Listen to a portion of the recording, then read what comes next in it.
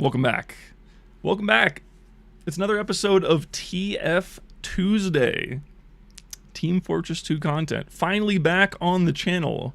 And all I was saying is, I just wanted to really quickly check and see how long it's been since I've done, like, TF2 AI content on the channel. Let's see. Content... looks like the last time... I'm scrolling for a while. A lot of rocket jumping. So much rocket jumping, by the way. If you guys missed that streams, there's hours and hours of entertaining content. Damn, I'm scrolling a long way. No way. The last time I did TF2 AI content was May 5th? Almost 2 months ago? Oh my god. Oh, also, yeah, Nightbot be spamming, I guess. Hold on. I can change the timing on some of those commands. I've added a few new things to the stream. Nothing crazy. Nothing too crazy.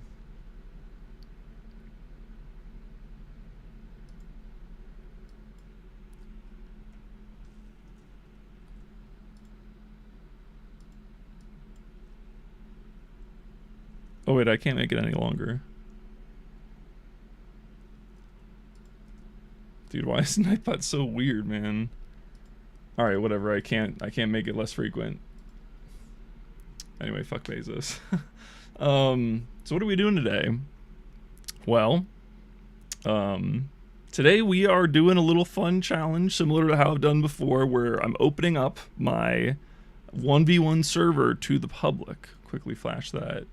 1v1, you can fight my artificial intelligence, but the twist is this time, it's not Francis. This is actually a brand new bot.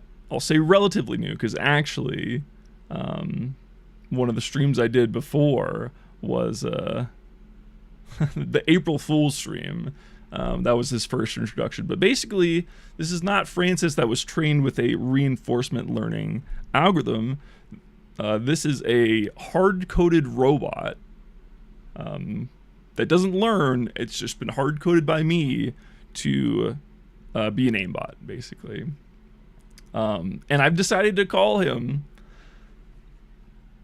Arnold. I didn't pronounce that right. Arnold. There he is. Arnold. So today we're going to be fighting Arnold. We're just going to be testing him out. There's not going to be any trickery afoot because it's not April Fool's. So rest assured if you still feel PTSD from that stream. And I'm offering a prize. Every person who is able to defeat Arnold, I have to really overpronounce it. So it's every person who defeats Arnold tonight, I will craft you a hat from my inventory. I have a bunch of refined metal sitting around because I have a ton of hours just watching reinforcement training runs go. So I have a ton of scrap metal, and so you guys will get a custom hat. It'll be signed by me because I'm the one who crafted it. Maybe it'll be worth something someday. Who knows? But that's your incentive. We're trying to win. If you guys want to join and test it out, the server is open right now. I could show the screen, but there's nothing on it till someone joins the server. And if you just do, yeah, I'll do it. Exclamation point join in the Twitch chat or in the YouTube chat. Hopefully it works in the YouTube chat because I think I fixed that. It's just really delayed. You too can join the server and try for your chance at a free hat. Yeah, only one hat per person though. You can't win multiple times. Sorry in advance if that's what you wanted to do. And yeah, that's pretty much the plan for today. We're just gonna be chilling, fighting Arnold. Maybe doing something later. I'm not sure. Also, I have the World Cup game in front of me. Here, I'll go like this. I'm watching Mexico versus Ecuador on my desk, like right here in front of me. Hopefully I won't let it get too distracting. But yeah, my mouse my mouse pad capability is somewhat impacted. But I'll still show you guys on the tiny little gap of mouse pad I have left. This is the new and improved death matching robot. He's still not perfect by any means. I did not have time to correctly make him react to air strafing. Also, there's still some of the same issues from before. Who knows? Maybe I'll play around with some of the settings while you guys are live fighting it. But yeah, he's definitely gotten significantly better at aiming since the last time he was on. Stream. Significantly better. I finally got the math working for consistent, like perfect mathematical air shots with no air strafing. But the method I used, without going too much into detail, definitely would scale. Oh, okay, I got him finally. Well, let's go. It's that easy, boys. Come on, someone join up. Nobody's here. Somebody join! Somebody join! Do I have to ping everybody in my Discord? I guess I should. That's the right, that's what a professional content creator would do. I don't know if that's me.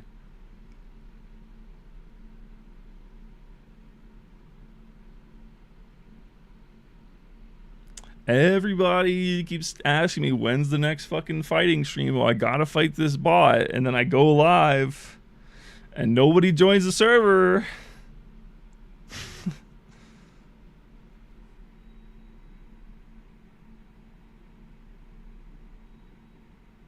I'm saying at everyone upgrading to an at everyone ping.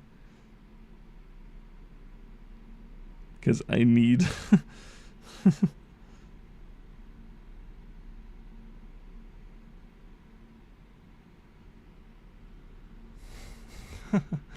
Okay.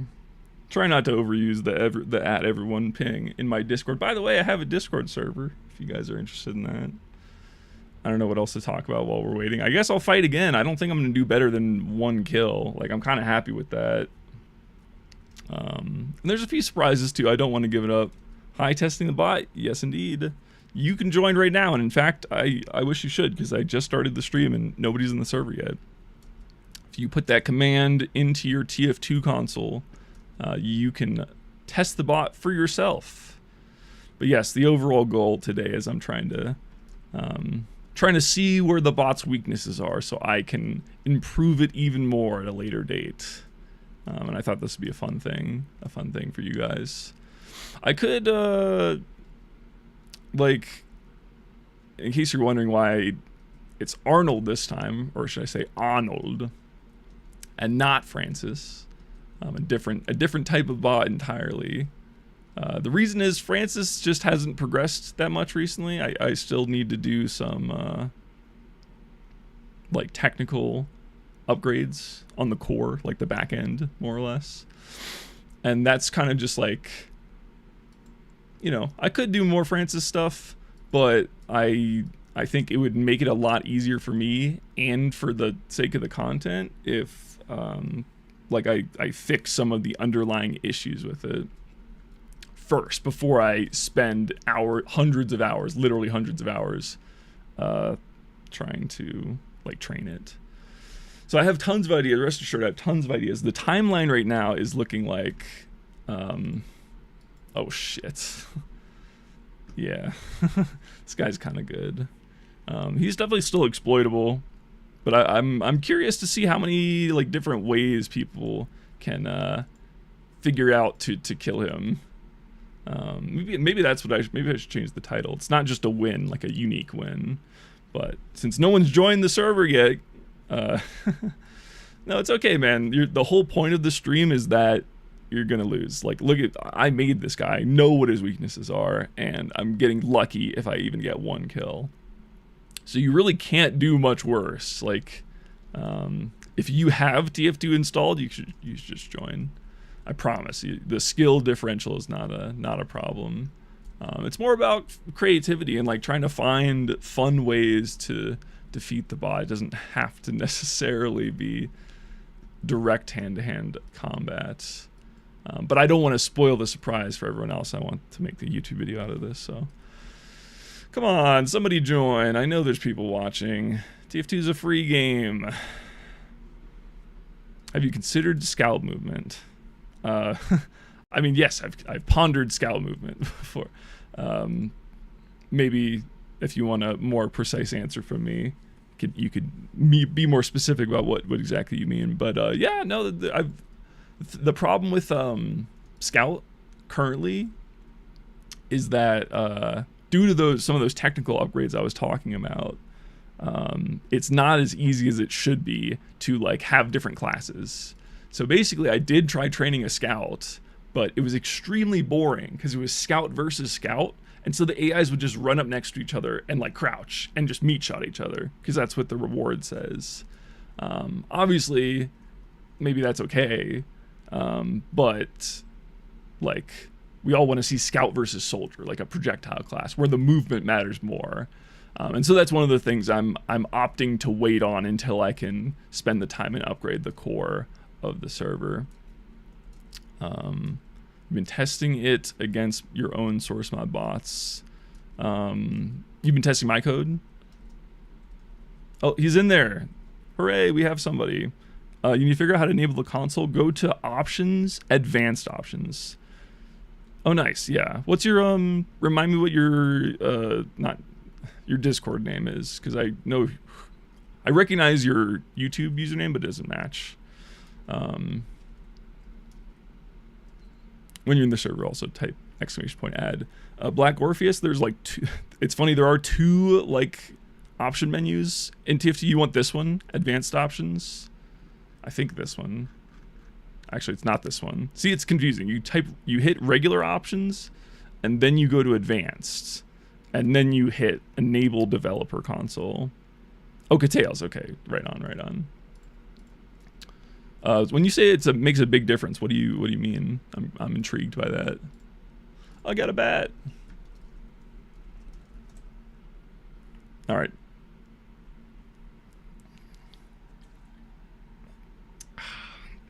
So again, this is not Francis. This is not the reinforcement learning bot. It's probably not super clear from the title, but this is a new bot. I've named him, in case you weren't here earlier when I mentioned it, I've named him Arnold. Arnold, because he is a hard-coded robot. There's no soft neural networks. He is hard-coded. He ain't soft.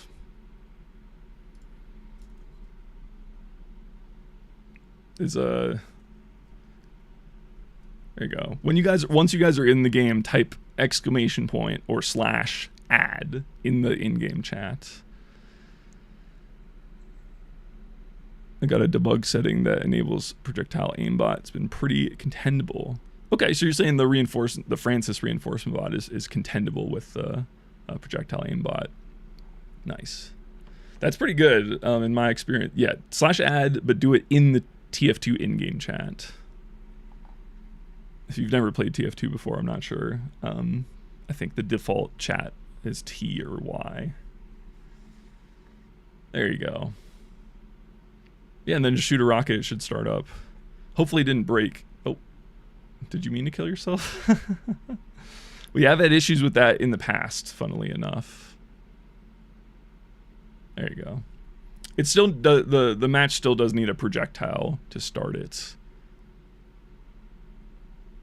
Okay, no, it did break. It's been doing this. Hold on. Give me like 30 seconds to reset it.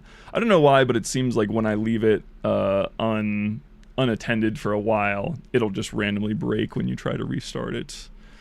But that's okay. We'll get it going. This is the code window, by the way. So I just go ahead, rerun the same command. It'll take a little bit.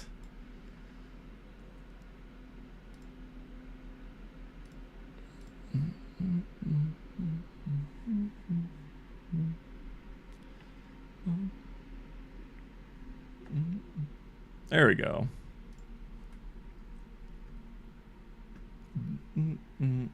I should have changed his name. The other issue with another like funny kind of core issue with my code is that they use names for everything rather than just an entity list. And that does help for like debugging and stuff. But at this point, it'd be nice to name bot0 Arnold, but I literally can't without restructuring my code because it needs his name to be bot0. Nice hat, by the way, Wii U Day. Big fan of the sunbeams.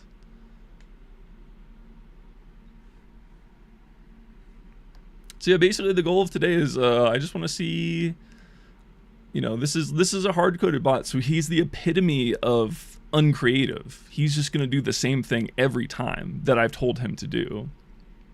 But, you know, I've made sure to make the item server work today.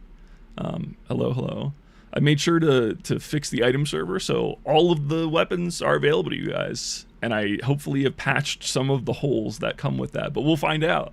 There's, you know, hundreds of ways you could try to approach this. Personally, I'm a soldier main, so I just like fighting him straight up with rockets, you know. That's me. Seems Black Orpheus has the same idea. High panel spec GUI.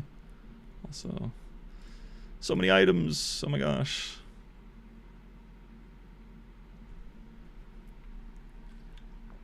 You have a question? What's your question?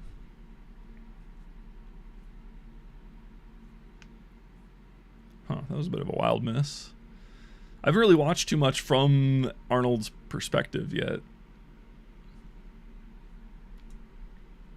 It's kind of funny. He's definitely not as wild with the aiming as Francis is. Can we change classes? Yes, that is something I have hopefully fixed this time. We were having issues before with people exploding because it was forcing a soldier at inappropriate moments, basically. And I've since fixed that code. That is most likely the issue. You could do it before, but I was having random issues basically with it. So yeah, any class, any weapon, nothing's banned. I just want to see human creativity, you know, by pitting you guys against the epitome of uncreativity in a hard-coded robot. I'm giving you the opportunity. I'm giving you guys a blank canvas to try whatever you want. Whatever you want, it doesn't matter. And if you happen to win, you guys, I will gift you a free hat. I will craft using 3 refined. My own bots take on my time. I feel that, man. I feel that. It's really hard to be good at stuff when you have to build robots that require a lot of effort. They're like little children. You have to put so much effort into them, but then they grow up and you feel so proud. You know what I mean? But I was saying something before. Whatever, I forgot. There are a few little cheating things. But yeah. I was just saying, yeah, I'll craft a hat. So that means it'll be signed by me. And maybe once I get famous, it'll be worth a lot. You could tell all your friends that you got a hat from me before I stopped doing that.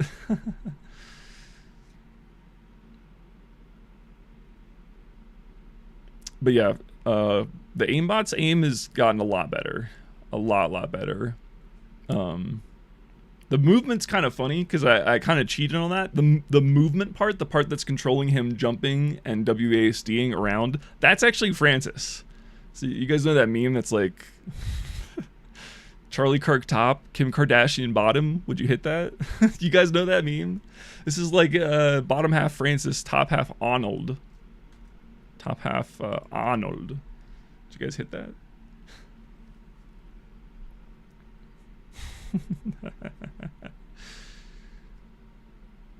All right, and then the queue should just manage by itself. If you guys notice any issues with the queue, like you got skipped or something like that, I haven't heard anything about that happening, but I wouldn't know. You noticed that? Oh, I tried to hide that in the chat. LOL. Is it spamming your chat?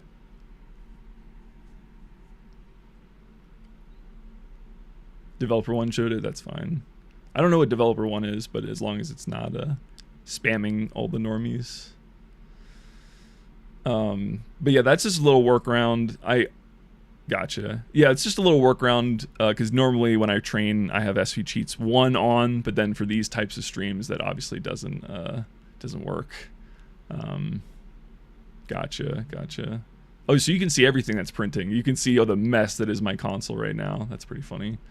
But yeah, because I don't want people to cheat in the 1v1 game, I have it completely disabled. The thing is, I found out today that you can't make bots switch weapons without SV cheats.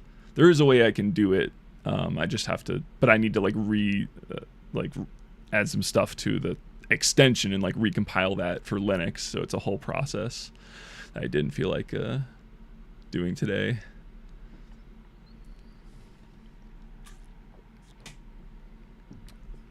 Honestly, if you can stick a cheat in that single microsecond, because what it's doing is it's turning SV cheats on, then immediately doing the weapon switch command, and then immediately turning it back off. If you can snipe that single frame, you earned it, you know?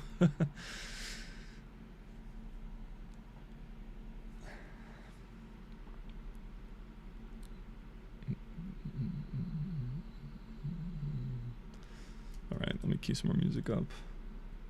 Also, I mentioned this earlier, but I'm also down here watching the Mexico-Ecuador game live. So if you guys don't want to get spoiled, sorry, I'm going to pop off whenever someone scores a goal. Oh, wait, no, this is... Okay, I have music queued.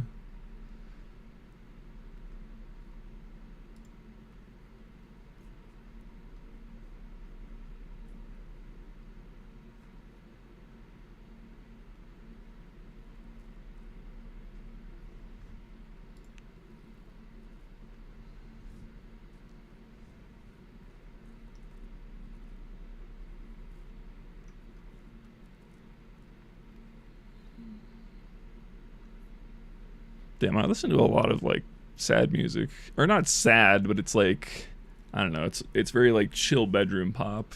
It's not always the right vibe for stream. Okay. All right, nice try, Black Orpheus. It's okay. If you're trying to fight the robot straight up, you're gonna lose. He literally has perfect aim. He does make occasional mistakes, and then the only other big weakness is that. Well, there's a few. Oh shit, they scored! Oh shit!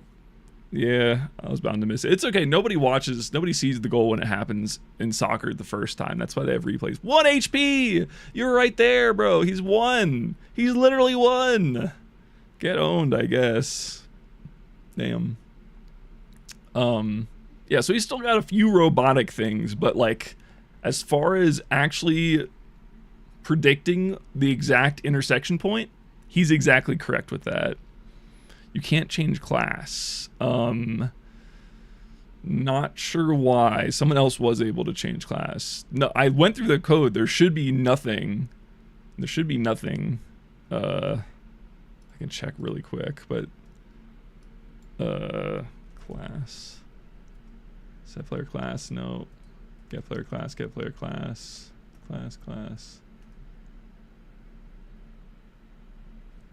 I just had to join red team. Okay, interesting. At least it's not killing people now. That's what it was doing before. It was just exploding people when they were on the wrong class or the wrong team. So fingers crossed. It seems like that's fixed.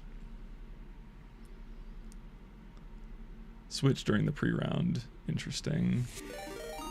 Dinky, wow, huge raid. Thank you. Holy crap, 40 people. You must have been cooking. Another 1 HP.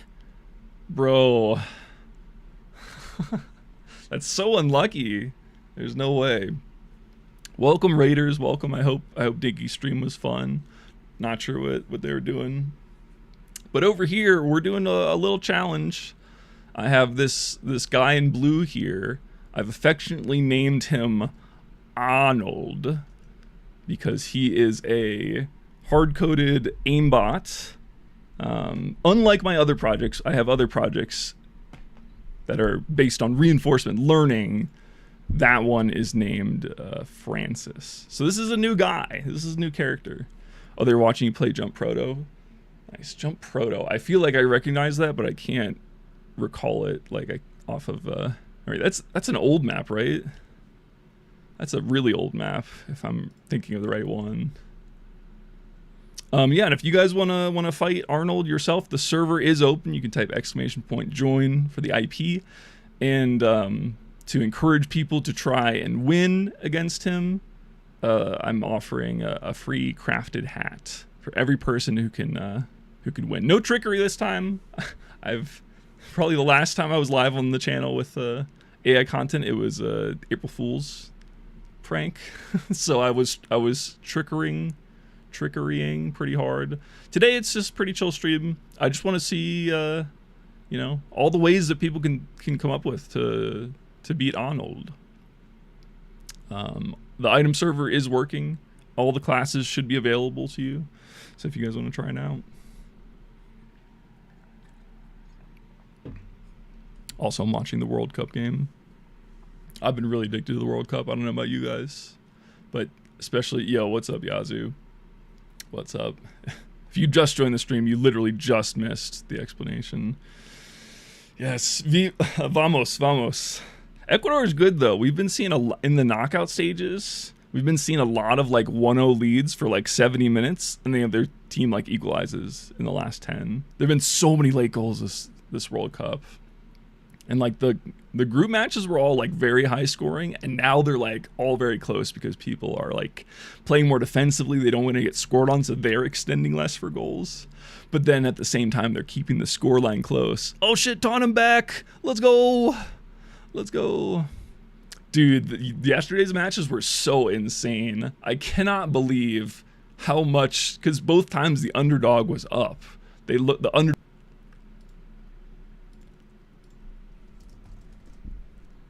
Twitch, hello, Twitchers. Okay, Twitch is back. Sorry, my internet just cut out. That's what happened there. So it brought down the bot as well. But it's restarting now. Just give it 30 seconds. Sorry about that. Sorry about that, everybody. Stream should be back.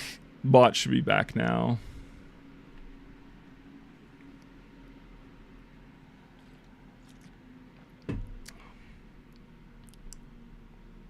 Everything should be back. Everything should be back now. You guys like the new pyro strats? It broke while I was winning. Yeah, sorry, that's unfortunate.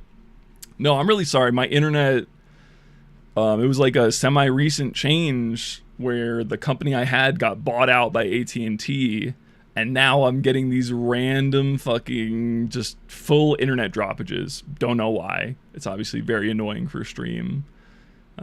Free hat if you win. If you win, I will craft you a free hat. One per person, though. We're not gonna do. we're not gonna do one per win. And in general, I'm not gonna require this to get a hat, but I would like to see people win, you know, in different, unique ways. You switched off AT&T, dude. That sucks. I had CenturyLink before, and they were so good, but I didn't stream then. I didn't stream as much, so I only got like a few months of streams on the good internet, and now it just goes down every like 3 or 4 hours, just randomly, completely down. Bitrate drops to 0, disconnect from all the chats, bot breaks. I don't know,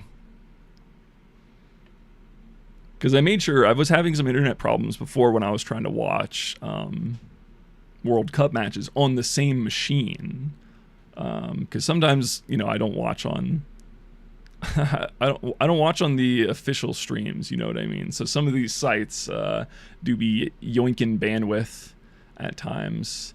But now I'm watching on my laptop to make sure that's not the issue. You got COVID? Oh, bro, that's so 2025. What are you doing? COVID is so out of season, bro. In the big 2-6, fucking unk. You got the classic headache in your teeth. Damn, that sucks. I don't know. I don't think I've ever had COVID. There's a possibility that I got like the invisible COVID or whatever, the carrier COVID. But I never had symptoms. So I don't know what it feels like. I feel like a lot of people have gotten COVID at this point because it just keeps coming back around with a different mutation.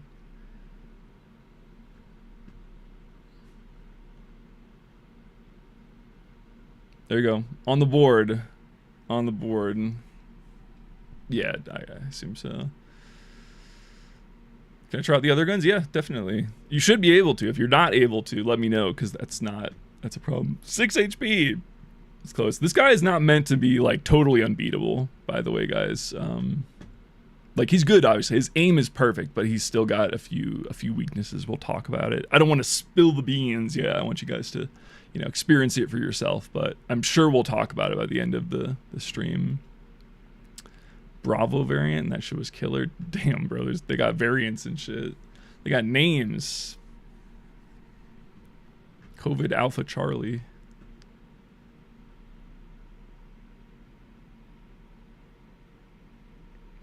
Oh, okay.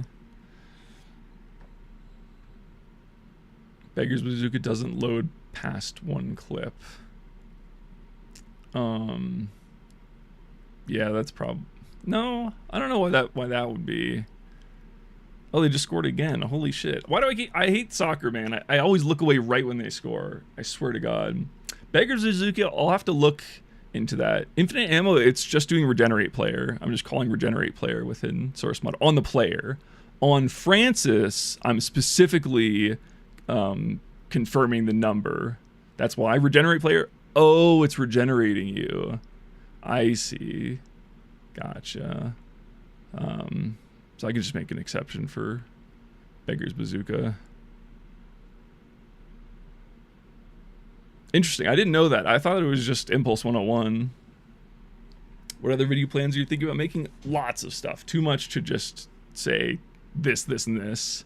Some of it's secret, but lots of videos. If you missed the beginning of the stream, I was just talking about the advanced infinite ammo. Okay, I'll write that down. I mean, actually, if you want to just send me a link in chat, I could update the server. I don't mind doing that. If it's just a quick, like an instant swap out. I genuinely didn't know that about regenerate player. But there's tons of weird stuff. There's like an extinguish entity command that seems to do nothing as far as I can tell. Or maybe it's also because the fire comes from the environment, like it's coming from the map, not being ignited through script. So I don't know if maybe I can't override that or something like that. I don't know. All right, heard. But yeah, like I was saying at the beginning of the stream, so the timeline is looking like the next 3 weeks. Actually, it's the next 2 weeks now. Hold on. I actually don't have my doors closed. 1 second. Okay, it is. I am going to turn my light on, though. Nice NG.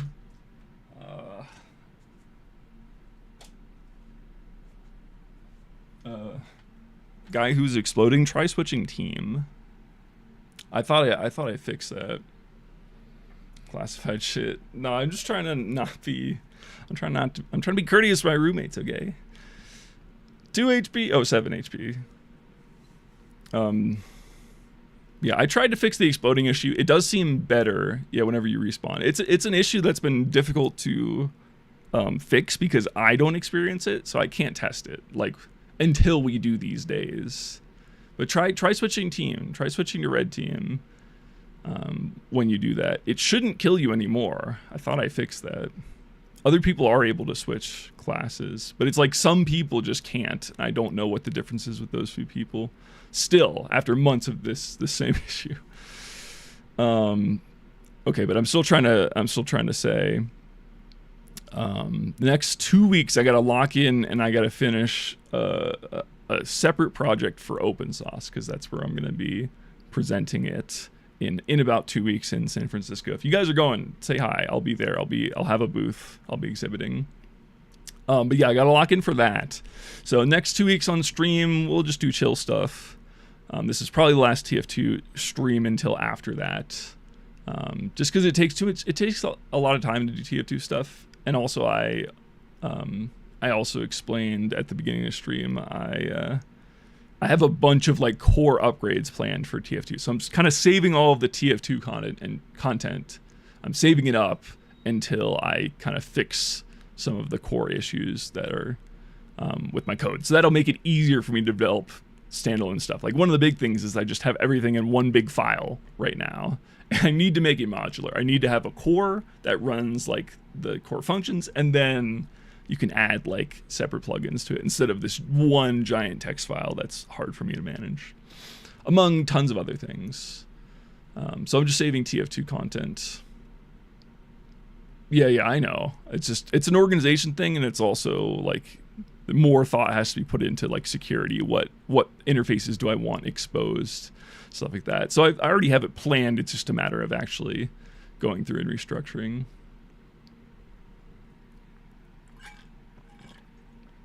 But after OpenSauce, so in 2 weeks, sorry, Fartso dude. Great name, by the way. Yeah, I need to, I don't know, it's just a difficult issue to troubleshoot because I can't seem to replicate the issue. It's certain people this happens to and everyone else is fine.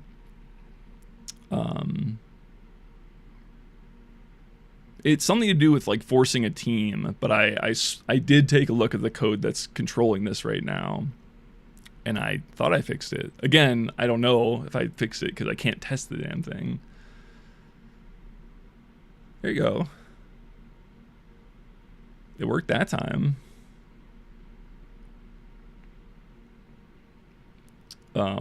Anyway, after OpenSauce, the plan is then that's when I'm gonna do all of the big backend upgrades to my code that will get released to my patrons, and then that should make it'll involve a lot of things. I'm basically gonna just restructure the core of the code, including hopefully some connection upgrades as well. We'll see.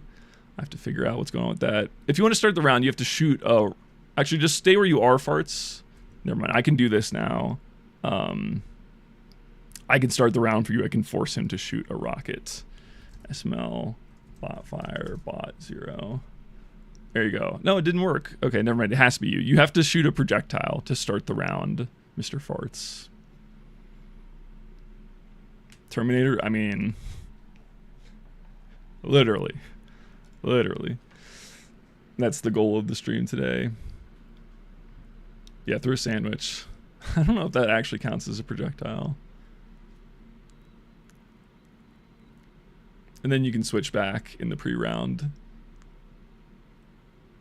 Yeah, I did forget about that. I probably could have switched it to auto round start. Is it possible to disable the selection of other classes? The battle cannot start. Yeah, I explained it. It has to be a projectile. I didn't have time to, or actually didn't, I straight up didn't remember that I wanted to change that to an automatic start. I could have done it in time. I actually just completely forgot that was an issue. But what you can do is you can start the round with a projectile class, like soldier, demo, whatever, and then just switch to your chosen class. And I guess I could, because I could update the server to live. It's kind of boring for you guys to sit here and watch me code silently for like 10 minutes. But I can think about how I would accomplish that. Yeah, no, I want people to try different strats. I don't want people to feel like I don't want people to feel limited. This is an error. This is not intended. Yeah, you could. I mean, certainly he just forces your aim to be better because he's so good. Can't believe you missed that air shot. Dang.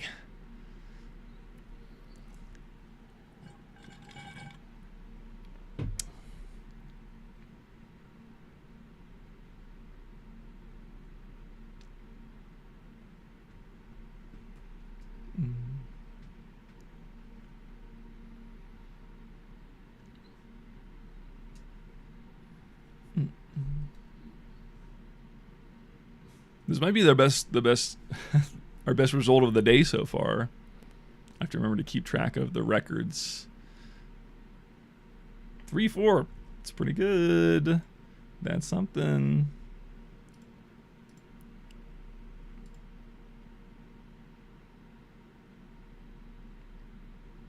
Okay, yeah, good job. That was tough. That was technically a 4-5. It just doesn't give you credit. That's another known bug. I think he got 4 because he killed him at the end. It just didn't count up because that was the ending round. So that's our new thing to beat. You guys want that free hat?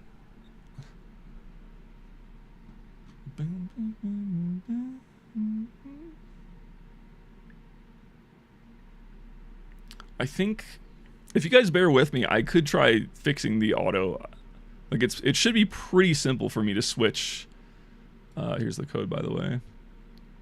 It should be a pretty simple switch to go from projectile activated to just auto round starts every time. In theory. Now in practice, I have 2,500 lines of code that I don't remember everything about, you know. So there is a method that's really simple that I just swap them out. But if it doesn't work, then I have to troubleshoot for like 10 minutes. Let's give it a try though. Might as well have it compiled and ready. Have you considered the MG plugin? This is actually a direct rip of the MGA code, which is why I'm not going to release the this arena mode specifically, because I literally did rip it.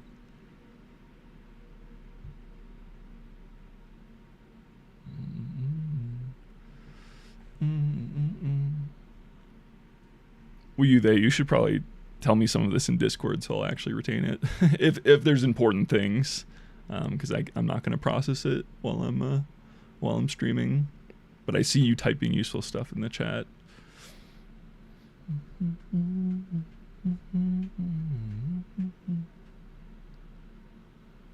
Bro, you can still win, but you're busy typing. You might win, but it might be easier to win if you type faster.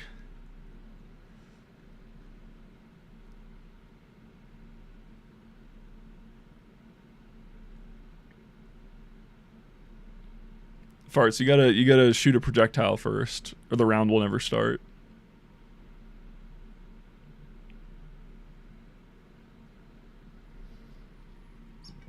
But I'm working on a fix right now.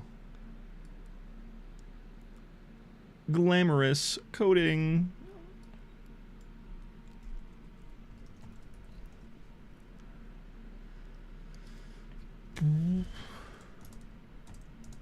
Also, yeah, sandwich might work. All good.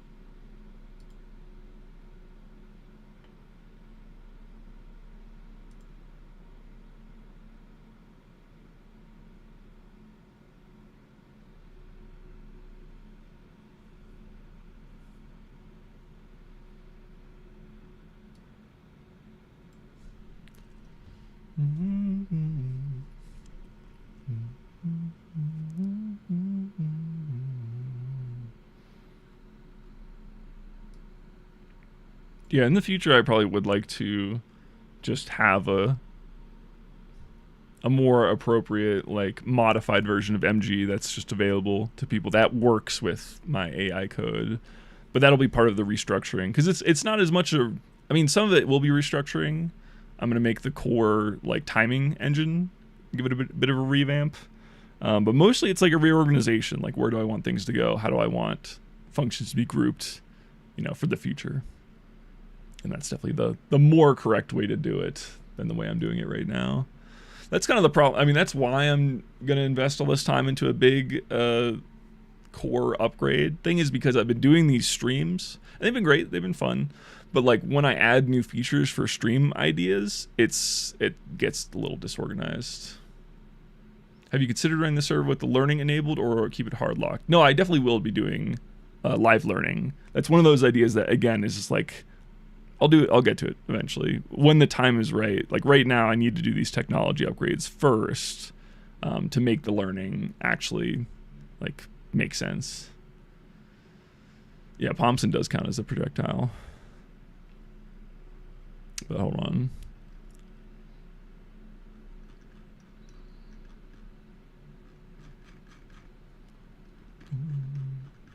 You have a question? What's your question? Yes, I'm listening. Or I'm reading. How do I think?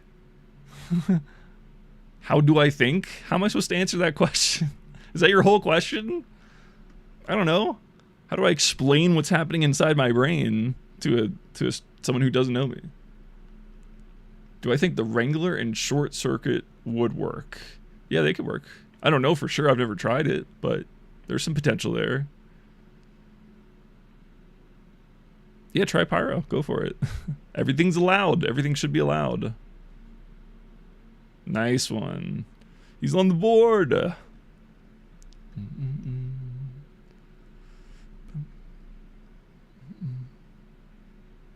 Yeah. Yeah.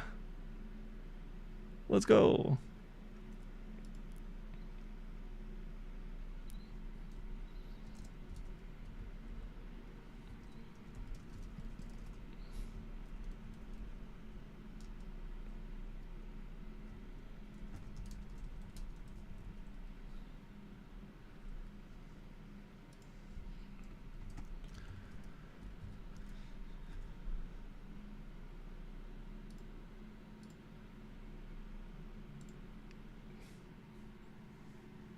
How long has the server been running?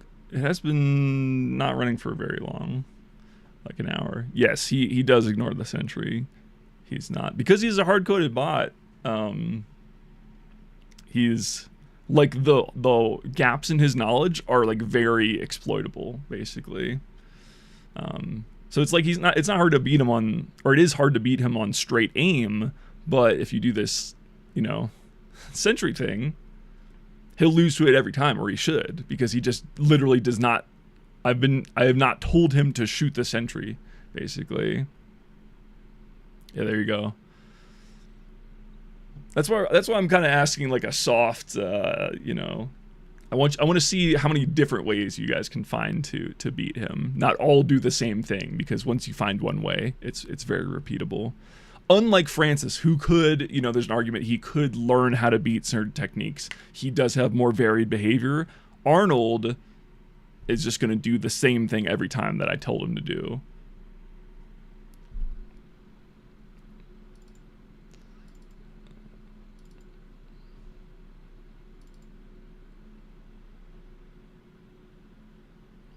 Okay, 48, yep. All right, so my attempt at a fix for the auto starting the round is ready to go. If you guys want to try that after this this round, I'll just need to restart the map, basically. Let me get some water real quick. Actually, I'm fresh out. No, I'll wait. I'll wait 2 minutes for the soccer game to go to halftime. All right, so let me just try fixing the server right now. Black Orpheus, sorry. You're getting your spot. You lost your spot. You can try to get in first though on the reset. I just need to redo the map. Smell, stop, SM plugins, refresh, change level.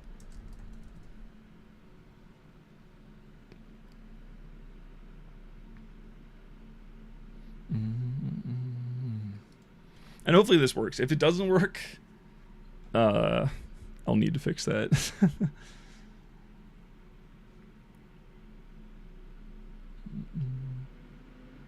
Indeed, the short circuit does work. Oh, I have a lot of hours. Go ahead and join the queue, Black Orpheus. Try to get in next if you can. I'm just restarting the thing, and I'll jump out.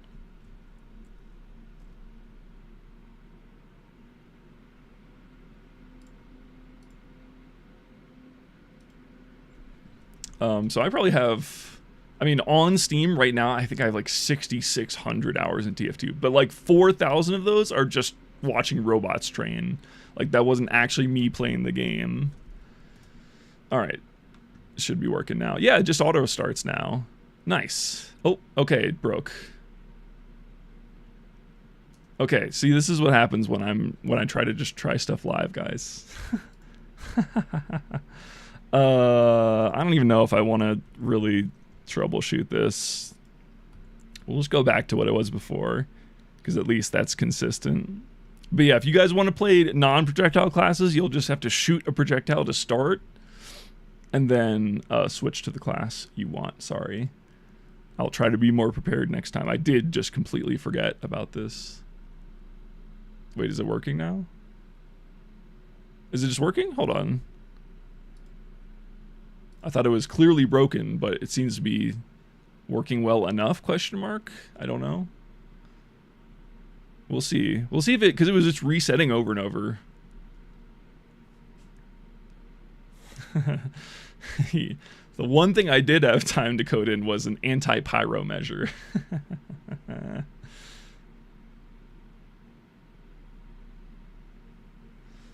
Although, how do you think, let's say, an engineer bot would do if you manually trained it, like you showed an example of what it's supposed to do, and just let it do it?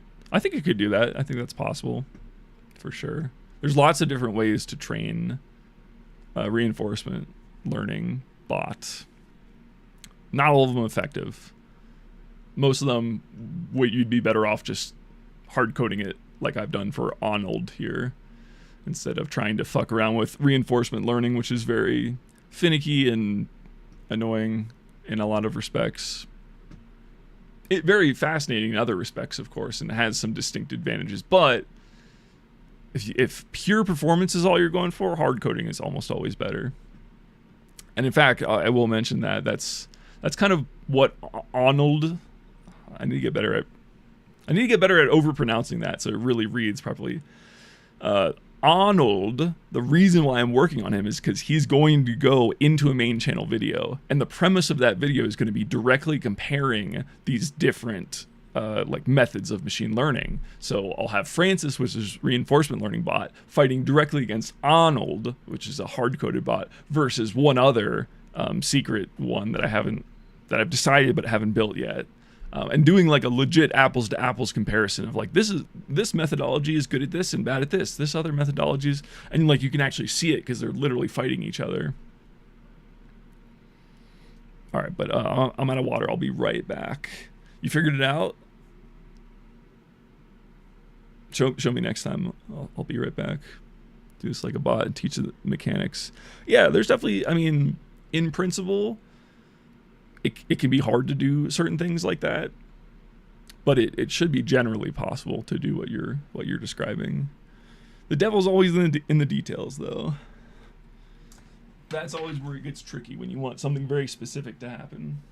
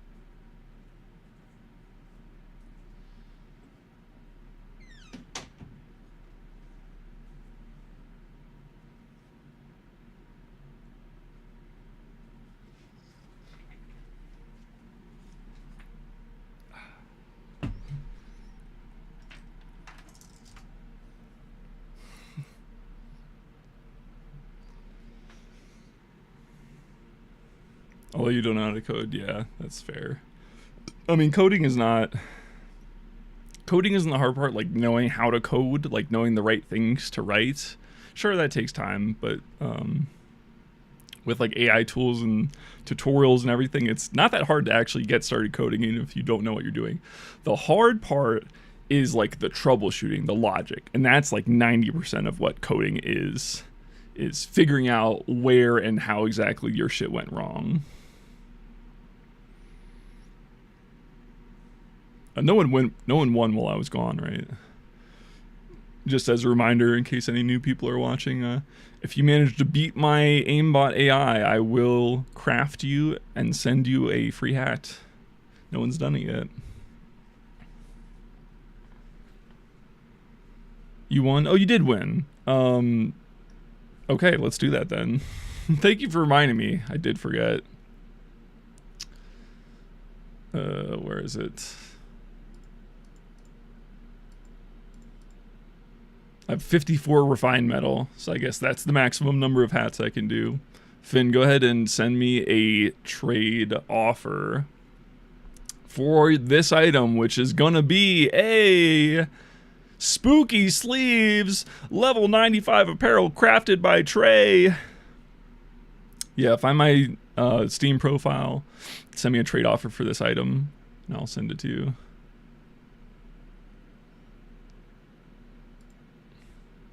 I actually had to I came up with that idea of giving away crafted hats because I literally had to, because of how many oh, there you go. Katail's got it too. Nicely done. I should have been watching that, but it's okay. He beat it for real. You got to try to do it again though, so I can put it in the YouTube video. What's my friend code? Maybe I should send you. Actually, yeah, it should probably, for security reasons, I should send you the trade request. Because someone could pose as you. Post your Steam username in the chat, and I'll take care of you after the stream, Finn. I'll rate it. I have a notepad open here that I can put it in.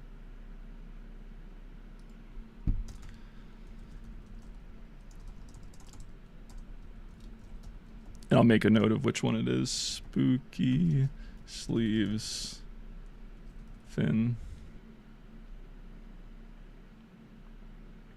The guy with the shiny hat, indeed. He is a good hat. That's how you know he's good at the game.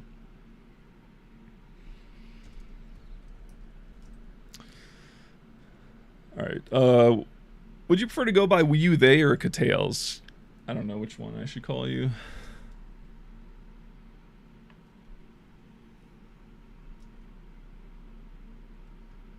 Wait, friend code?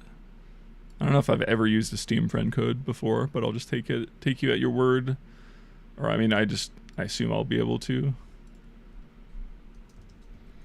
Yeah, Finn, if you don't get the hat tonight, just remind me. Okay, you, they. All right, okay, good to know. You, they. Also, when you get a chance, drop your Steam ID, and I'll send you your hat, which I'll wait till you're done fighting to show you what it's going to be.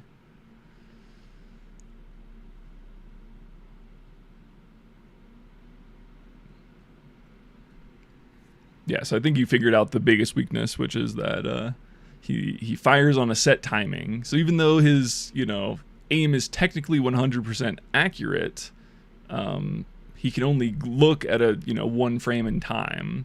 He's not really seeing the full picture of how you move.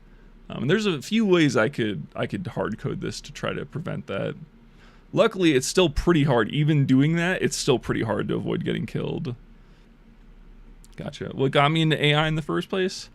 I don't know. I think I always wanted to do the AI learns to rocket jump video because I was just really interested in that. And I thought it'd be a cool idea, and clearly it was. And then, I don't know, I've always been good at like systems, understanding how things like propagate through time, which is exactly what reinforcement learning really is. Oh no, the choke.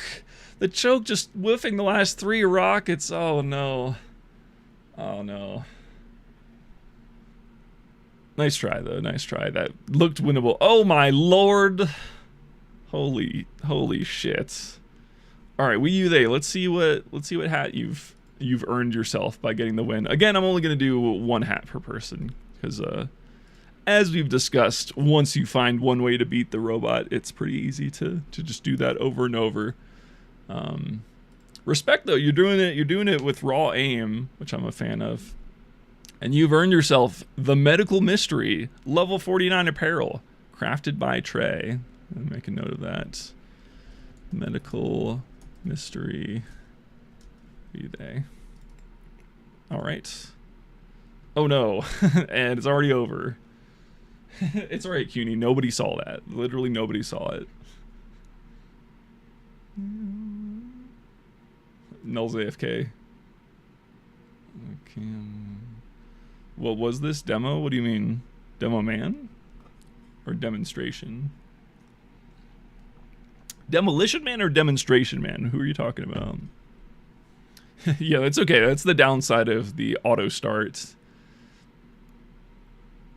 I guess it's working now. It looked like it was broken at the beginning, but you lagged every time you thought you hit regged. Huh. Are you like high ping or something? Did not help, no. Can't imagine it did. It would. Oh damn, he blew up your sentry gun. Does the AI use shotgun now? Yes. Specifically, he is a anti-pyro strat, which is to switch to the shotgun. He could do it for any other class that I tell him to, but like, it's funnier if it's only for pyro, he switches to shoddy. Again, this is not Francis. This is a new friend that I'm calling Arnold. And so he's hard-coded, where Francis is a more adaptive reinforcement learning model. And yeah, I was disappointed because I did correctly get the right like mathematical method to work, basically. So instead of trying to just solve the equation of finding an intercept right between the trajectory of the player and the straight line travel of the rocket, you can model that with an equation, and that equation does have an exact solution. But with computers, it's a little easier actually to do an iterative method. So instead of trying to solve, you know, like plug everything into one equation, just get the correct answer out, which is possible, but annoying thanks to a few intricacies of how numbers are calculated on computers. Effectively, you know, computers can't do imaginary numbers. They can't divide by a negative number, or sorry, they can't take the square root of a negative number. So a better method for computers is to use an optimization method that basically gets closer, that basically gets closer to the correct intersection over like a few tries, basically. That's what computers are a lot better at, because they can run really fast, but they can't do square root of negative numbers. So that same iterative method will 100% work for air strafing. The thing is, I just ran out of time to be able to model exactly how air strafing works in this game. Oh, 2 health, no, but he landed on the edge. You gotta land in the middle, man, you burned. Still up though, still up.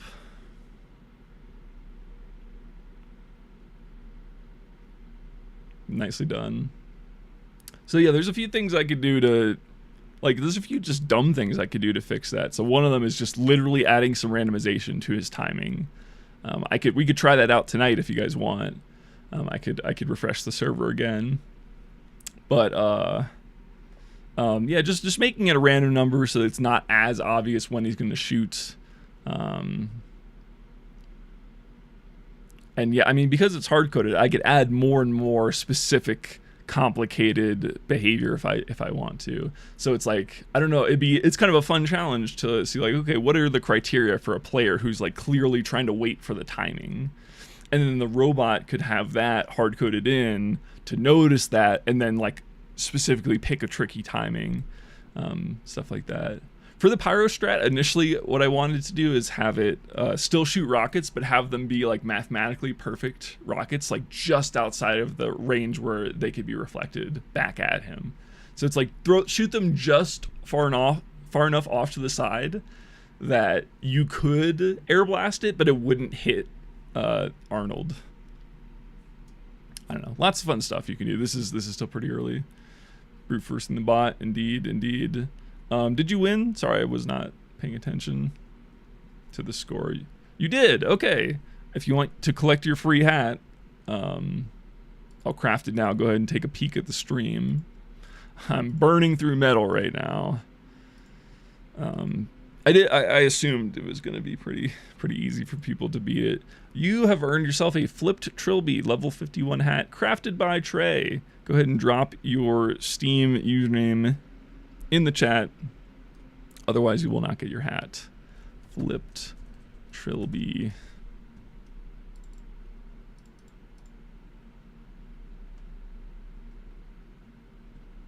Congratulations, we've added another hat winner to our ranks.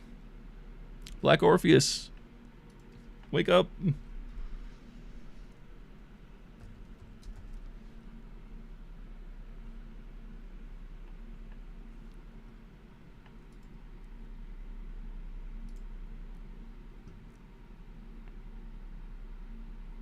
Okay, from now on, I'm gonna wait till you guys post your your Steam links before I craft the metal for the hats.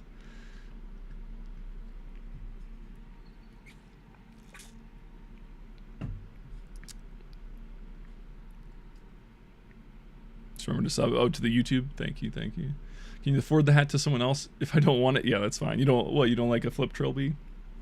Nah, it's fine, it's fine. Someone else will take the trilby, but you get the credit. Part of the fun is the gambling, of course.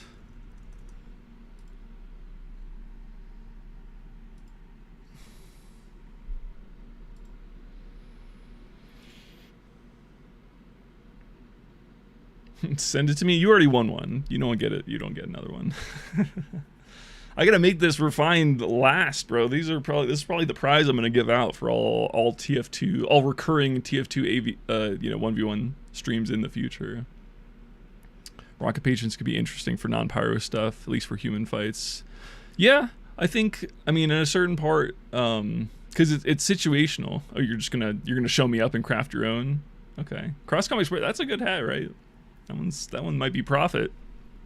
Yeah, no, but it's interesting because it's like when someone's on the ground, you could make the argument pretty much always you want to be like within a certain range. Pretty much always you want to shoot a rocket. Because every frame you're not shooting a rocket, you're losing out on DPS, and that's the most critical thing. But once you're past a certain distance, then it starts to become more reactable, and your rocket could be baited and dodged, and then that requires, some more, maybe, forethought on the bot's part to try to maximize. And especially with things like rocket jumping, if it's only like a 0.1 second delay, and it's the difference between them being in the air strafing versus them being on the ground and less mobile. Oh, non-tradable metal. Interesting. So yeah, it's all very situational, and that's kind of the fun of the hard-coded bot. The thing is, in a game like TF2 with so many different weapons and classes and maps even, which we're obviously not varying the maps at all now. But it becomes very difficult to like plug up all those holes. Like that's the disadvantage with hard-coded, because hard-coded has the best performance. Like you can always get exactly the behavior you want. The thing is, it all has to be explicitly coded out. Whereas something like reinforcement learning, my Francis bot, by comparison, can kind of plug some of those holes itself. Not efficiently, not quickly, but it does learn over time. And it doesn't need to be explicitly told everything to do. That becomes not 100% true for close if you're needing to hit as much damage as possible. So like playing any really, really good player. I'm not sure what your point is with that last message, Evie. Do you ever think AI could become sentient or self-aware? I think eventually it could, yeah. Do I think we're close to that? No, not really. Not really at all, to be honest. But we've gotten a lot closer to like seeming intelligent. AKA ChatGPT, that's saying the right things and almost has the right answers all the time, but doesn't actually have intelligence. Like I think we're better at faking it now, but the core intelligence systems that underline LLMs and reasoning models is all bullshit at the moment. Now, could it get better? Sure.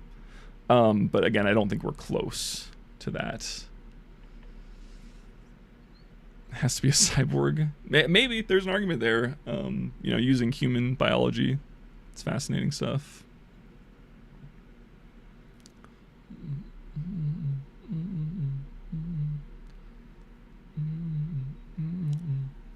It is funny, the pyro strat, you do get one at the very beginning of the round. You can air blast one rocket, and then he switches to shoddy. So you get a one chance. It's only at the start of the whole fight, not each round. There you go.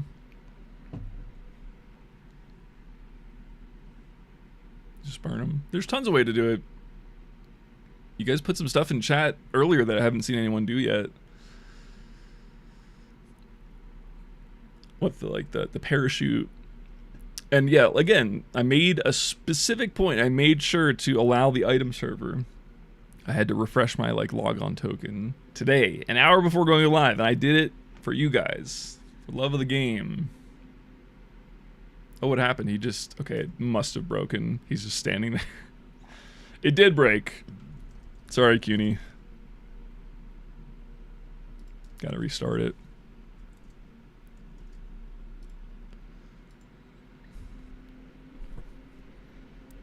Do you think we could see sending an AI in a lifetime? Yeah, I think it's possible. I'm not going to say it's for sure going to happen. Does cloak work on Arnold? No, it does not. He knows where you are, even if you're cloaked. He gets the position straight from the server. It's very much cheating. Yeah, it could, but again, there's no. It could happen as fast as 5 years, 10 years if AI really does get smart and starts coding itself, or it could take 50 years. And it's anyone who says for sure that it is or it isn't is bullshitting, because nobody knows. Matters more to hit each rocket for 100 if it means taking an extra moment, as opposed to shooting slightly worse damage rockets ASAP.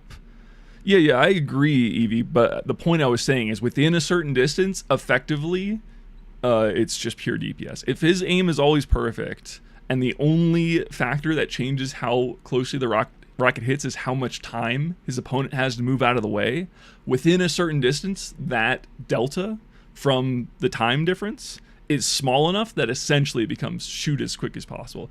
And then as the distance increases, of course, it's a continuous function where it becomes increasingly more important to make sure the rockets are quality and that you're baiting someone into doing bad thing, especially when regen gets involved. So it's all it's a fascinating optimization problem. He just turned around. Why did he just turn around? Why isn't this working? I thought I reset it. Let's try again. I'll try to reset it again.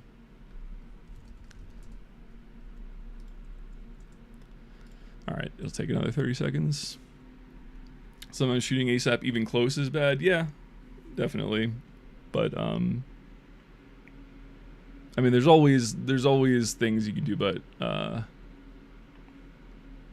in general, within a certain distance, except for splash damage, which is another consideration. But if you just account for splash damage, you could still make the argument it's pretty much always better within a close radius to shoot instantly, and that scales back the further distance and the more agency the AI has. So if they're in the air, they have more possible freedom, and that should mean a higher percentage of consideration for a quality rocket. But I mean, I think we're in agreement. It's just it's a wonderfully complex optimization problem, but it's not rocket science. There is still a correct answer. Because it's a very straightforward thing. You're trying to maximize damage, minimize taking damage.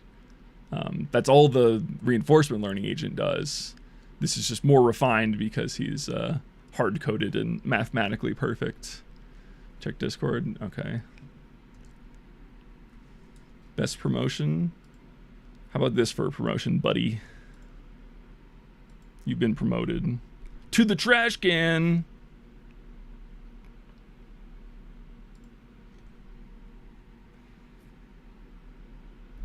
Yeah, and juggles too.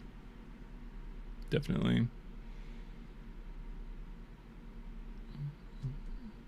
The thing with juggles that's interesting is there has to be like an implied direction, almost.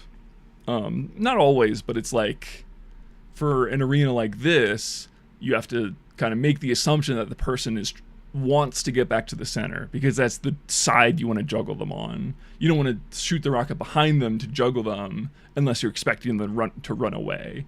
So that's another sort of adaptive thing, another sort of adaptive input that requires some guesswork, which makes it a fascinating thing to try to model in a hard-coded bot. But yeah, and this guy Arnold, he's still pretty early stages. Like doesn't track even constant velocity air strafing yet, which is, I think, a base requirement. So don't worry, he will continue to improve over time, but he's fightable now, at least, which is why I wanted to open the server up to the public so you guys can play around with it. Because it's like, you know, there's something so beautiful about interactive testing. The only way a heavy one is Ferris, there's cover. He's the highest raw damage class. I could see that. I mean, you could make an argument maybe for sniper, because that's a higher burst damage. But that would make sniper would be even better within cover, and obviously is not very tanky. Yeah, I don't know, because sniper overheals to 180, and would need 2 headshots to kill soldier. And so I think you could probably just about get both headshots off before you take 2 rockets, which could kill. So sniper could be tight, unless you're using the huntsman. Then the huntsman, I think you could get to 300 a little faster with a headshot.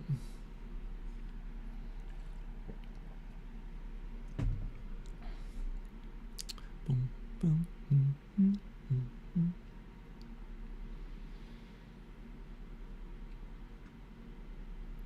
Yep, there's so much depth, so many things. Like, there's so much depth, and we're just fighting on a relatively, like, a flat map, you know? There's so much more.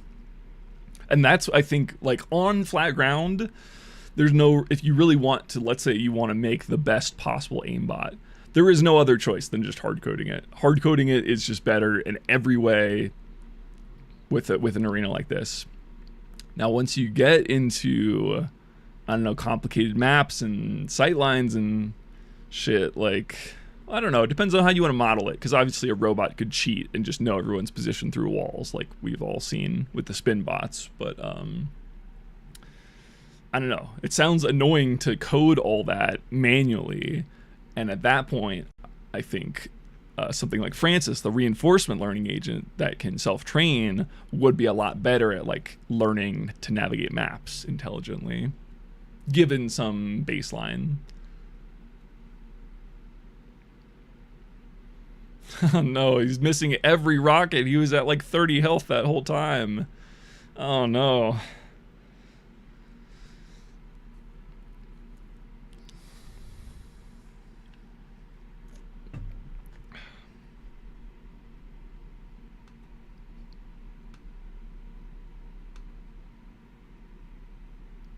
Francis also technically could use other weapons. I would just need to change the values, like, of projectiles to match the right speed and stuff. But yeah, if you guys want it, oh, did I miss something? Someone tied. Can the person who wins as a soldier get a hat? They got a hat, or they will. I crafted it. I showed it on stream. It was the medic one. Oh, 9 HP there. Unfortunate. You're right there. I take this as proof AI will never take over because we just cheese it and win. That's kind of how I feel. Yeah, they had 9 health, yeah. Yeah, because AI, the image of what AI is, that's specifically the image that's being pushed by, like, OpenAI and the big AI companies and Google Gemini. All the marketing, if you look at it, essentially says the same thing. It says, take your hands off the wheel, relax. Our AI is smart enough; it can do it all for you. Because that's what people want. That's the American dream. Like, that's consumerism. That's Amazon. You know, like, that could be. That's so much more than just AI. That's like a consumer trend. People want things convenient. They want their DoorDash Don't pay for DoorDash, by the way, guys. Such a waste of money. Instead, subscribe to the Patreon. 92% of the money that you spend on Patreon goes directly to me, unlike Twitch, where half of it goes to Amazon. Wall-E type scenario, yeah. The big human babies, yeah, totally. So I mean, but that's what people want. So obviously, that's what they're going to sell. And I don't even blame the big companies for that. That's part of capitalism, whatever you want to call it. But as someone who has looked at the underlying technology, there's not intelligence there. These LLMs, these are like high in knowledge, low in intelligence. And I think it's interesting to look at that in the perspective of like society. We live in a society. No, because I don't know, I think for many, many years, humanity kind of equated knowledge with being smart. It's like, oh, you know all about this thing, you must be smart. But it's like, no, knowledge is not the same thing as intelligence. Like, intelligence is being able to take new information and like extrapolate on it, you know, and like learn from things. Knowledge is just what ChatGPT doing, which is like pretty much a very, like, if you think about it, all that ChatGPT really innovated, because it's not like it was new technology. A lot of this technology with neural networks and whatever else you want to call it was invented in like 1980, and it just wasn't used because computers weren't powerful enough back then to take advantage of it. Fun fact. So if you think about what is the real innovation that like ChatGPT has made that brought it into the forefront of everybody's thinking, is it really is, the innovation is it's like a natural language input search function, and like it can search the whole internet now that they're connected to the internet with natural language. If you think about how you like search things in Google, it was never, you're not like, some people would type in full sentences obviously, but it was more like you're putting in keywords, you're putting in little modifiers like search on this site, search, you know, this tool, that tool, this date, whatever. And so I think that's the real step forward that we've taken with ChatGPT. And I think people still kind of think that it's real intelligence, but it's underneath, it's not real intelligence yet.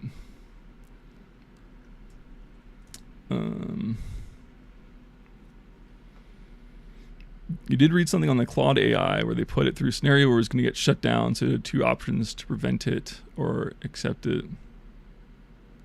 Blackmailing the dude, interesting. I mean, it's interesting because, again, it can say and do intelligent things. It can mimic human behavior. But is that intelligence coming from the AI? No, I don't think so. Not currently. Could it eventually? Yes, I think it would require some technology upgrades. Nice air shot. Very nice. Kaboom! It would require some technology upgrades. Like I said, the neural networks were invented in the 80s, and they haven't really changed that much. There are some new stuff. There's new stuff, you know, being worked on all the time, but I haven't seen any breakthroughs personally. But what was I going to say?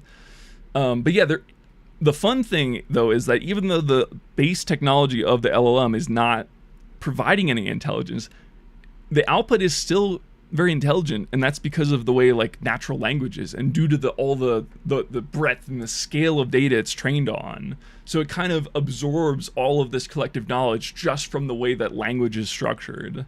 Even though it doesn't know what it's saying, it's just completing the autofill, the autocorrect, or the autocomplete, I should say, the sentence autocomplete. Like, that's what the technology of an LLM is.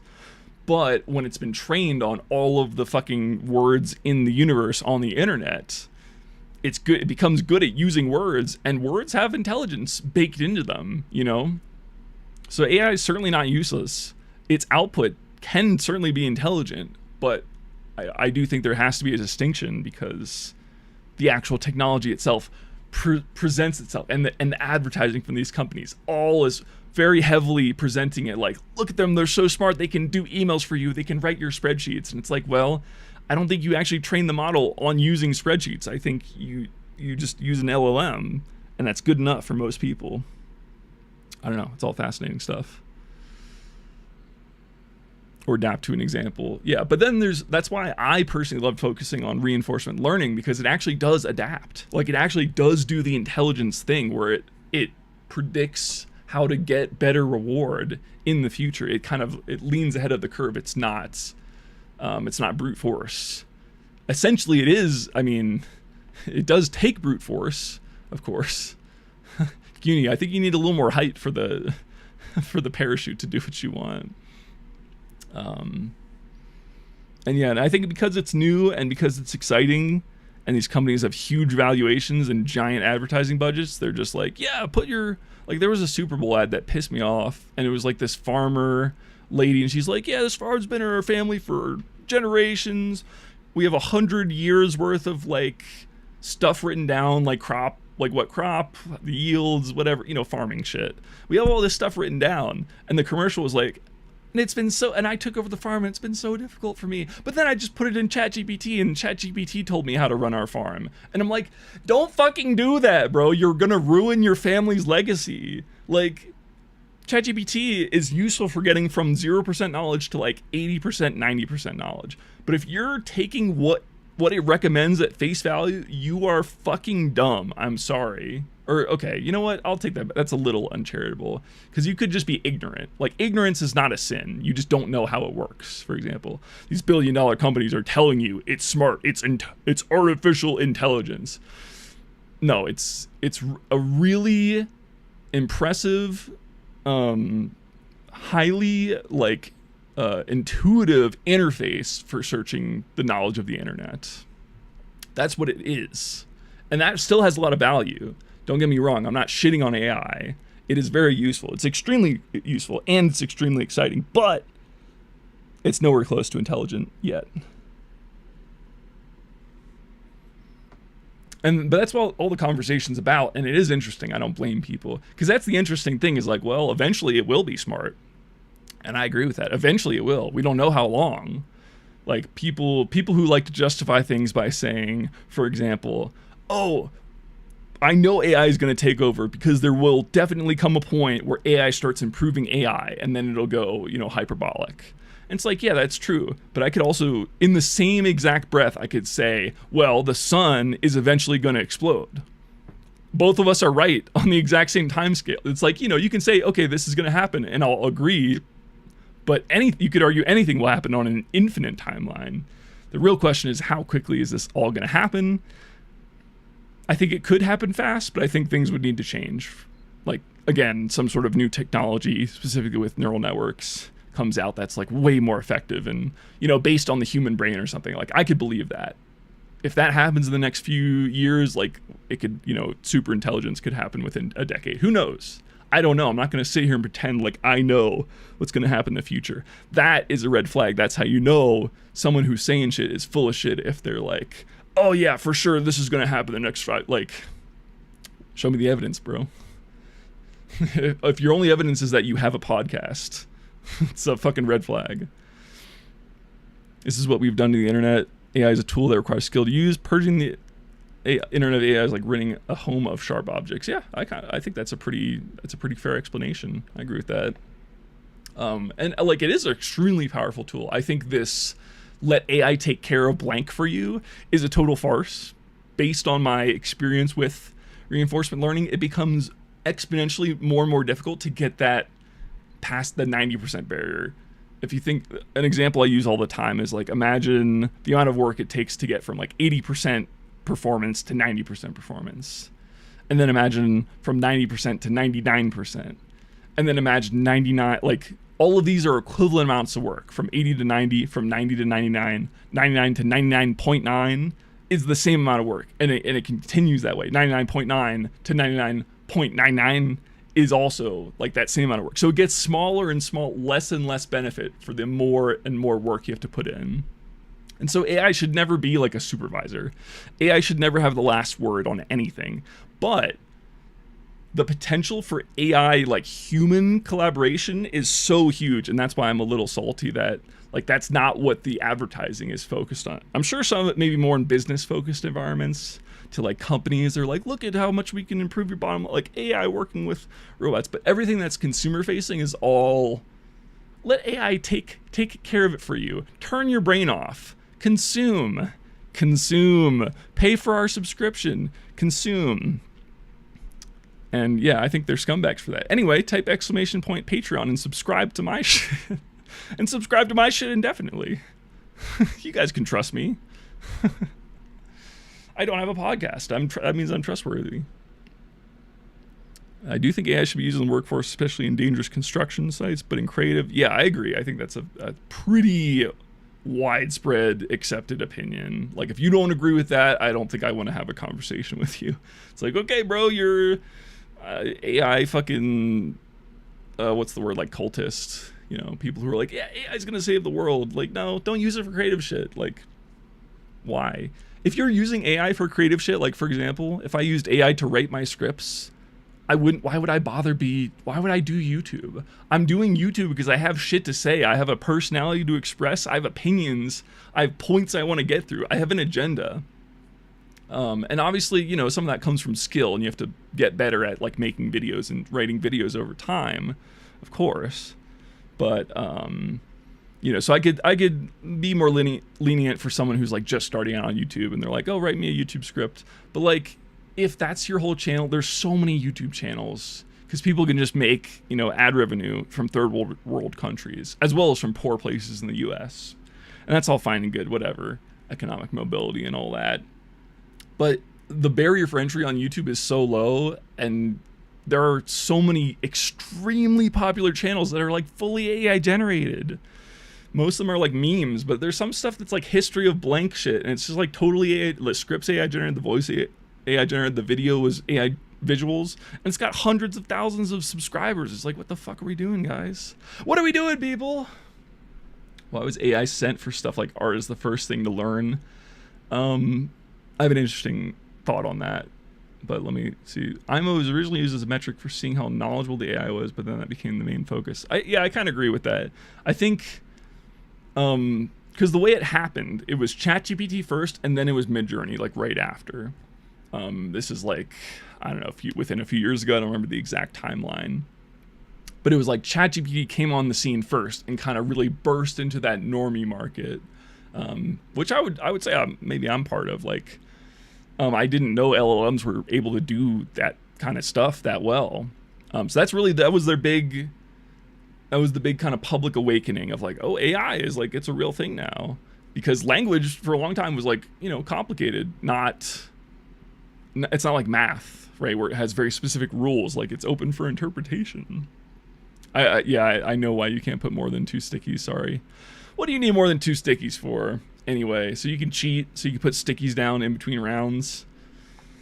Lame. No, I know the reason why. It's for training reasons. One, it's because I only have 2 data slots currently in the structure. So like, if you shoot a third projectile, it would get missed by the AI algorithm. So instead, I just have the oldest one get deleted. Also, when I was training AI to demo jump, it also worked because I don't want them to put down 3 stickies and blow themselves up and ruin my training. That takes 8 hours to run. But what was I saying?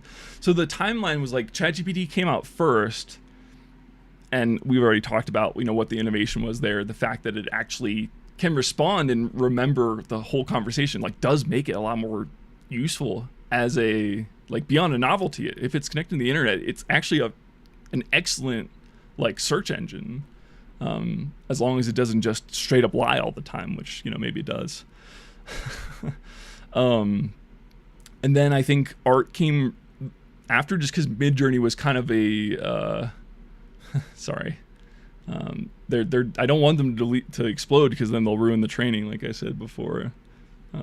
I'll try to split that in a future version of this. So in the fight mode, I'll try to have it disable automatically. But anyway, I think Midjourney just was the next thing that came out that was like a big breakout, like, whoa, look at AI can do this thing that it couldn't before. And it was like the combination of ChatGPT and Midjourney, or I mean Midjourney adjacent, whatever, because there were a bunch probably. But those two kind of happened at the same time, the breakthroughs. And so like that's what pushed it out to the wider, you know, populace of knowing about this stuff, because it was very casual, and both of these services have like free sign up, and you just generate whatever bullshit you want. And obviously that's very fun as a novelty, because that didn't exist before. But also, I mean, that's kind of what sparked the conversation I guess more so. I don't think it was initially like, I don't think that's how the AI industry planned for it to happen. Like when things go super viral like that, like it's almost never planned. As someone who, like, you know, is in the someone who works in the virality factory every day. I don't create virality every day, but I've had at least one video now that went viral, so I feel like I have the authority to speak on it. You know, they didn't plan it like that for why, and I just think that's how the conversation like began and developed about art, because obviously that is the worst way to use AI. If you're using, again, if you're leaning on AI for creative stuff, it's like, why are you even doing that? It's like, what are you getting out of it? If you have nothing to add, why are you just going through the motions of having an AI do the busy work for you if you don't care? The only answer is money, and in that case, like, okay, whatever. Like, you're not someone I want to talk to, but I'm not going to hate on you. It's like, okay. I think AI can be used anywhere. Yeah, definitely, provided it's labeled as AI generated. Essentially, technical skill matters less than the artists themselves, which is actually the best path. Yeah, no, totally. That's one of the interesting counter arguments is like, you can draw parallels to, if I got any of my old frogs in the chat, to like when Photoshop came out. And I was maybe alive when this happened, but I was never really on the internet, so this is more secondhand knowledge from me. But you know, when Photoshop came out, the discourse surrounding it was like, oh no, now we're not going to be able to know what images are fake on the internet. You know, it's like fast forward 20 years and here we have AI. That's arguably way better than Photoshop. So I think on one hand, people like to over exaggerate because, like, really how much has changed? We've been talking about this sort of, oh, we can't tell things are real on the internet for like since the internet was created, bro. Just assume that everything you see on the internet is probably faked, at least partially, you know, like assume take it with a grain of salt. At least that's just, you know, if you can't believe someone would lie on the internet. Okay, nice. Yeah, pass the hats on. Yeah, let me save this medal. Let me save my medal for other streams. One of my prizes for one of the previous 1v1 things was 10 keys, because I was really confident no one was gonna get it. And then Comrade Yazoo, if he's still here, guessed correctly and was gracious enough to donate the 10 keys back to me. And then since then I was like, maybe I shouldn't offer my entire inventory. Maybe I should try to space it out a little bit more with the hats. So yeah, I'm in favor of this. Pass it on, bro. let's crowdfund the hat crafting.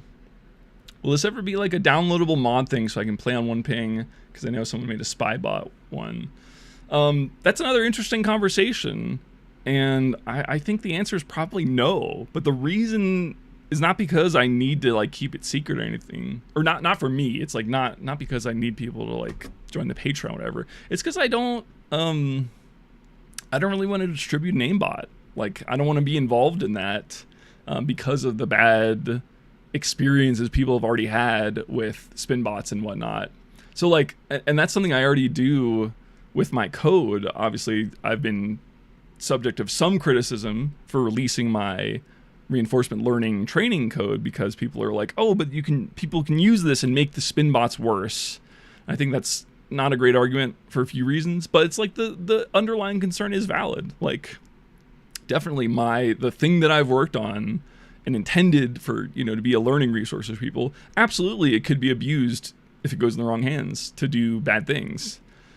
So the way I kind of get around that, or not get around that, but the way I try to mitigate that is I will never distribute like a trained policy, because a trained policy is like, that's the real value part of it. Like, that's what so it makes it harder for specifically like script kiddies and people who don't know what the technology is and just want an aimbot in their game, making it as hard as possible for them.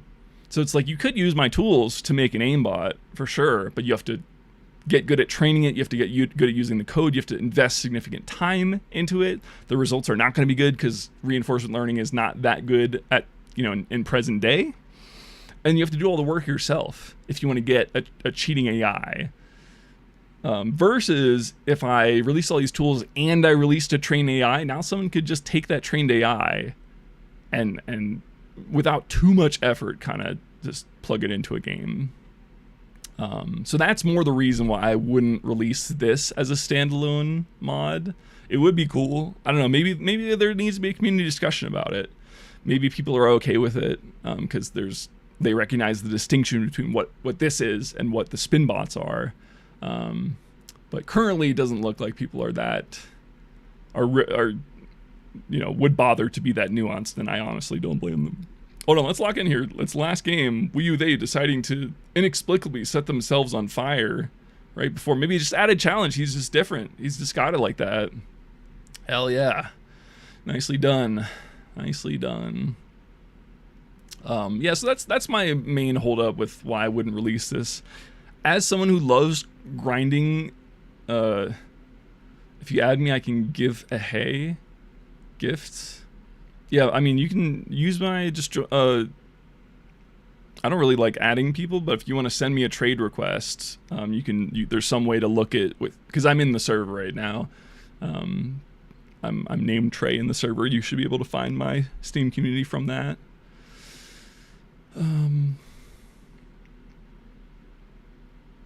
Gift a hat, yeah, sure. I'll take a free thing. I don't care. I'm not above that. As a tool.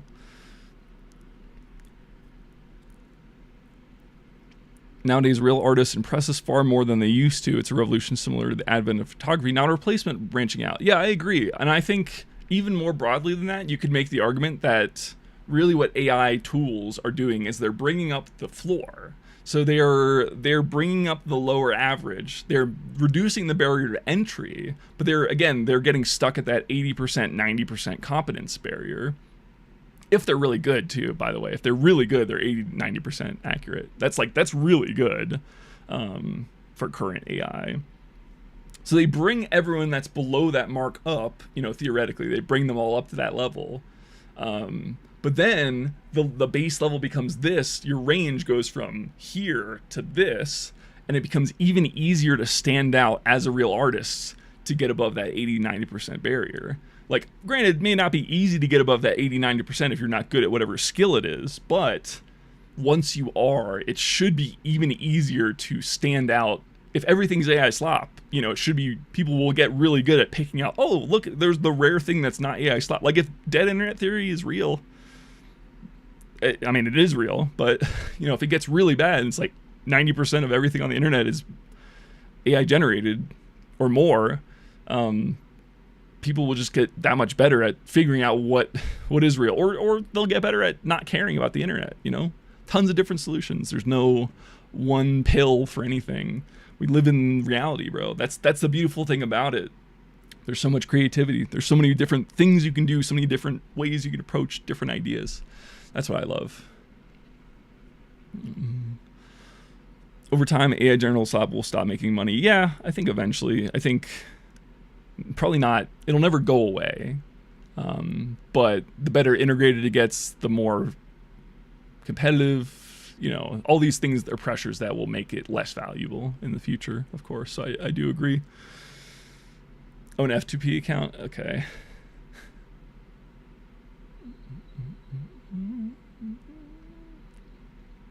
It's all right. This is not your last chance to get free hats, guys. As long as I don't run out of refined metal, which I probably won't, because again, I got so much metal because of how many hours I spend training the Francises and collecting drops over 8-hour training runs, that I have 54 fucking reclaimed metal. So yeah, as long as I have metal, I'll keep offering it as a fun prize. You guys do have to remind me if you win and I haven't already marked you down on my list, because I'm just yapping.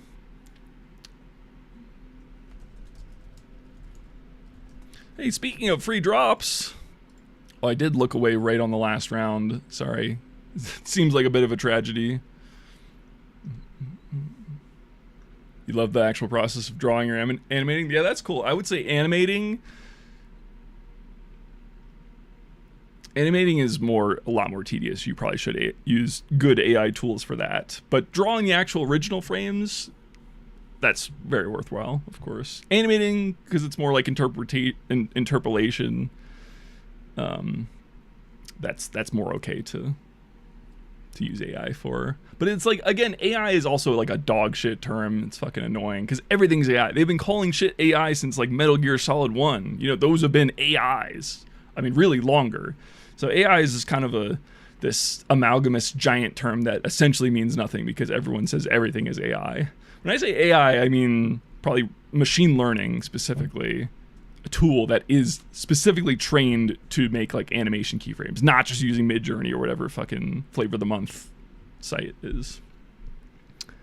I feel like the RAM crisis isn't entirely caused by AI. It's caused by RAM companies being greedy and having no competitors. You do have the RAM stuff lock and key. Yeah, maybe. I don't know. I'm not an insider in that thing, but I'm sure that's part of it. Definitely there is a lot of AI demand because AI, quote unquote, again, AI, can just go and improve any process, really. Like, as long as the reward function is pretty straightforward, which a lot of things they are, you know, like simple, like conversions on a website or whatever you want to put, literally anything, because it's such a adaptable technology by nature, not efficient, but adaptable and does get some results by itself, you know. Because of that, you can kind of just stick it anywhere. If you've got the money, if you're a big company, you can just put the money, you can just put it anywhere. And it's pretty cheap as far, like, it's not more expensive than manpower at this rate. Another close win. W.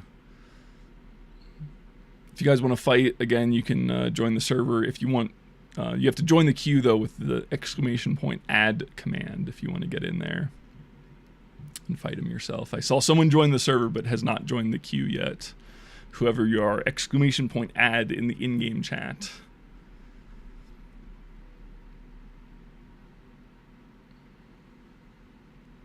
But yeah, it would be cool. I mean, me personally, I love playing games single player. Oh, something crash.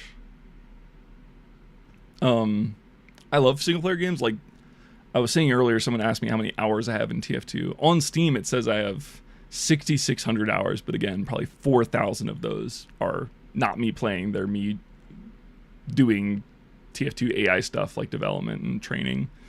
So out of the maybe 3,000 hours that are left, I think half of them are me actually playing the game, and the other half is me rocket jumping single player.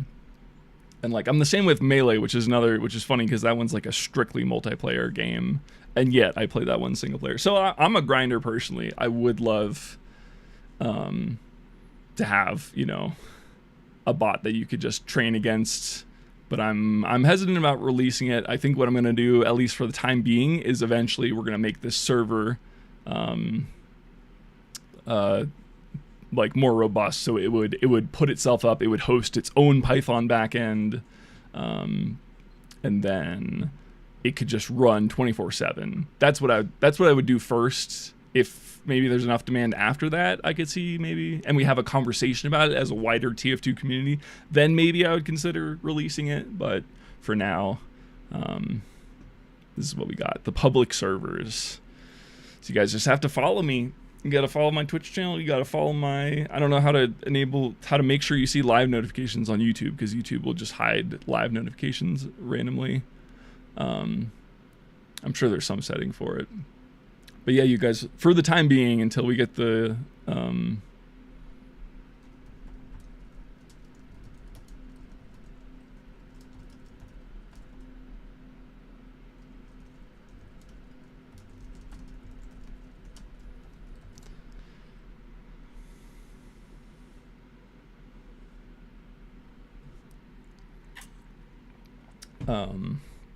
yeah.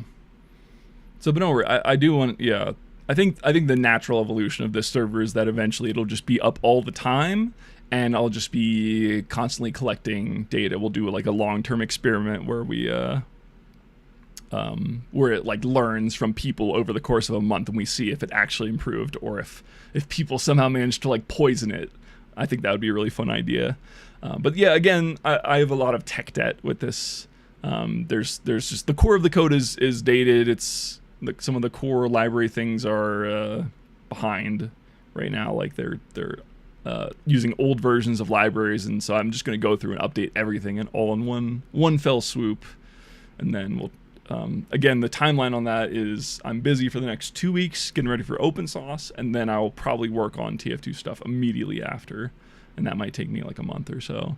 And then once that's done and released to my patrons, we will do a lot more TF2 content with the upgraded core code. That's what I'm planning, at least. Things may change, of course, but that's what I'm thinking for right now. Oh yeah, definitely. The feeling of creating something that's quote unquote alive. It is fun, because it was actually not trivial. Nice little clutch there. It was actually not trivial to get the bot you see currently to work, because again, there are ways to find an exact solution. Like if this was a math problem on a math test in school, I could solve for X, but the thing is, when you're actually computing X with a real computer, it can't do certain things like, again, imaginary numbers, square root of negative numbers, etc. And so you need a different methodology.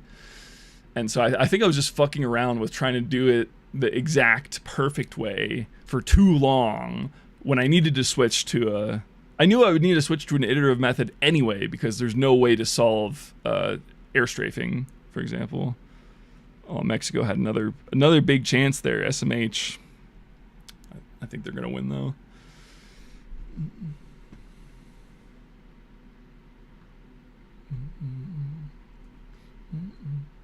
But yeah, it's cool. I mean, I really enjoy developing these bots. Oh, he exploded. Rip.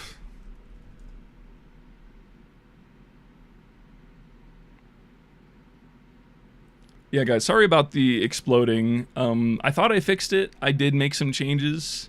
You're gonna have to... I use like the comma key, and then I just switch. And it's like some people can do that seemingly just fine, and the other people, the same people, oh my god, hello, I'm so sorry, you got exploded 4 times and then you got air shot. The plugin to switch classes, it's probably TF2 set class. Hold on, I have it open. TF2 underscore set player class, I think. Yeah, it's TF2 underscore set player class in SM.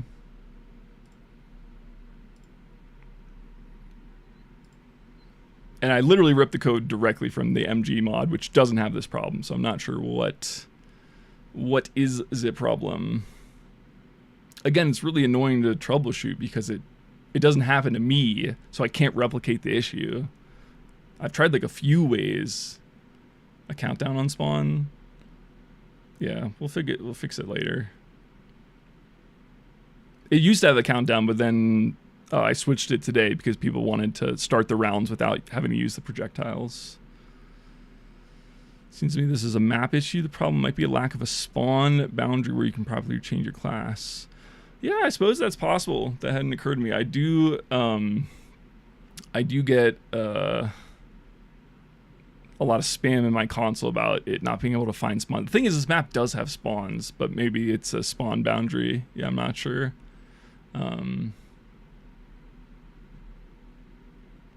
Soldier, out of all the classes, should be the one that's the most allowed. To answer your question, why is it even setting the class? It sets the class only once when you join the arena for the first time, because it forces the spawn. And so if you don't set the class, you'll spawn as a spectator, which is very weird and very strange, and you can't move, and you have no weapons and no view models. So it has to set the class. The problem that was happening before is that it was just always setting the class to soldier to make sure. And that might have been exploding some people. Oh, 1 HP clutch, let's go! He almost stepped in the fire too, and that would have killed him instantly. It's my all class sub. Yeah, so but it's only setting the class one spot in the code, and that's when you join the arena. And now, where it wasn't checking before, it's now checking to make sure it's a valid class, and only if it's not a valid class, it'll force you to soldier. That's all that should be happening. So I don't know why. I have a feeling the explosion might also be just from switching class, or sorry, switching team, not switching class. But again, it's impossible for me to know if I can't replicate the issue myself.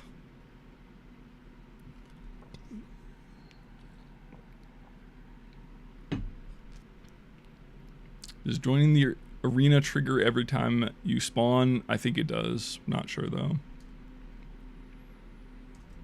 Yeah, it calls reset player. But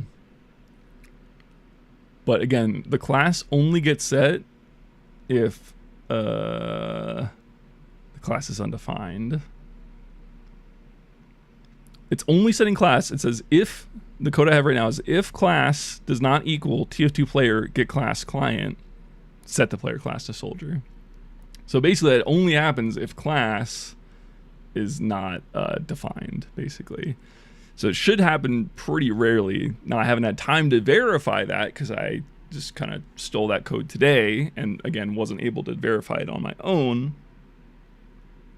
But yeah, I do like the hypothesis that it could be the map. That's not something I had considered before. I suppose it is a possibility, something worth looking into to make sure, check for me to check myself at least and see if there's any gaps in my knowledge, because I've not mapped very much. I contracted someone to make this map for me. I've only made a very simplistic map. I mean, I've used Hammer before, but I haven't done any texturing. I haven't done any. No, not like that. Again, I just ripped it straight from the MGE code. So this is what. I'll just paste it in chat. This is what the class variable is defined as, and then this is the only if check that changes class. That's all it is. Again, I can't explain the intricacies of it. Obviously, I don't know exactly. That's what came directly from the MGE code.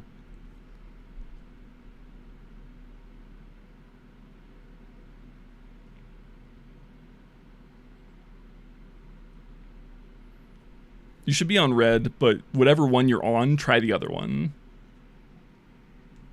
Hello, Orpheus. I see you're now in the Twitch chat. Very good.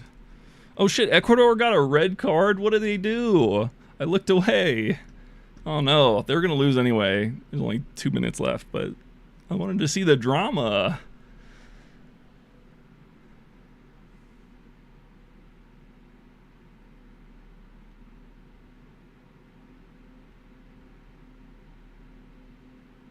Yeah, hello. You could also try switching to spectator with your comma key before you get added to the arena 2, or trying something different there. I'm saying, like being pre-joined in a different class. I don't know. But yeah, the more information you guys can tell me about what works and what doesn't, the better. The easier it'll be for me to fix this issue. It does seem better. The previous times we've done this stream, it was like every other person was exploding over and over. Now it's just like 2 people so far today. So we'll keep working on it. We'll fix it eventually. Oh, the directs though. Oh no. Nobody's been wanting to rocket jump really against him. And for good reason. Oh my god. Disgusting. He's cheating! Okay. I see 1 explosion. I see 2 explosions. Pyro works though. Weird. Like there's nothing else. I don't even check class anywhere else except for that snippet. So I don't know why. Alright, I'll try that. Maybe it's just an old thing that got updated.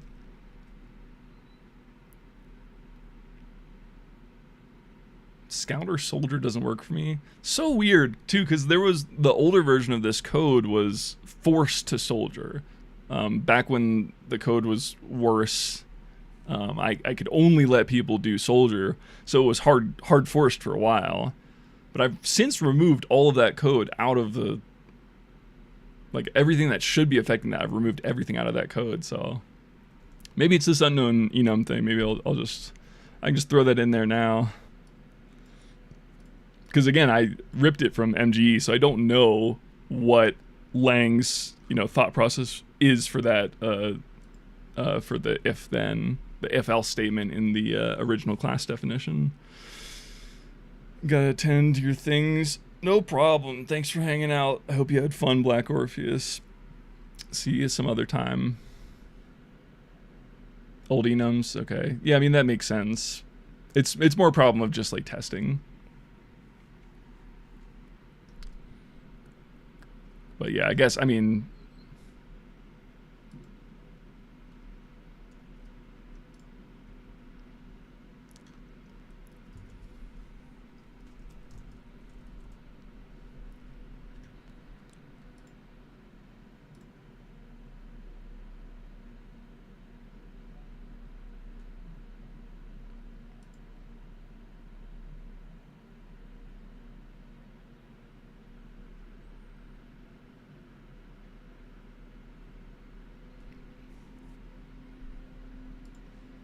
yeah, we'll just try simplifying it.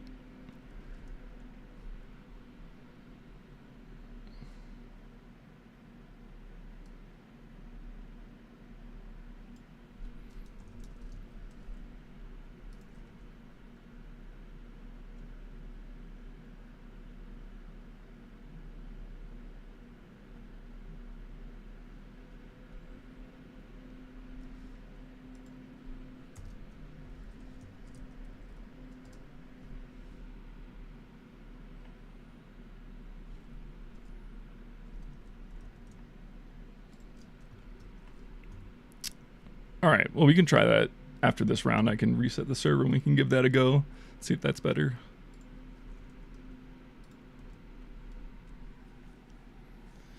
After electric sweet potato is done. Actually, hold on, I gotta... 3...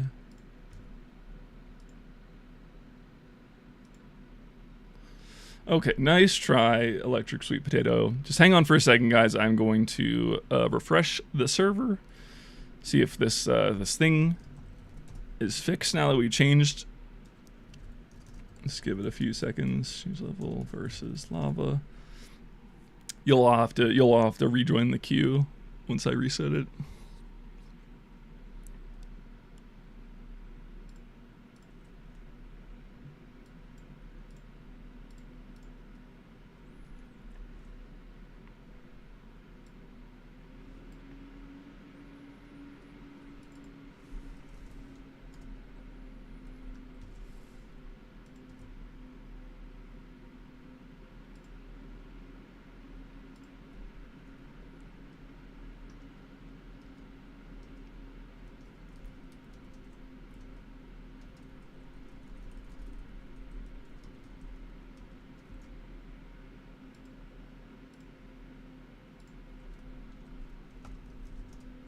All right, let's see if that worked. Did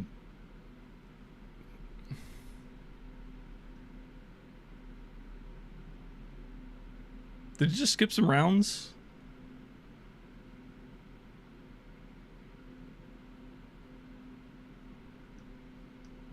I don't know. Seems to be working.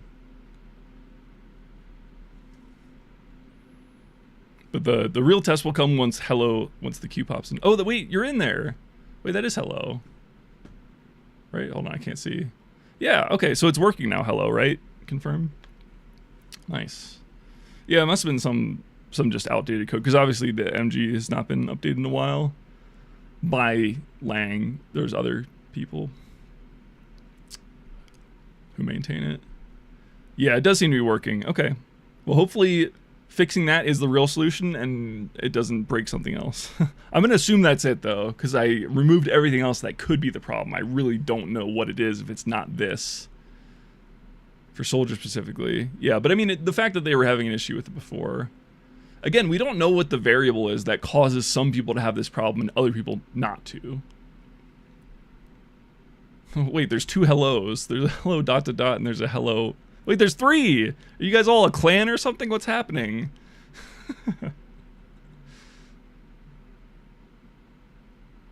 Spec to add works too. Okay, good to know. We're 6's team. Okay, that's pretty sick. Yeah. What are the other 2 punctuations? Or do you have like an angle bracket? Plus rep W, LFT. When one of you guys leaves the team, you have to change your name to Bye.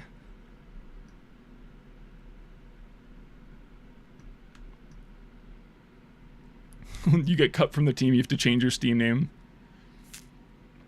to Farewell.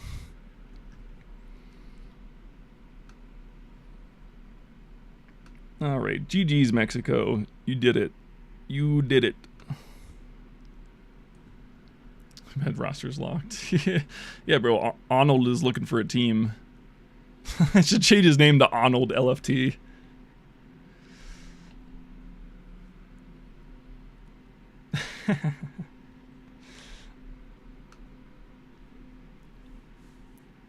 Yeah, guys, just let me know next time you want to do a tryouts. I'll put the server up. You can, and Arnold can weed out the DM lords for you.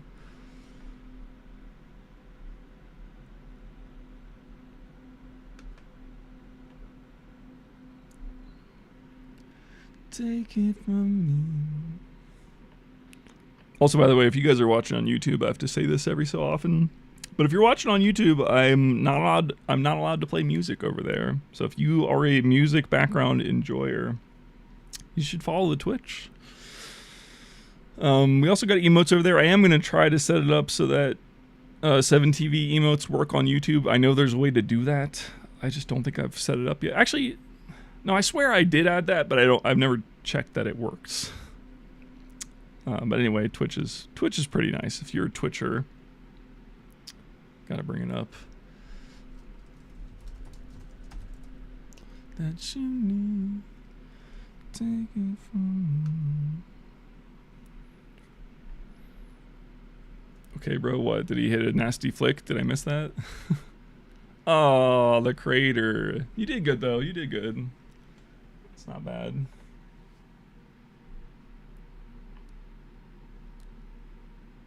You gotta hit the air shot, buddy. You gotta hit it. You don't have very much time. Once Arnold gets his claws on you. This is a good jump.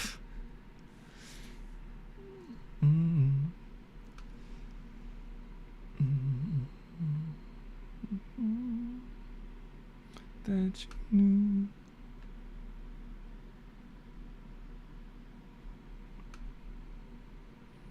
I think 7TV is broken on my Twitch page. I'm trying to pull up my own thing. It's not working.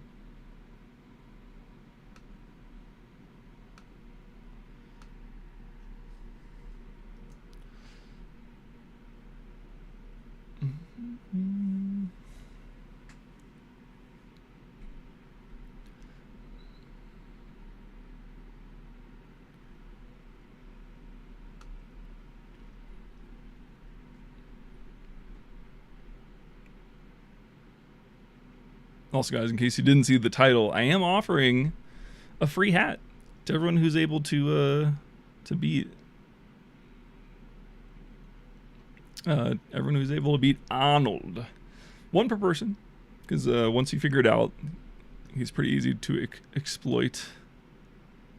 He gets buff. Oh, he gets on the last round. He gets healed to 10,000. Rest assured, he's not cheating though. It just I didn't put a delay in there like I should have. Now, if you're talking about the beginning of a round that's not the last round, then that shouldn't be happening. You should start at 150% health every time. And so should he. But when it's like on the last round like this, he goes to 10k health. Just instantly. But he did have real health before that in the last round.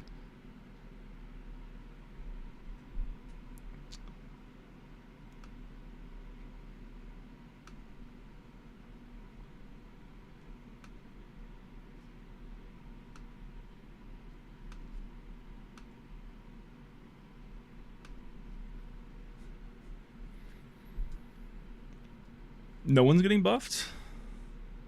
Hold on, let me look.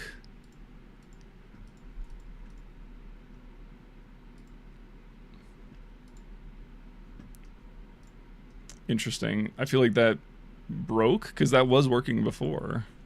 No? Huh. Why would that be? Why would that have broken? That was working before. Human doesn't need a buff. The human needs a buff, brother. Absolutely they do.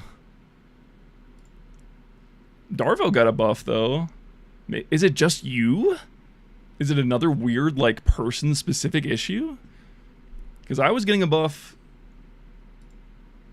Now Darvo's fucking exploding. I hope he did that on purpose. Look, he gets a buff. Got one shot when he respawned. Yeah, that's happened before too, where it's like mistimed. But hopefully you didn't get a minus score for that. But yeah, definitely still some elements of their code are a bit unclean. Still could be refined a little bit more, of course. But yeah, this is not super high stakes. No, I mean, I believe you. I just don't know. I don't have a hypothesis for why that would be happening. I hope it's not happening. It's okay, man. Everyone's getting clapped. We've only had 3 winners so far today. I've been live for 2 hours.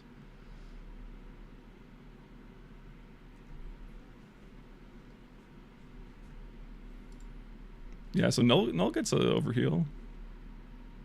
It really could just be you. Like, whatever weird thing was making you explode. Hello, punctuation mark. Whichever one I'm speaking to, because there's 4 of you. Maybe the thing that makes you explode is also the thing that's, like, breaking the health. Say my health to a -pound when it busts me. What do you mean by that? By the dash pound symbol specifically? I think you mistyped, my friend. I'm a beginner, that's okay. Even pros are getting launched. This is all for fun. There's no punishment for losing. There's only a prize if you manage to win. So it's okay. No pressure whatsoever, man. This is just a fun thing for the community.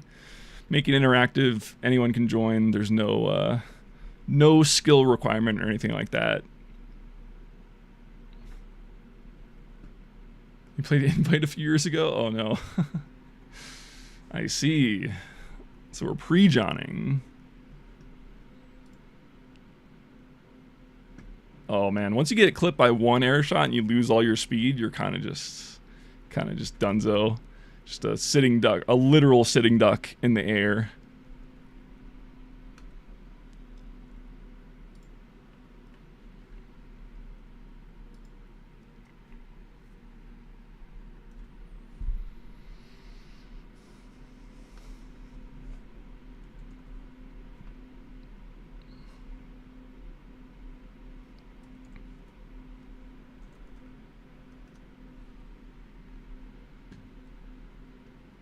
Nicely done. Fighting back.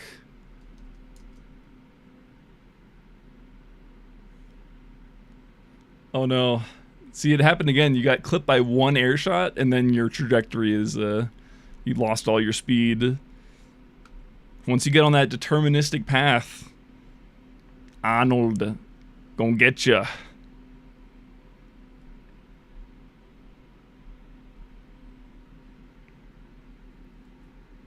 Possible theory? Yes, I'm listening.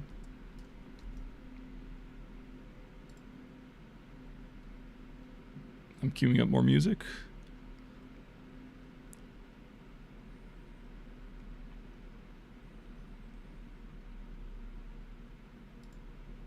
Oh yeah, we're gonna do a classic. It said overdone hurt me command kills instantly. No, it's not using hurt me. It's using SM set health, which is like a third-party plugin that someone else made. I modified it a little bit, but I don't think the method he used, yeah, it wouldn't be an in overflow. It's not hurt me. No, I don't know what it is. I mean, the weird thing is that it's different between different people, And again, I can't control the variables. Like, it could be, the exploding could be because some people are like trying to join a team immediately and other people are not. Like, I don't know. I tried a few things, but I have so far have not been able to replicate. Oh, the switchback turnaround flick air shot. Yike. I mean, not yikes. Yuck. Other vowel. Yucky. Oh, he's gross.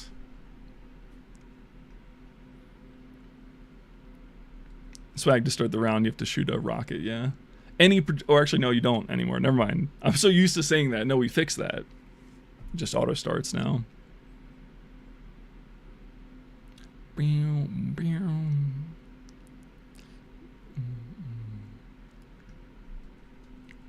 do a little 3D cam. I feel like I've been doing a lot of orbiting cam.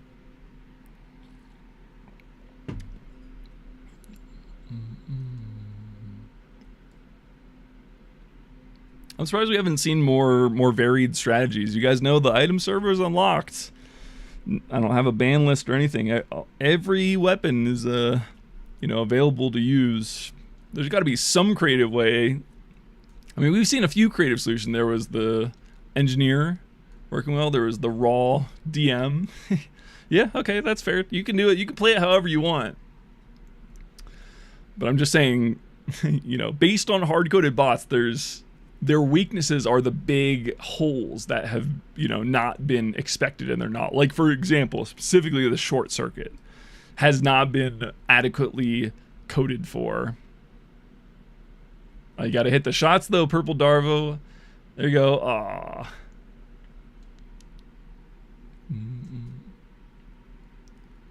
I would let it snow.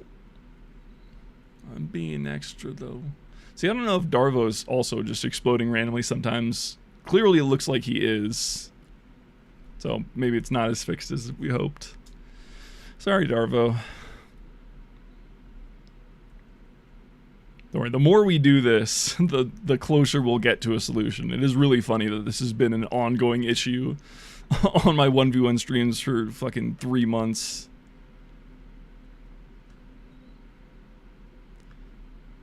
It's pretty epic. You guys like this, like, cinematic orbiting view? Whoa, it's like the Matrix. Whoa. Guys, Morpheus is fighting fucking John Wick. Morpheus is fighting John Wick, everybody, come watch. Whoa. Oh, get him, Noel. Oh, okay, the clutch. You got there. That was nice.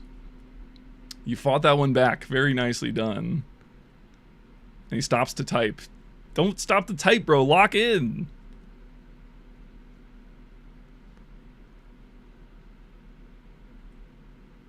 It's doing like no damage.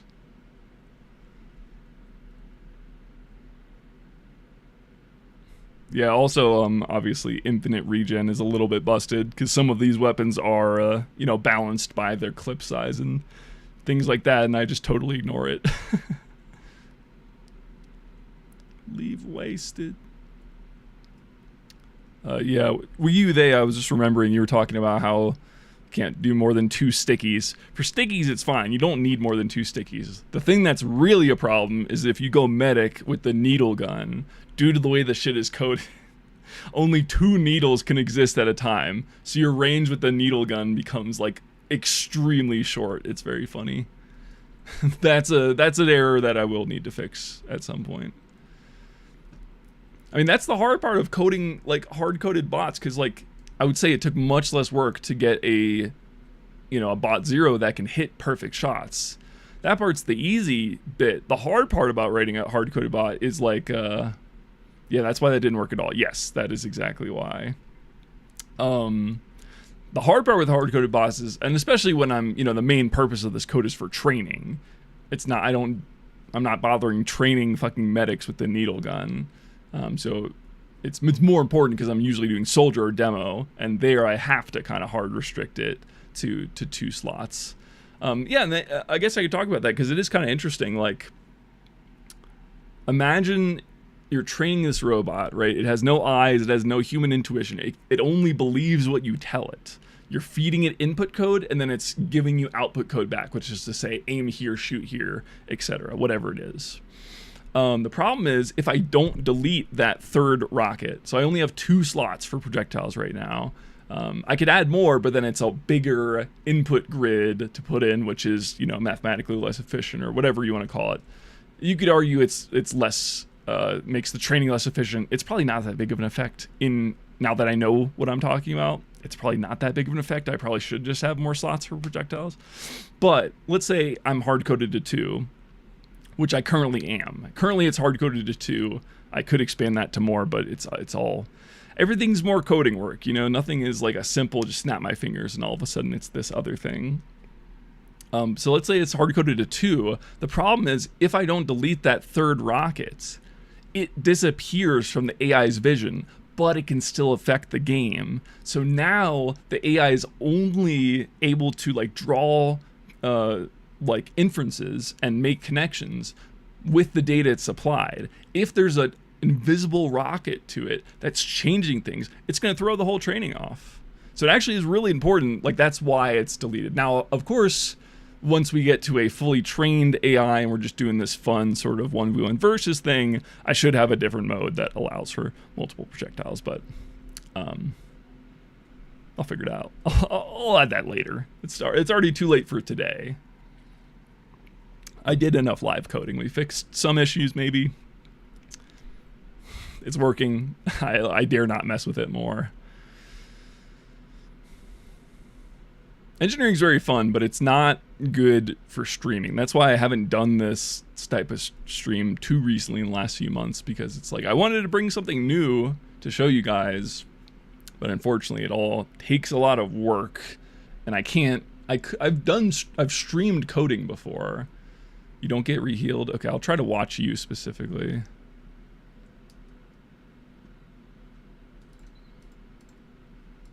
Oh, okay. Well, you should have told me before the very last round. It's hello with the ellipsis at the end. I'll remember that, and I'll try to watch you. Super weird that it's just you, though. Like, I don't know why that would be.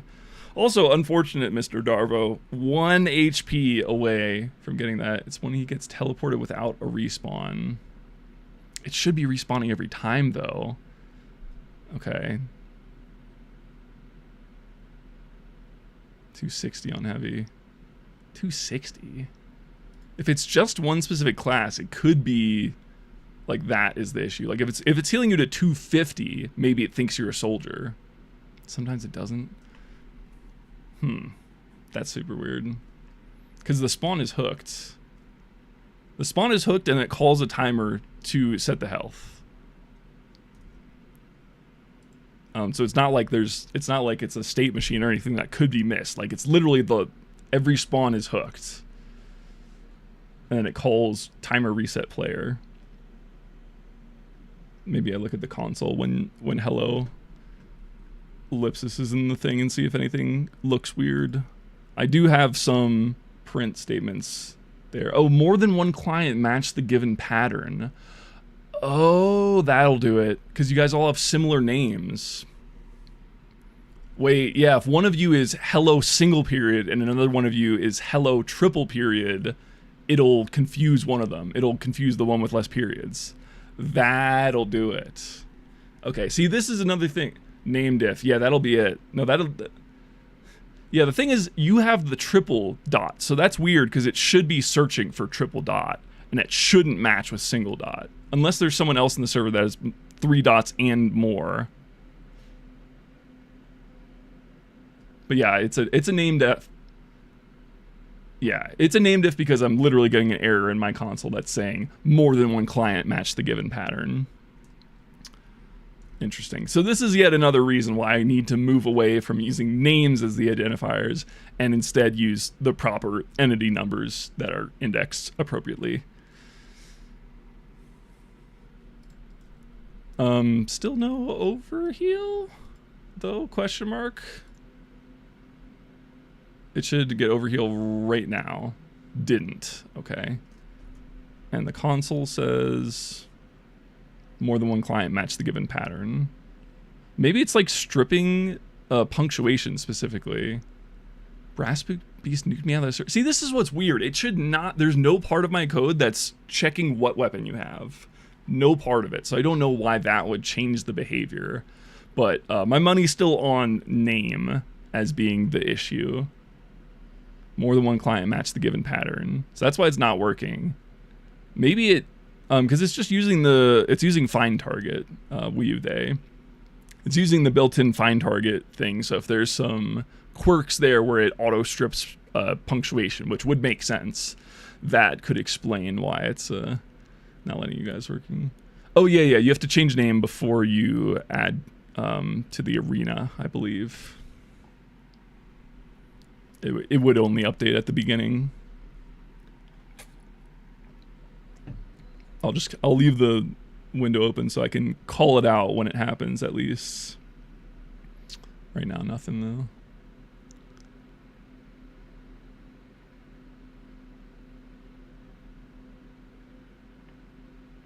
Oh, you shouldn't have to leave the server, but couldn't hurt.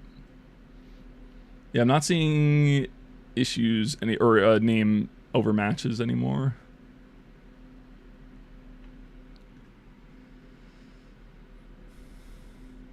Oh, the double directs. Beautiful. Speak a little Chinese for him, Derek. Do a little taunt. Okay. Okay, he's dodging. Oh, the air shot, though. Once you get popped up, you gotta strafe immediately or you're getting cooked. Also, yeah, if you guys want to... We can play around with it since I've already kind of reset the server a few times. If you guys want to see the aimbot with direct hit, we could do that. I just need to know the speed of the direct hit. Set entity health. Does that actually work, though? I feel like I looked into that and it... Like... It's like updating an internal, but it doesn't actually propagate. Again, you should probably put some of this in Discord so I actually remember it. Because I appreciate this. Set entity health. Yeah. I mean, yeah, there's some property I could set. Vaguely I remember looking it up and maybe there's being some issues with that, but I mean, because the problem isn't the set health. The set health is not the problem. The problem is that it's not picking the right name and therefore not finding the right player. And that's why they're not getting health sometimes. It says right now, yeah, more than one client match the given pattern. I removed the space from Darvo's name. Yeah, I don't know why it's happening to you, Darvo, because your name is unique. The hellos make sense if it's stripping punctuation. All the hellos, you guys might need to just add a unique like letter to your name. Direct hit speed is 1540. You guys want to do direct hit? You guys trying to do direct hit? I have to change a few things. Because I have another plugin that manages items right now, and so it's a little buggy. There's like a ghost direct hit that will appear, but it's probably worth it. Let me set that up.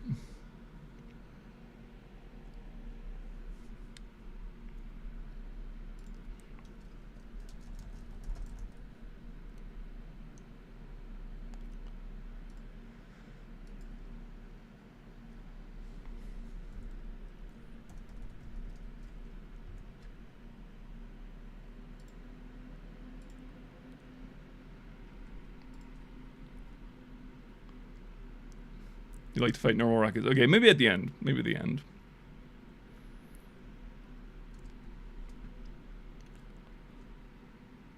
I'm just saying, we have the option.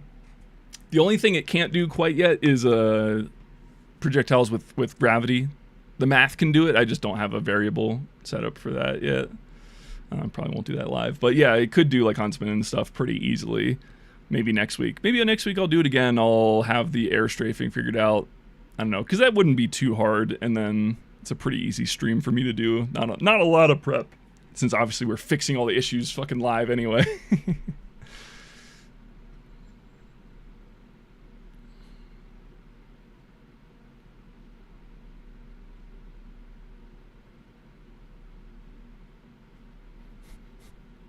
the Yeti costume is really funny just because he has bare feet. Like it's just very. I'm not in the Genius Discord chat. Wait, I thought you were. Did you cancel or something? Aren't you currently a thing? It's all automated. But I can, if you cancel it, I don't mind adding you back on Discord alone.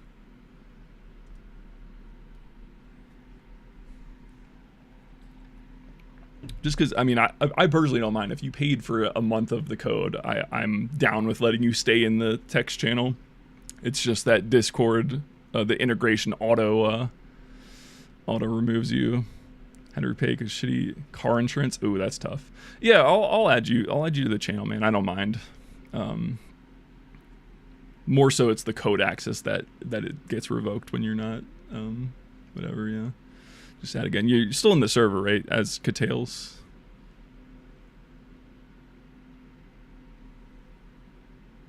Or is that what you were saying? You just re-added?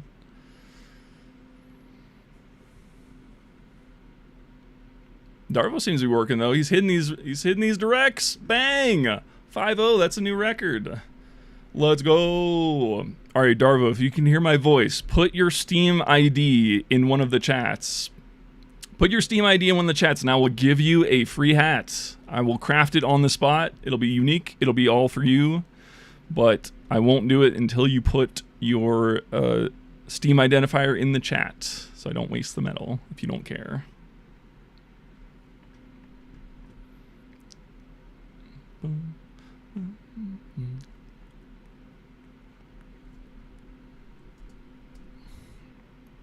Catales, I'll do it after the stream. I'll write it down so I don't forget.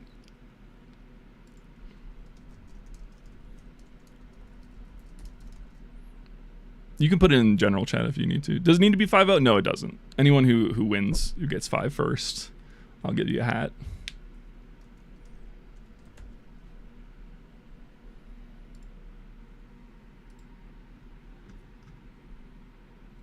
But yeah, just 1 hat per person. This is for fun. I'm just trying to encourage people to, you know, try to actually win. So that we can find out what the weaknesses are. Trying to find all the holes. I'm still surprised no one's used the... Or, no, someone was using the base jumper before. I will say the base jumper is the one thing I did test and make sure it works. So it does know the correct velocity values and shit. So it should still be able to predict you. Oh, the fadeaway! Damn, cucked on the last round. That's tough. Let's see. Yeah, it's saying more than one client matched the given pattern. So sorry all the hello people. Oh, that's why it was... Okay, I was testing it and I was like, oh, it is acting weird. Dude, why is respawn player... Or regenerate player? Why is regenerate player so janky? Is that not the default way that... Huh. I guess, yeah, I guess the game just... Like map design, it's never expected... for a player to encounter regenerate player in a real map from 2012. Well, dude, the whole game's from 2012. I don't know what you mean by that. It's an engine method. Like, of course it's from 2012. But I just don't... It makes sense now that I'm thinking about it more why it would have so much weird stuff. It's because it's only meant for spawn rooms and I'm giving ammo, you know, at the start of every rocket, basically.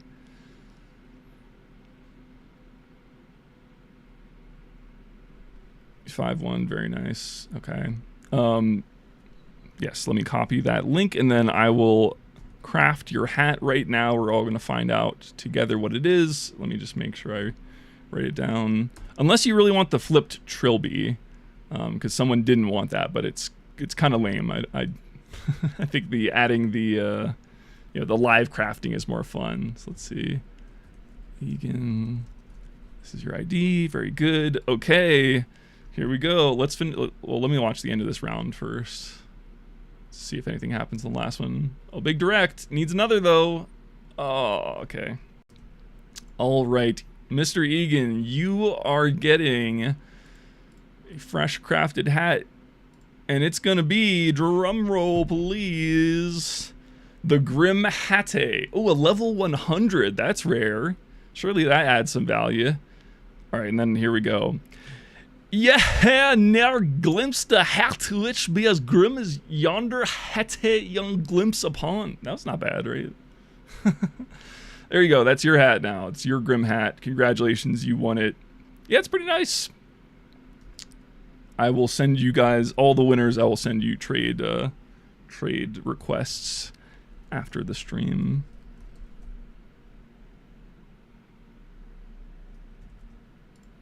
Very nice, very nice.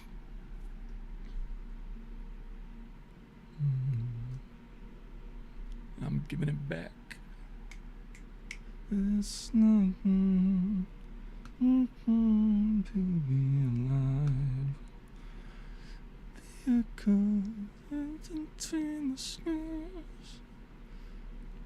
Alright, so things seem to be working pretty well for right now. I'm going to step away just for a second and go pee-pee.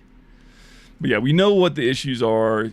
Clearly, I mean, to fix the name thing, I really just need to revamp. So I just need to change how bots are indexed and not use names anymore. Ooh, the POV air shots. Yeah, just let me keep track of if anyone new wins for me while I step away. I'll be right back, though.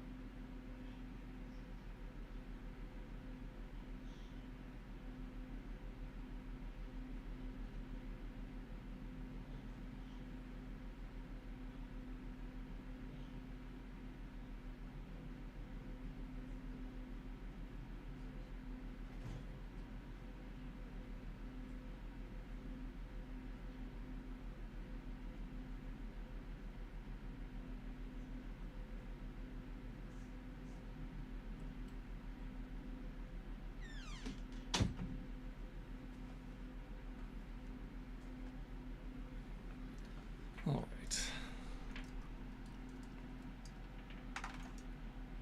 Yeah, it'd be kind of evil if I required it to be a 5-0.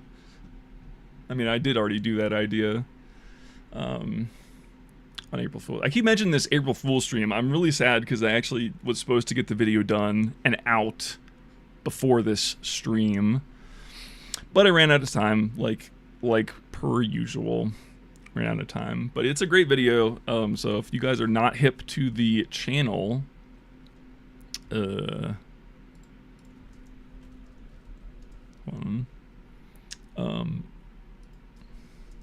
put it in both the chats.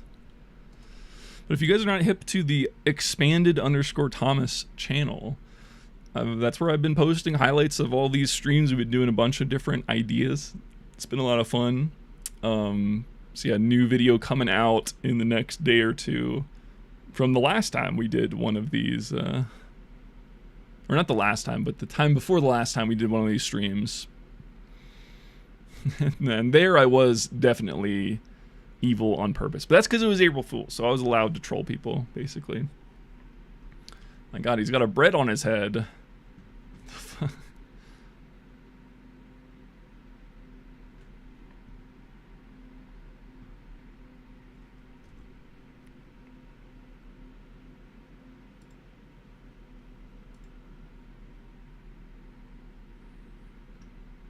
I do like that all the Hello players are just playing on hard mode, not changing their names, so they're not getting a buff. Oh shit, it didn't heal him at all. Maybe you guys do need to change your names. I'm sorry. I'm sorry for making you do this, but at least we know what the issue is. Yeah, it must be stripping punctuation. automatically.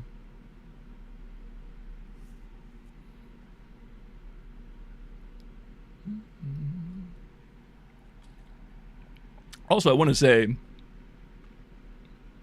no, I think you need to add like a unique letter, because it looks like it's checking a string, right? So it's checking your name and then trying to find the client that corresponds to that name. That's how we track who's in the arena.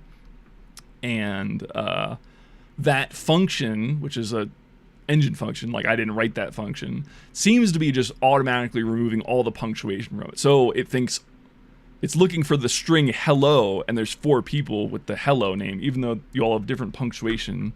For whatever reason, the punctuation is being stripped. So if you want regen to work, I think you just have to add a single unique letter to your name, not a punctuation. Ooh, nice air shot. Bye. There you go. You got it.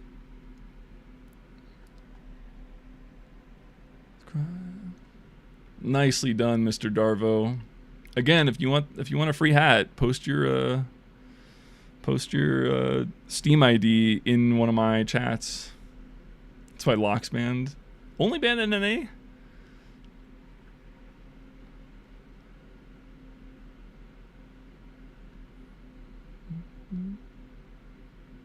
Isn't it? I don't know. I don't follow comp that strongly. I think it was banned. Yeah, I don't know. Does seem good. But I mean, the direct hit isn't, Darvo's getting a hat already? Yeah, I know, but for you to get your hat, you have to post your ID in the chat. Otherwise, I'm not going to craft it. The Scout Mafia. They hate that shit. Okay, well, wait, why is the lock and load banned, but the direct hit isn't? Like, I'm sure the lock and load's marginally better, but like, it has no splash, so that kind of evens it back out. I don't know. They both do 125, right?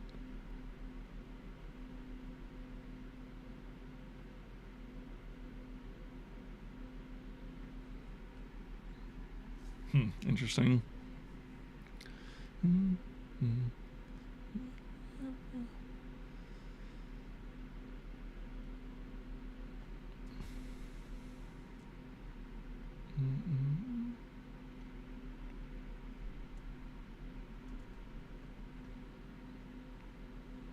Oh yeah, I guess the gravity effect is pretty strong. You can just you can spam it over blind things. That's why I also have a video where we played TF Classified. If you guys don't know what that is, it's like a Team Fortress mod. Yeah, the hello. Your name. You didn't change your name, so you're gonna get blown up, I guess. Sorry. Less splash. Yeah. Right. No, that makes sense. Oh, but I was saying we played TF Classified. The highlight video is up on the channel if you want to watch that. But we agreed that the new RPG in that game, it's like a TF2 overhaul mod basically, and so there's a few new weapons. One of them is this RPG that's like the soldier's rocket. It does like 20% more damage, but it has a fucking arc on the soldier's rocket, and we realized it's really fucking busted. Like giving soldier an indirect fire weapon that does more damage, even though it was nerfed because it's only like 1 rocket per reload, like one rocket clip. But it was still just absolutely busted, and especially if you got a random crit, it would just mulch every. You just fire them blind over cover into chokes, and it had huge splash. And if you got a random crit, it would just nuke everybody. It was really stupid. Okay, Darvo, I see you've given me your ID. Excellent. Let me write that down, and then I will craft you your hat, and we'll find out what you get.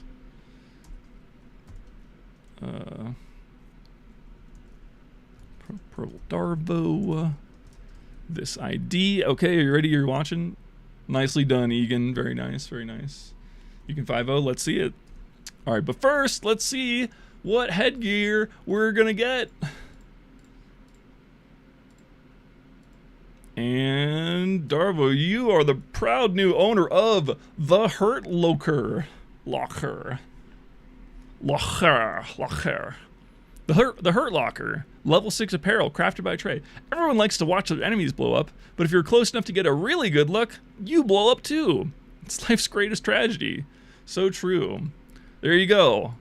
Hurt Locker. I will Indeed a fitting cosmetic. Yes, I will send it. Oh, that wasn't for you though, Egan. You got the Grim hat already. I'm limiting to one hat per person. Of course, I don't want to bleed out all of my refined metal. But you could trade it for the flipped Trilby also if you want. This one is Darvo's Hurt Locker. I don't know if that's what you thought, but I just want to be clear. I don't want anyone to get disappointed. I want to be upfront.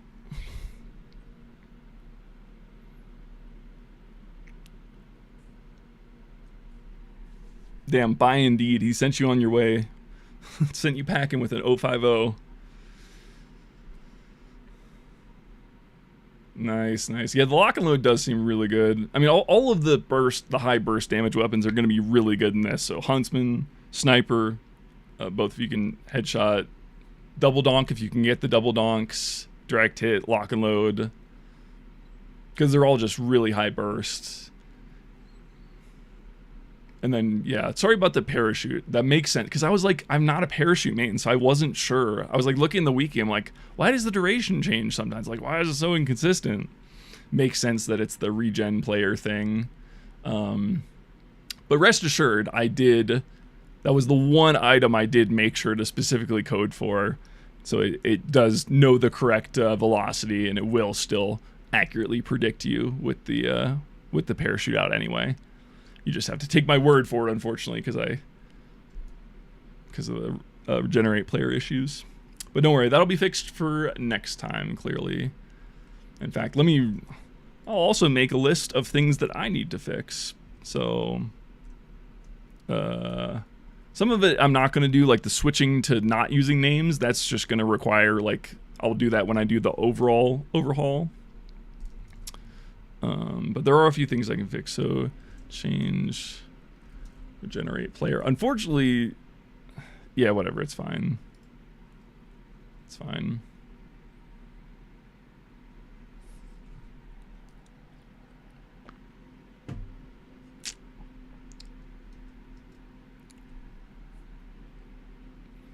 It's interesting. I don't know what Arnold is. I don't know what he's choosing to aim at when the player's dead.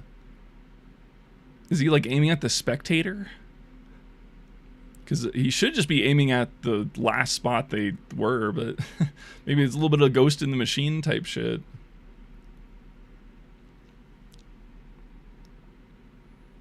At the origin of the map? No. Maybe the origin of the spec player. But you can see, I mean, he's tracking the player right now, obviously. But when he dies... No, I guess it does look like he's looking at the spot where he died, more or less. It just looked weird before. It looked like he was kind of just like looking around randomly after one of the first things.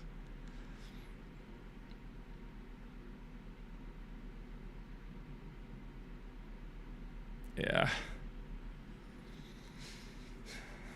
We've seen very few people. Oh, another fun burst option, just by the way, just throwing it out there, is the Market Gardener.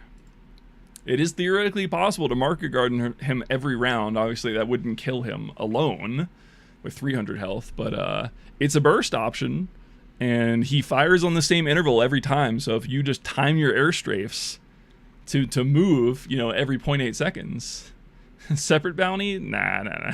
It's been done before. It has been done. Specifically on Francis, who's also pretty decent at air shots.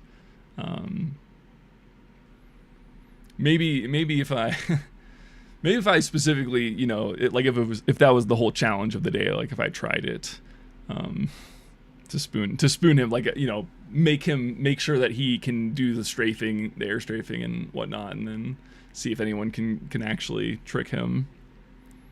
That would be fun. We'll do that later, actually. I've decided that's a good separate idea that I will do as its own fully realized stream, I think. You have air strafe code. Specifically what I need the position, like X, Y, and Z represented from, I mean, it would just be X and Y, because air strafe doesn't affect Z, of course. But yeah, I just need to model an equation that accepts, yaw rate, or it's not even yaw rate. I mean, I have the legit engine code, like I pulled it up in the source SDK. So that part's not the problem. It's just pulling, like, so for example, in the actual engine physics calculation, it uses what are they called? Properties specifically called M_FL side move and M_FL forward move. And so it uses these for those specific values for calculation of the actual airstrafe acceleration. The problem is that's within the engine. They actually don't update the downstream property. So it is a property that you can check within source mod, but it's always 0, or it seems to be always 0. I don't know if there's something else going wrong. It gets the most optimal angle with air accel to strafe to a specific coordinate. Okay, so it's more of like a pathing thing then. Interesting.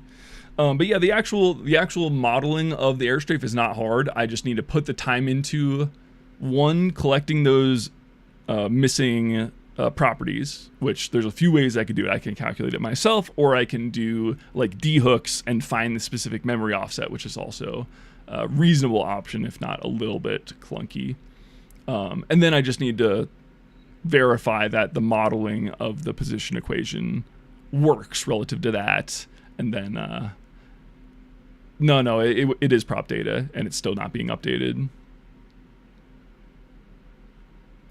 But I have method. It's just I have to reverse engineer it a little bit. It's just time. Like, it's not a hard problem. I know exactly what I need to do to solve it. I just ran out of time to verify it for today. But pretty good chance I can, because the same method, like I was saying, same method is this numerical optimization method. It's called Newton's method, actually. It's because it was made by Isaac Newton, or popularized, I should say.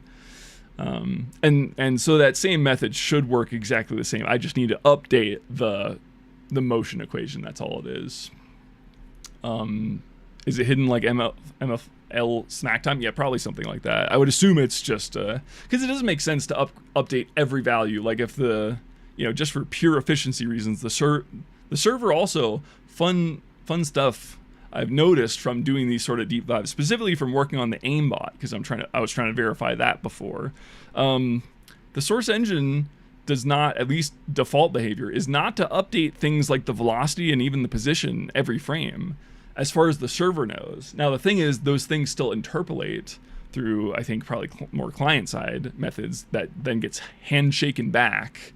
But if you're actually just picking a random frame and you're saying, give me the velocity of this frame, usually when you print the velocity every frame, it's like 3 of them in a row, so it doesn't update for like 3 frames. And it's not the other wrinkle with that is that it's not like a standardized interval. Like, it's not like it's always 3 frames and then it updates. It's like sometimes it's 3 frames of the same value, sometimes it's 8 frames of the same value. And so, the next time it gets updated, it's still the correct value as updated from that. But if you're just pulling a random frame, it seems, again, maybe there's a setting I can change. Maybe there's something, especially if like maybe if there's some random server command that forces it to update specifically velocity and position every frame, that would be helpful. And there's workarounds I could do, like I could calc it myself. I have all the math for it. It's just extra server load. There's also other things. So like the problem though is like if my AI is, even this AIMBOT, which is again mathematically perfect, even if he's mathematically perfect, if he gets the wrong input data, like if the velocity is not updated on the server and he pulls that, it's going to be slightly different. It's going to be slightly off, I know there's MVecvel and the abs one. Yeah, but I could try that, but I don't think there's going to be a meaningful difference. Like it would be really weird if one of them was updated every frame and another one wasn't. But I suppose that's possible. It's worth checking, but yeah. So yeah, it's like I could calculate that myself, but the server already calculates it somewhere. I just have a suspicion. I don't know for sure, but I think it's the client is interpolating that, and that's why it's not getting updated on the server every single frame, because it's like efficiency reasons. If the client can interpolate on its own, you don't really need to update the traffic every single frame, and that way you can kind of smartly save on network bandwidth. There's one velocity array straight from the player. I mean, but what's the difference though? Aren't they all from the player? Like they're all polling the same entity, right? It's a get emprop command of some type. So it's more dependent on the actual props themselves and when they're updated. Server based. Yeah, if you have more info about that, send it to me for sure, because I'm curious about that. I don't know what's out there necessarily.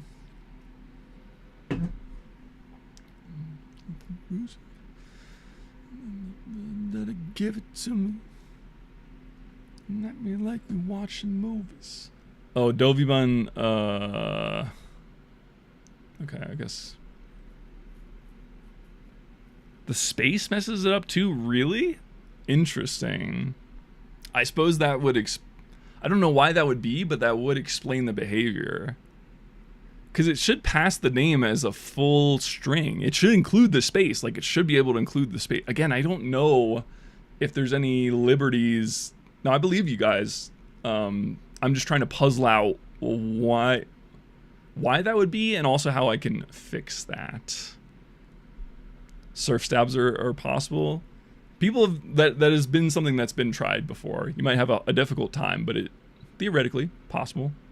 Definitely possible. Huh.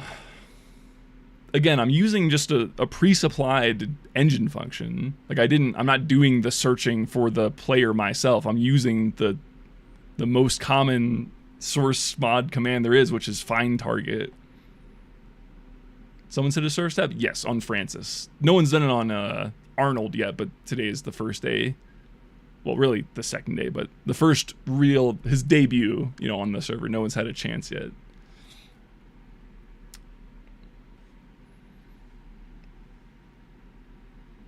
Yeah, sorry, Dovey. If you just remove the space, I am very curious to see if that just works. Did he leave, though? He just left. He didn't want to change his name. Tough. Unfortunate. Let's go by. Oh, the double sync. Oh, no. Oh, someone followed. Thank you for the follow. Appreciate you. It didn't show the thingy. It's supposed to be a little GIF that shows when, not just the text. But I keep forgetting that I just added the follow notification. So I was like, what the fuck is why is it playing a Bad to the Bone riff?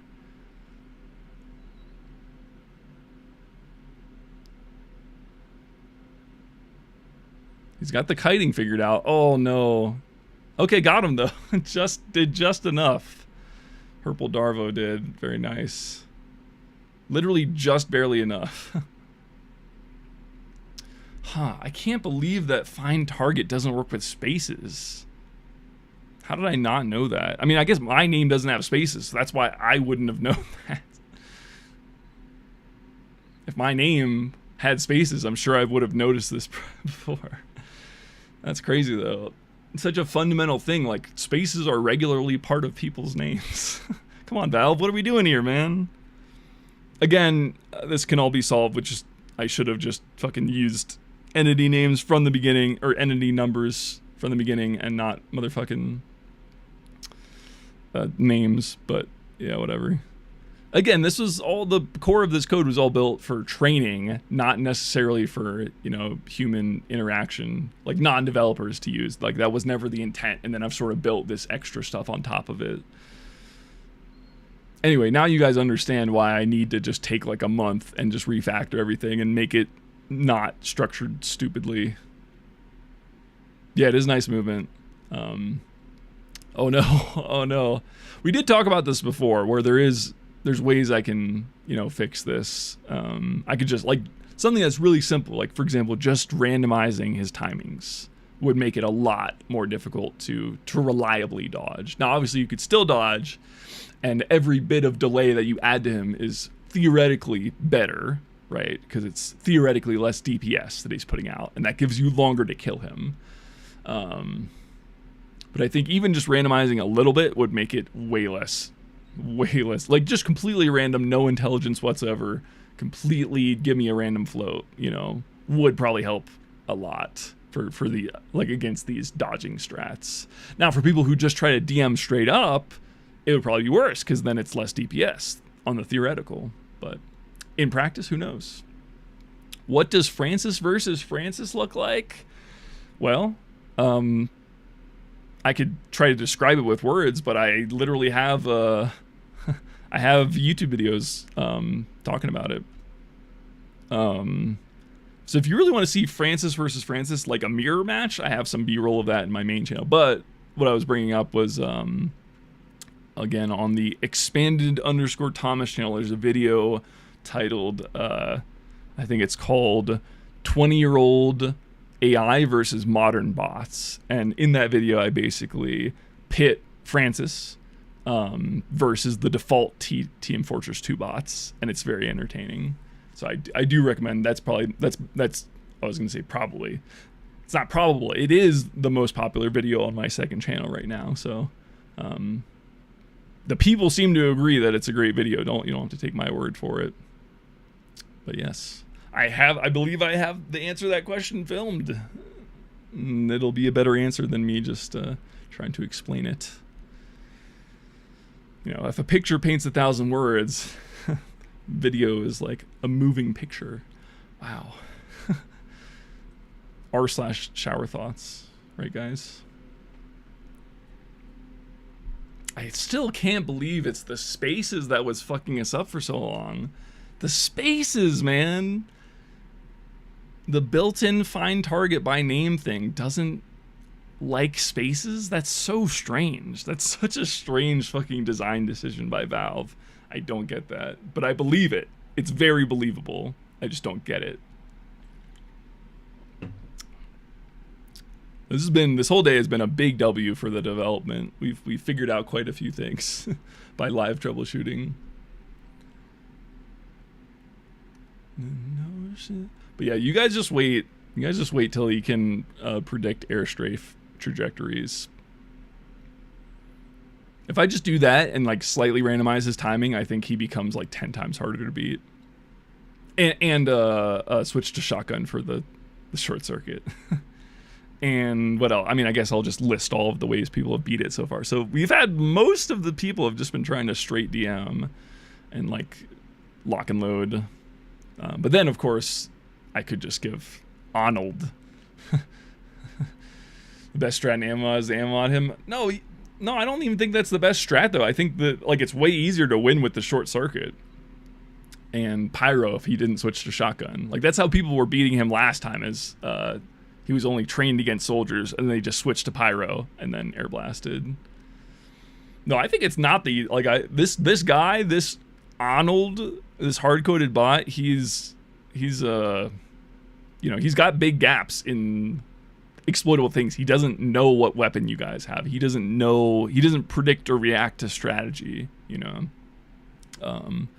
But I've sort of manually patched up those holes because that's how hard-coded bots work. But I still think there's more. Last time we were trying stuff like trying to instantly telefrag him on, because there's like, you can exploit him, you can also exploit like the round system. Like for example, even though I've tried to make my code work this way, it currently does not clear stickies that are left on the ground. So you could just put stickies on his spawn location, start the round, kill him. Now it is only 2 stickies, luckily, so you can't insta-give him. But I mean, 2 stickies in a well-timed pipe, you can kill him for free every time. And then you just keep putting stickies on the same spot.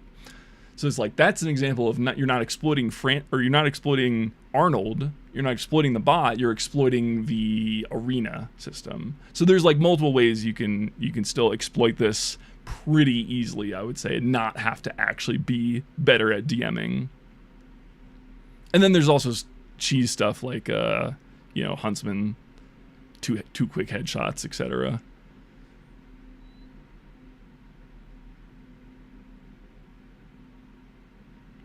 Oh man. Caught him out. Hitting him with the rocket the worst time, where you're strafing into it. You just go, you have no horizontal speed. Feels so bad.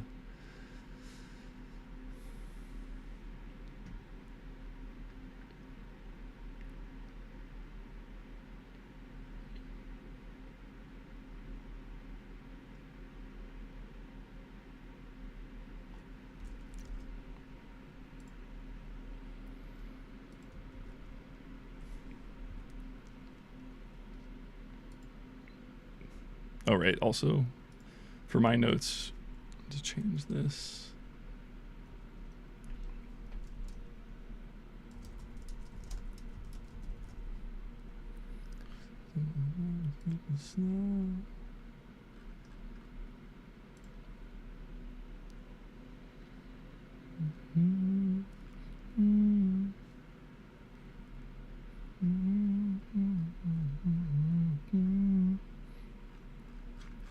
So good. It's so good.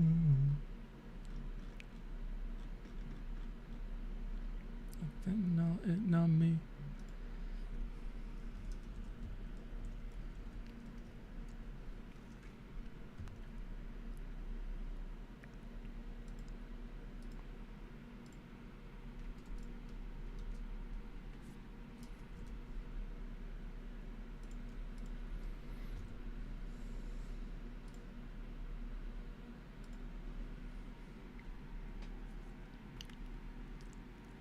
Close.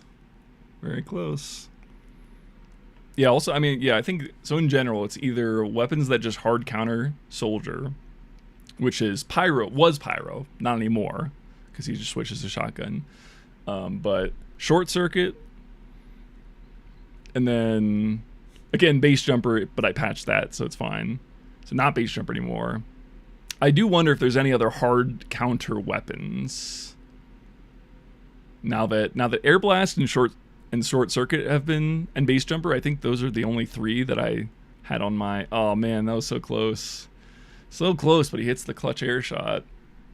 Yeah, but that's the only one I can think of off the top of my head. Like, there's weird weapons in TF2, but there's not that many weird weapons that just hard counter soldier.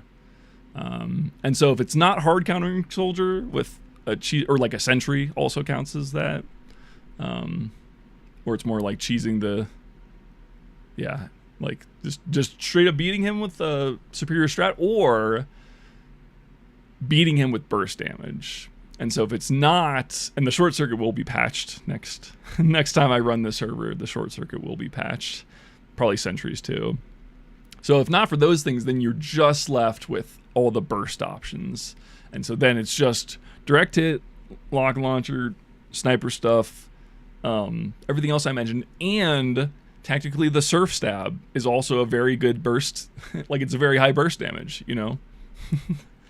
So I think those are all. The thing is, with Spy, it's really bad because he doesn't respect invisibility. He just knows where you are.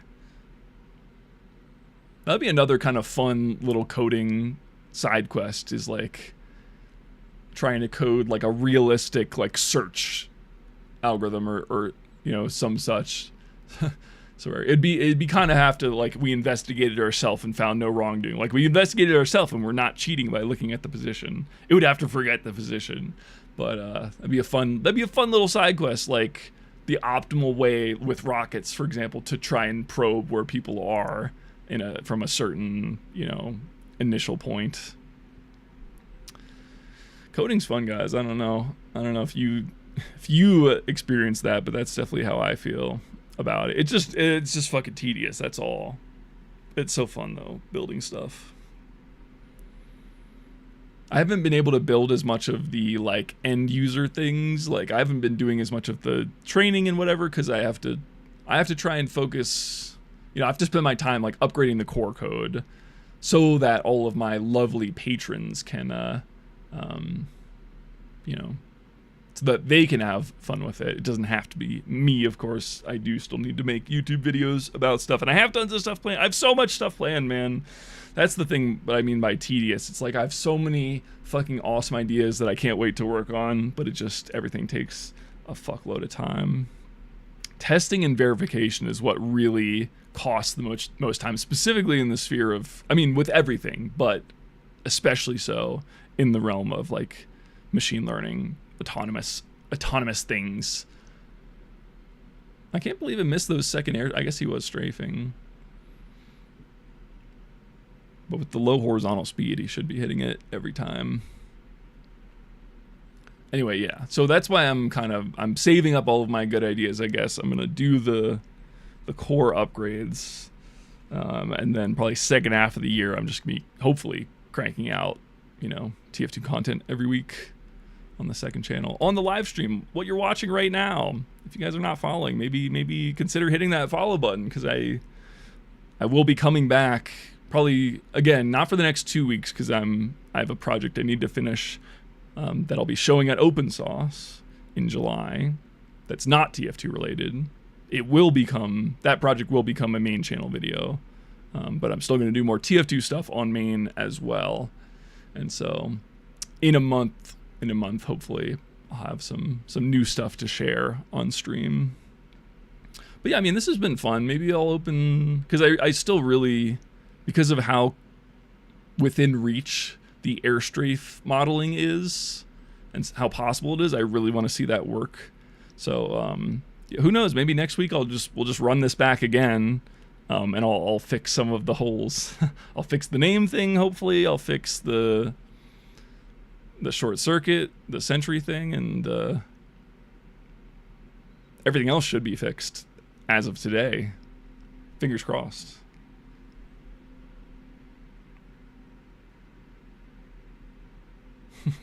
Who's gonna airshot your corpse, bro?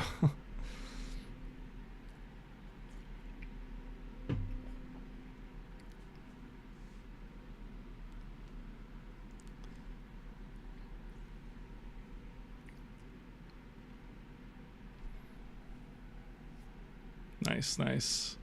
Burst damage options, see? But yeah, there's so many. I mean, just name anything. It's like all of it is interesting. Like, I want to see like ulti duo, like training Francis. Again, this is Arnold, so this is not a learning bot, so it'd be less interesting and more work.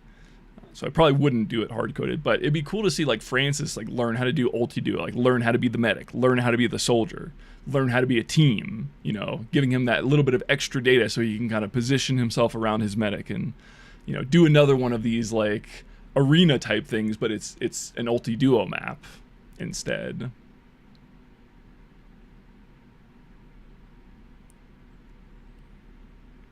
Yeah, tons of stuff. So many ideas, but I have to invest in I have to make the code easier to work with. I have to upgrade some things. I have to make it more readable. I have to make the one of the big functional upgrades is going to be a much more flexible like timing system. So I'm not forced to just have one static update rate. And that will also allow things like currently it's a little bit difficult to, or not difficult, it's a little bit constrained to have like different classes fight each other. So currently it is possible, but the server has one global update rate. So I need to find a matchup where the weapons have like very similar timings. And in fact, there are a few. I have them written down. I forget where I put that list. But yeah, it's more limited because the server has just one update rate. I have to find a combination of classes and weapons that can both operate on that same timing and still be fair. As soon as I do this core like timing upgrade thing, then it should be very easy to do like scout versus soldier, totally different timings, variable timings, like all this extra stuff that's just kind of annoying right now because of the way my code is structured. It did its job. It was a good version 1, but it's time to evolve to support easier development in the future. Because like I could make those same improvements with the current code base, but then it just gets more and more messy, and I just need to structure it in an intelligent way up front. That makes it a lot easier, and should, you know, pay back the investment of that time. And yeah, this is a long-term project, obviously, so I'm okay with that.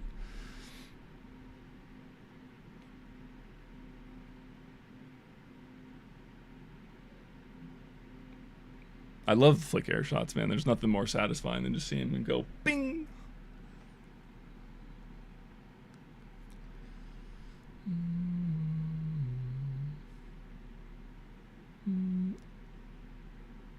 Damn.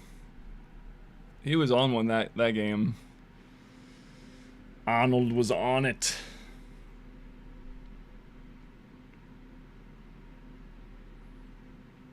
Yeah, there's tons of little optimizations just for this specific bot too with Arnold.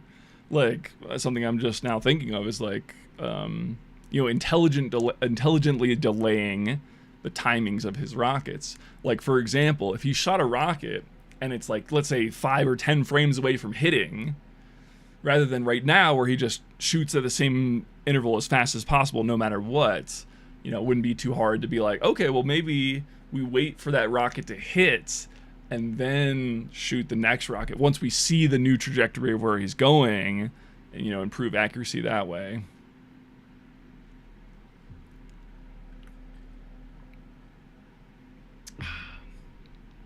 Shockingly, the stream has not gone down since that one at the very beginning. Hopefully I didn't just jinx it.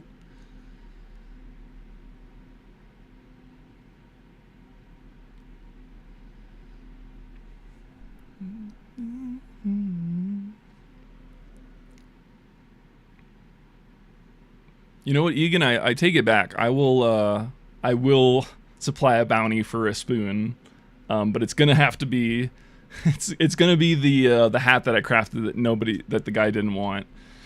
So if you've already got your other hat, which was I forget which one I have it written down. One of them, one of these, not that, this one I think. I have it written down. Don't worry, but. On top of that, if someone gets a spoon, I will also give you a bonus hat. If you get a kill with the Market Gardener, I guess it doesn't have to be the finishing blow, but if you hit a crit shovel, I will give you a flipped trilby for free. On top of whatever other hat you get from winning, whoever ends up doing it. I take it back. I will do a bounty. Because fuck it. I forgot I had that extra hat, basically, that's already crafted. Look, there they go already, instantly.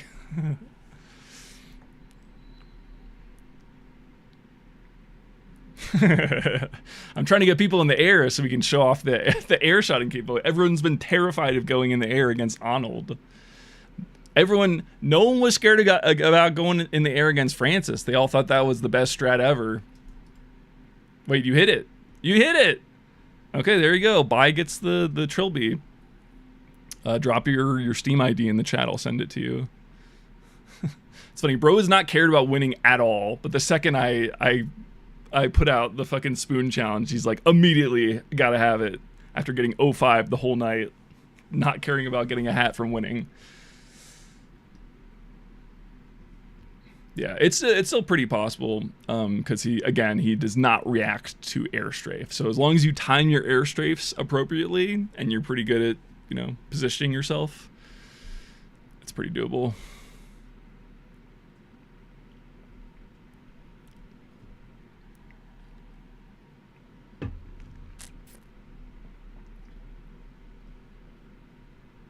Oh shit. I wanted the triple so bad.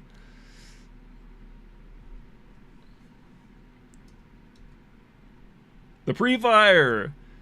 I think it was too early. He gets health added after that. But respect. Respect for the attempt. 23 health. Not bad. Not bad.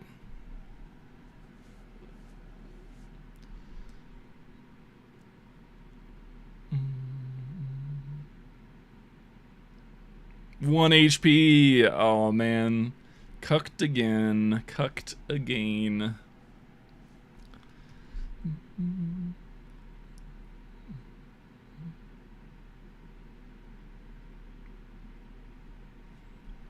Yeah, because if you think about it, I mean, if we're breaking down the meta, I guess, of what is an optimal function by... Okay, gotcha. Also, if you win, I'll give you your crafted hat in the same trade offer. So if you want to do that, it would help me out if you know... Well, I'm going to do them all after the stream, so I guess it doesn't matter. But if you get... You still have another hat available if you would like to win. And I'll craft it, a new one for you. In addition to this one.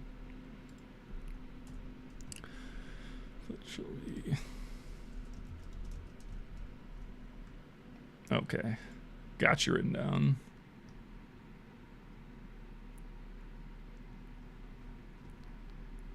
Everybody wants a piece with their spoon. Everybody wants a slice of the Arnold.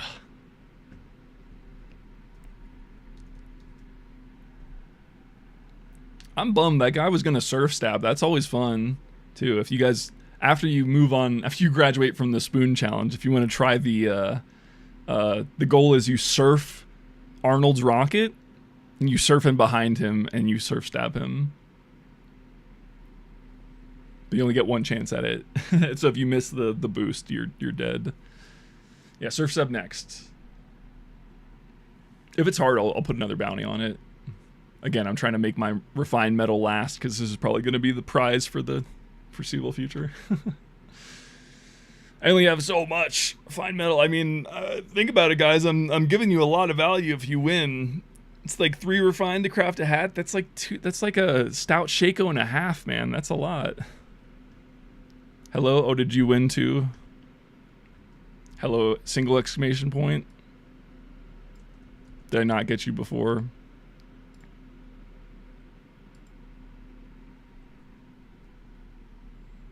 Does a kunai stab buff persist through spawns? No, probably not, because it's gonna set your health at the start of each round. Hello, I'm gonna choose. Hello, single exclamation point. I'm gonna choose to believe you that you won. So let me write you down. If you're lying, shame on you. You've scammed me out of a stout Shaco and a half, but I assume you're not. All right, here we go. You, hello, single exclamation point, will be receiving, courtesy of me, the Hive Minder. 2nd level 6 craft of the day. Kind of crazy. Leading cause of death on the battlefield? You guessed it. Bee stings. There you go. Congratulations. I will send you a trade offer after the stream. Fire. Yeah, that's a good one. That's a good one. I love gambling. Yes, thank you. Thanks for participating. It's these types of streams are always fun because I just like, you know, one, it's a little easier for me. Like, you know, because if I'm gonna fucking talk about, like, if it was just me, you know, talking about this, like, the technology could be cool as fuck, but it's like I have to do a fucking lecture on it. I have to bring a PowerPoint. Like, this is how this works. And this is... Versus if I just do a public stream. Also, shout out to Comrade Yazoo, who may or may not still be in the chat. He's the one who supplied the server and made this possible. But yeah, this is way better because it's like, I don't even have to explain shit, really. It's like people, not on an individual level, maybe for the YouTube video, but yeah, I love, you know, you guys being able to just join and play exactly how you'd want and see how they, you know, the AI reacts. Like, it's a lot more tactile. It's a lot more tangible to like what testing and showing off the bot does. Yeah, so but you know, it requires involvement. Here we go, overtime, last round. Oh, Arnold's in the air. Arnold in trouble. Getting out DM'd. Well done, Mr. Sweet Potato. Is that your first win? Did you finally get it? If it is, you send me your Steam ID. I'll craft you a hat as a reward. Yeah, thanks. No, of course. I mean, it's fun. I mean, and the whole idea of it is that it's something I can keep coming back to. Like, if I was just... Gotcha. Okay. Do I already have you written down, though? Did you already get a hat? Don't lie to me now. Just getting worse. But yeah, everybody, if you beat it, you get a hat. That was the whole point. I wanted, you know, there to be some incentive to, like, actually trying to win, other than just pride. Darvo, I see you. That was kind of close. Yeah, okay. Oh, I won't craft it until you put a Steam ID in chat. Oh, shit, he got it. Let's go. The GOAT. Goat Darvo. All right, yeah. Yeah, I'm not going to give you a hat for that. I didn't say I was going to do a bounty, but that was still impressive. Probably more impressive than the spoon, to be honest. I only did the spoon one because that one guy said he didn't want the trilby. I don't know why. Who says no to a free hat? This is the fucking hat factory, bro. Imagine playing Hat Simulator and not wanting a free hat.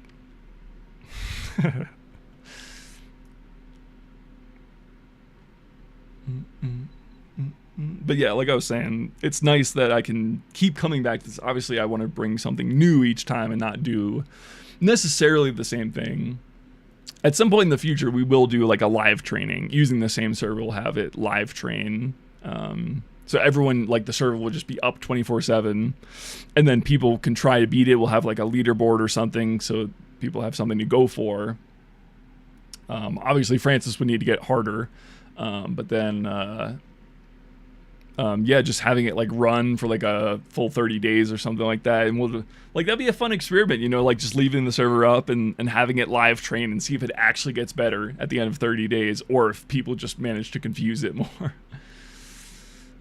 I put my Steam profile link in the Discord general. Oh, is that you? Love Taste Wii U. Oh, no. Your Wii U they. I didn't see the end of it. Okay. Cool, I got you. Wii U they. And I'll add you back to the developer chat as well. Or wait, no, you said, sorry, I glanced, I saw you put a Discord message saying you added back on the Patreon. If you did that, I'll add you back to the repo as well. But whether you did or not, no matter what, I'll add you back to the developer chat. Wait, why isn't the round going? Isn't it supposed to automatically go?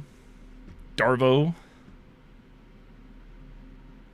Did it just break? Is that why he's just jumping around? Overtime ended? Oh, you got access to the repo, okay. Wait, the repo? Well, it's not an automatic process, but you got access to the chat channel, and I'll have to manually re-add you to the GitHub repo, but I'll do that after stream. Dead Ringer might break it. Yeah, maybe it is Dead Ringer. That does seem more possible because the overtime shouldn't be a problem. The overtime's been unbroken for a while. I'll just restart it. It's no problemo.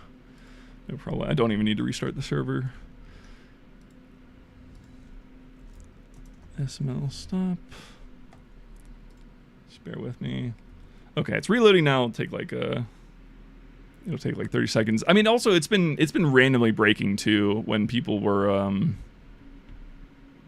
when it was just like sitting for a while. When I was testing it before I went live, it was continuously just like breaking. Got the repo, but not the chat? What? That's not how that's supposed to work. In either case, I'll give you what you're missing after the stream. Wii U they. I'll message you about it if there's an issue or something like that.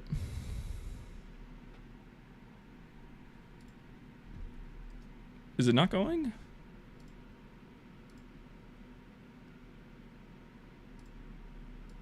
Oh, you have to shoot a projectile now that I reset it, Darvo. Yeah, there you go.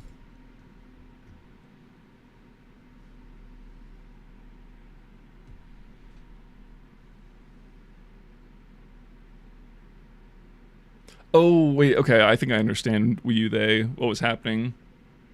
I got you confused with someone else who I removed from the repo.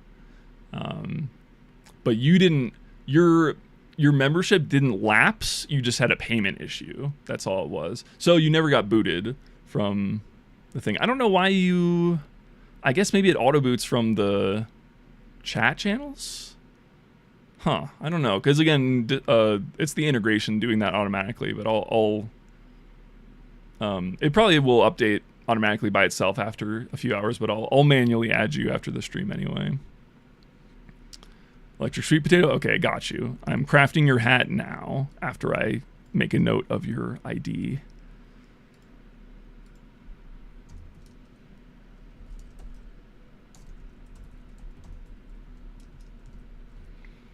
We've got through a lot of refined today. I've crafted 7 hats. That's 21 refined.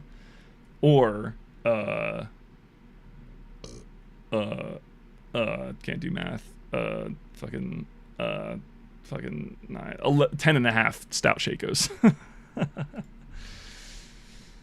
Okay, let's see what you get, Mr. Potato. Let's see what you're gonna get. What's it gonna be? What level's it gonna be? What class? You are the proud owner of a regulator. Congratulations. This is a dope-ass hat. This is actually one of my favorite older unusuals that I don't have anymore. I don't mind my current demo unusual, but I used to have a regulator that had orbiting fire, and it was pretty low valued, and I wish I had held on to it instead of selling it to trade for other stuff. But this is a goated hat. I just like the implication that it was like, you know, like a little blunt fairy, like a little weed smoke fairy, like orbiting the regulator. I kind of wish I had it back, because the demo unusual I have now is, it's decent. I mean, electric shock is not the best effect. I like the electric shock. I just don't like the hat. I think I traded for this. Anyway. Also, while I'm showing off loadouts, I'm really proud of my pyro loadout. Look at this guy. It's so fucking cool looking. The gold fucking sombrero, the bandana that perfectly doesn't clip with the last breath. Goated. Anyway.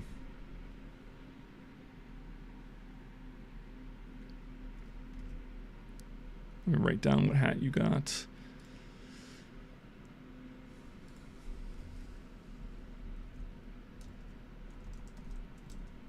I have no idea how to spell it.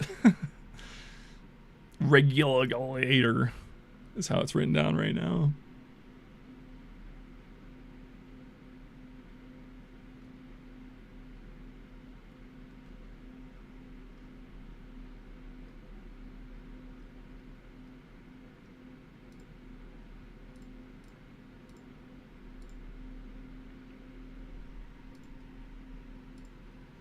All right. Gonna sleep now. Any troubles? No worries. Thanks for hanging out. I probably won't be live for too much longer.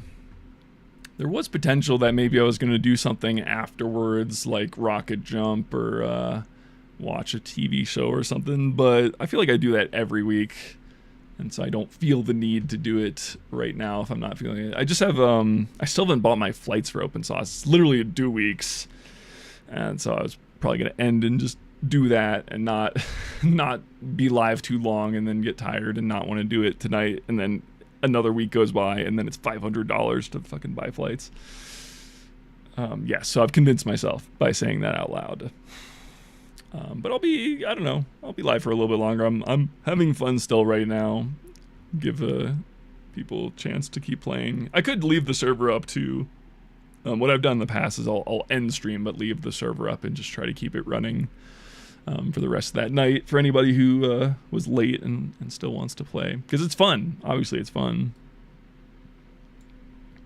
and it is you could argue it's a decent training tool, certainly just for raw aim. I wouldn't say it's like good necessarily like DM practice, because he does things that humans don't do, like again with the exact mathematical precision and the not looking at air strafing, but certainly he's good at like forcing you to hit your shots. I think that's the part of it that is really good practice.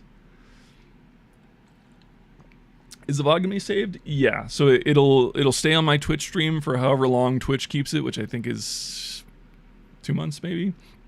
And then if you type !channels in the chat, it'll link all of my YouTube channels. I do have a VOD channel. The VOD channel is called Raw Thomas, RAW_Thomas on YouTube. And I've been uploading all of the Twitch streams just as an archive, more so for me, not really that channel's not supposed to, like, that's not the channel that's gonna go viral. Obviously my VOD channel, but yeah, it's nice having a little an archive of all my videos, because Twitch deletes them eventually, and who knows, like for example, I've been wanting to I've been doing these streams, you guys might have seen them, where I'm trying to get top 100 on a rocket jumping map, and so it's been like over 10 plus streams, all of them multi-hour streams, of me grinding the map and slowly getting better. So I want to do like a highlight video once I actually achieve it, and like pull a few clips from each session. So for stuff like that, it's like if I just left it on Twitch and didn't download it and re-upload it on the Raw Thomas channel, it would have been gone forever.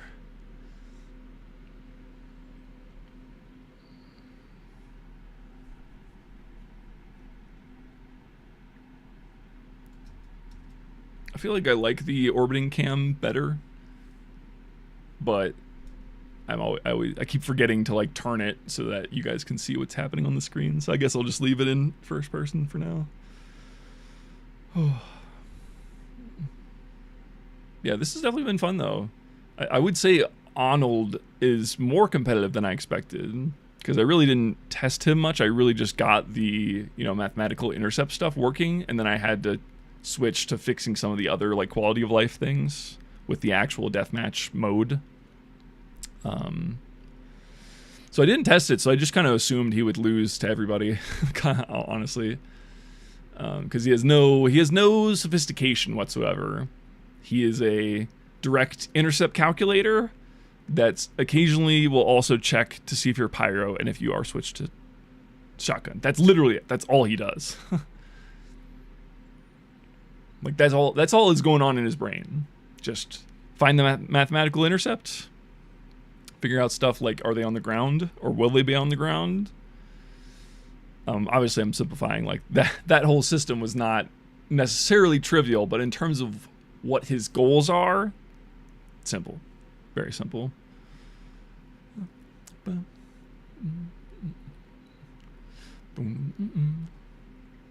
Oh, the triple! Oh, he just lost all his horizontal speed. There's nothing Darvo could do.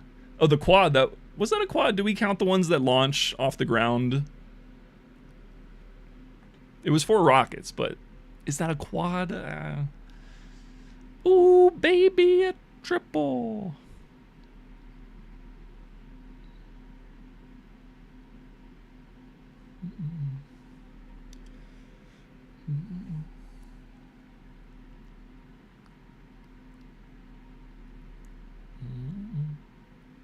But yeah, another kind of hidden benefit, maybe not hidden, but another, like, I guess, ancillary benefit of building this AIMBOT, the Arnold, as opposed to Francis, is that I can actually train Francis against Arnold now. So previously, the way the training worked is it was Francis against himself. Basically, another version of Francis, maybe slightly randomized, whatever, different position. You know, not literally the exact same action, Francis, because he reacts to stimulus. You know, but the same brain, basically, in a 1v1. And for the soldier, that works okay, but there's problems with it. Like, for example, I described earlier, I tried to train scout dittos the same way, and the scout dittos were super boring because the mathematical correct answer is get as much damage as possible, right? Which means run to the center against your opposing scout, crouch, and just meat shot each other over and over. Like, no movement, no nothing, because it's just scout versus scout. And obviously that has some of that is because of the matchup, like because he has hit scan weapons, whatever, not projectile. But some of that also is like, you know, I can see some of those same issues happen with Francis versus Francis, where it's like whatever strategy that kind of develops, they both kind of get locked into that. And so training is not the most efficient when you're starting from zero. Yeah, I know, shocker. Who could have predicted that training a robot from literal literal zero knowledge of anything, including how to even move in TF2 every time? I know, shocker. It's not the most efficient way to train things, starting from absolute zero each time. So I could still start from zero in terms of the brain, where it's you start with an undeveloped brain, but I could have it, instead of Francis fighting himself, I could have Francis fight Arnold, who is, you know, essentially a perfect air shot machine and will always hit the optimal rockets. Not currently, but, you know, that's where he's going to be, maybe as soon as next week. And that way, Francis's training time becomes a lot more efficient because he's like training against someone who's a lot better, right? He's training against someone who already has it mostly figured out, right? Except for a few things, let's say a few gut calls on like maybe timing or whatever freedom I give him. So it's like a way to speed up training that doesn't even require any technology difference, really. I mean, you could count Arnold as the technology difference, but all I mean is that you can use the exact same learning parameters, the exact same training, everything that was already built, and get way better performance because I'm starting with, like, he's fighting a robot that already knows what to do. So he learns much quicker by necessity, almost. And, you know, it's kind of how real life learning works. Like the example, like the parallel that comes to my mind is Super Smash Bros. Melee. If you guys don't know, that's a pretty old game now. I don't want to hear it if you think it's too old, because you play TF2, and that's also an old game. So shut up if that's what you think. But Melee's awesome. It's a really tough, like, technical game. It was meant as a party game, but it actually has, like, surprisingly very deep mechanics and hard mechanics too. Like, it's older, so it doesn't have like a buffer, and you know, inputs have to be very precise because it's not very user friendly because it was made in 2001. But I'm getting a little off track. Basically, that's why I love Melee. The reason I'm bringing it up is because I've kind of experienced a similar thing, that the training thing that I was talking about. Like, I've experienced that same thing with Melee and trying to get better at that game as a now primarily competitive game. Big headshot. And yeah, as a primarily competitive game, I noticed I learn a lot better and faster when I'm training by fighting against someone who's better than me, right? Versus, so I don't know, that's just something that I need to work on personally. In fact, I probably will be, especially for the next 2 weeks, I probably will be streaming more Melee stuff and working on the grind. And so I'm sure if you check out any of those streams, you'll hear this like a billion times. But what I want to do is I basically want to fight this Melee AI for 100 days. It's an AI that's really good. And yeah, because currently I fight this other bot all the time when I practice Melee, and it's like bad. Like, he's not good at the game. He doesn't do human-like stuff. He doesn't do the right punishes. So it's not good practice. I've been spending, you know, in terms of hours, I've been spending so many hours fighting this other robot, and I could be way better at Melee if I just fought, you know, first humans, obviously, if I just fought humans because they're better at the game. But even if I just switched this other robot, I'll get so much better, so much faster, because the baseline is like already at a higher level. And so I think I can accomplish the same thing with Francis. In fact, maybe I'll do that next week. Maybe I'll bring an upgraded Arnold and an upgraded Francis that trained against Arnold. Oh, I kind of like that. It's a little harder to make like a YouTube storyline out of. It's like more distracting. But from a technical standpoint, I'm actually genuinely curious about that now that I've said it. So yeah, I guess that's what I'm going to do. I guess that's what I'll do for next week. I don't know. I'll just train. I really want to see how much better Francis can get if he's training against Arnold the whole time versus training against himself. Maybe we'll do that. We'll do like, I'll train two. I'll train a Francis against himself. I'll train an Arnold against Francis for the same amount of time. And then I'll also bring the updated version of Arnold, and we'll do kind of like do a little comparison at the beginning and then switch back to Arnold. I don't know. I'll figure it out.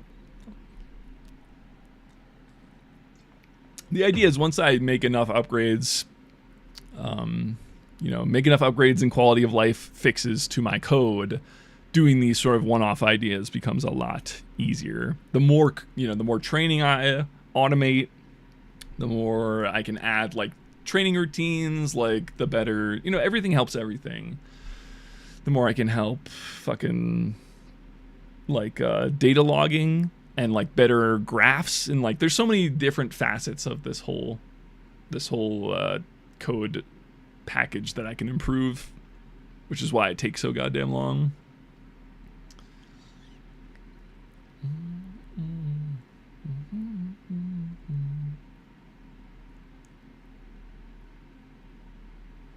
Yeah, this definitely could be pretty decent decent dodging practice. Obviously the Arnold is not predicting where you're going to go. He's just reacting.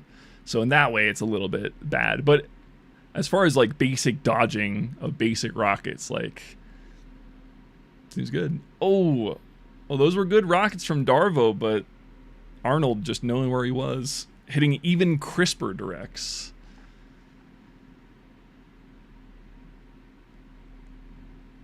Damn. Crunched. Oh, he died. It took, I think he just died. Like, I think the fire was 1 frame away from being done. Like, that was the last tick of damage he took. And it perfectly killed 4 HP.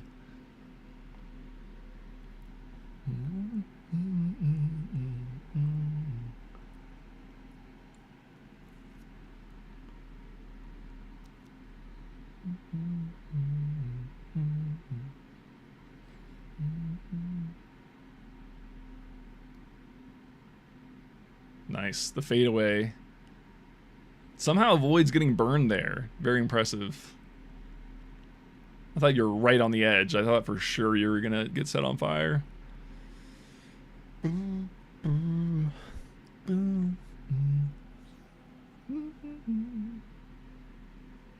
Noob.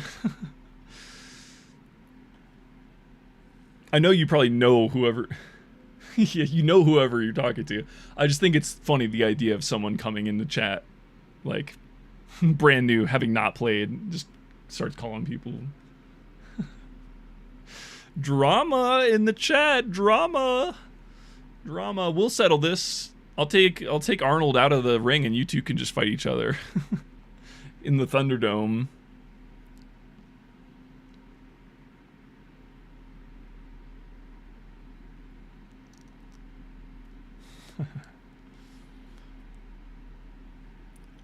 This is a meritocracy. You're only allowed to call people bad, mean names if you can beat Arnold.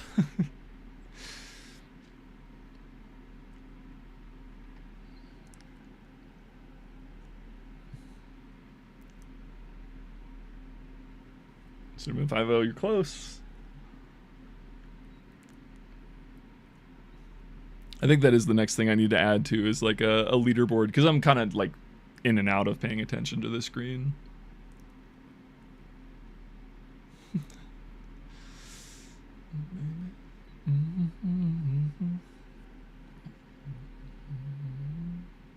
Because yeah, then that gives you guys a little bit more incentive too, for like, you know, other than just beating Arnold, there's an incentive to beat him the hardest, you know, best score line. I'm actually good though. I don't know, buddy. Scoreboard. Scoreboard says 0-4, so that must be how good you are.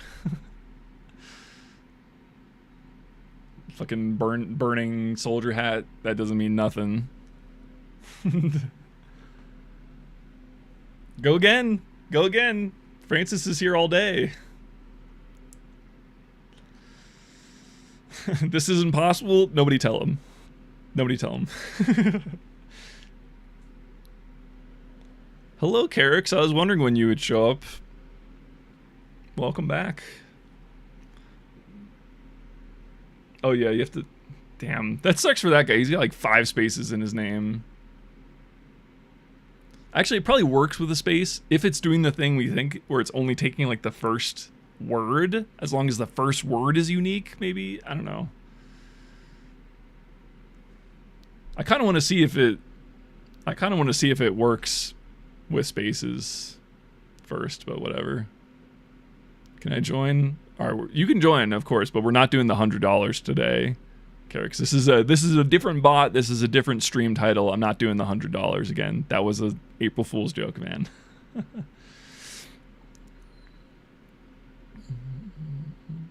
But I do have a prize. If you can beat Francis today, the prize is now a free hat. So you get 1 free hat per person if you can beat him today. No trickery this time. It's a lot more possible than the last time I did that challenge.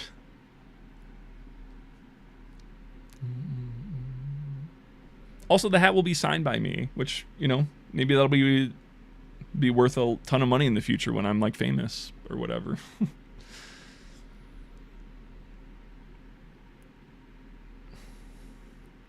How can I join? Exclamation point join in the chat if you want to join.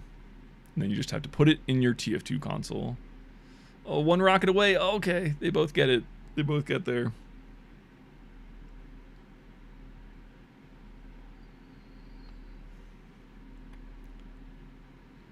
Damn.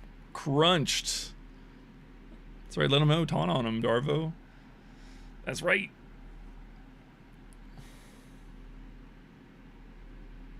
Oh. I saw the vision. I saw the vision.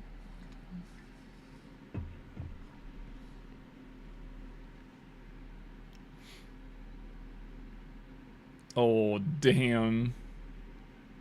He read you.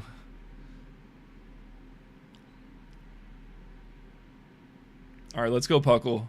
Oh, no. That's a bad start. Damn. Demolished.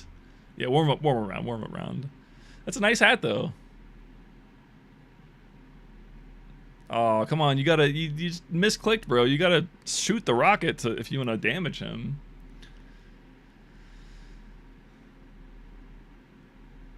There you go. He's on the board, ladies and gentlemen. 6 HP and a dream. Let's go. Hit the air shot. Oh, that was actually really close. Oh, no. Getting there. He wasn't here earlier. He doesn't know the weaknesses. He's just pencil jumping everywhere. 2 HP though. Certainly a close round. I won't tell you what they are yet, but I will tell you Arnold's got some weaknesses, some heavy weaknesses. He's starting to figure it out. That's kind of the fun of it too. You know, I don't want to just be like, here's how you beat the guy. Like I don't need people to just lose. Obviously, I don't mind giving away hats, but I feel like it's more fun. Like that's the fun part of gaming for me, is like figuring stuff out, you know. Oh shit, it's clutchable. He's brought it to game 9, or round 9, I should say. Wait, this is easy. In before. Okay, you got it. There you go. Very nice. Yeah, so again, the weakness, now that you beat him, the weaknesses are, 1, he doesn't currently react to air strafing, which I wanted to have working for this, but ran out of time. And then also he shoots on a set interval, so you can kind of juke him. What's this called? I mean, it doesn't have a name. If you want to know more about the project, you can type !channels in either one of my live chats. And on the main channel, I think is probably the better introduction, but it kind of explains what, you know, what this bot is. Now, I will say this is not Francis. That's been the bot that's been featured in all of my videos. This is a new bot. I'm debuting today. His name is Arnold. It's been a while since I showed this, so Arnold is who you're fighting. He's a hard-coded robot, not a reinforcement learning project. But yeah, if you want more info, you should look at my YouTube. It's a baseunderscorethomas on YouTube. And I think I explain it there pretty well, so I'm not going to try to sum it up live. Choose power, whatever you want to play, Carrix. I don't care. I just want to see people play how they want, and I want to see, I don't know, if I had a choice, people, you know, try different things. It seems like everyone wants to play just Soldier in the server right now, but I don't care. Whatever, you know, it's for fun. It's for you guys.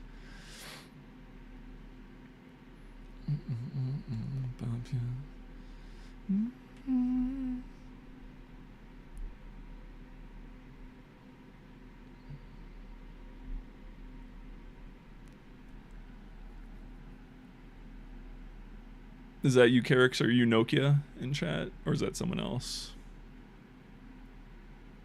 Lots of people. Oh no, Carrix is Carrix. Okay, just other people are joined. Welcome everybody. If you want to join the, once you're in the game, once you've put the thing in your console that's joined you the game, you also have to type !add to actually get into the arena. He shotgun swaps against Pyro. Yes, he does. Also, if you are someone who has a space in your name, it might break until you remove the space. So just be forewarned, if you're exploding or can't change class, it's because apparently names can't have spaces.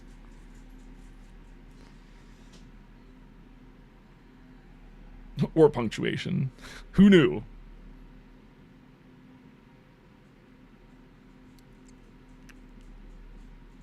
Darvo, if you strafe the other way, you had it, man. 1 HP clutch, almost.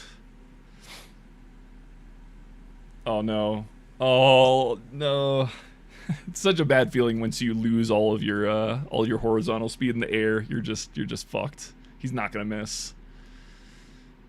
If you have no air strafe juice, you're just dead. What's your reward for winning? I will craft you a hat. It'll say it was crafted by me, a famous person, and I don't know, it costs 3 refined.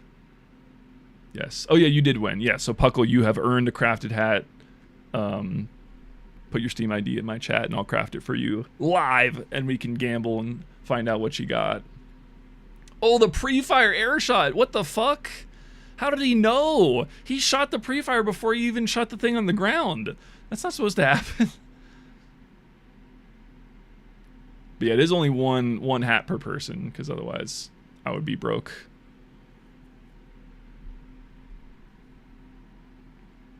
I will kill friends. I believe in you, Carrix. I think you can do it this time.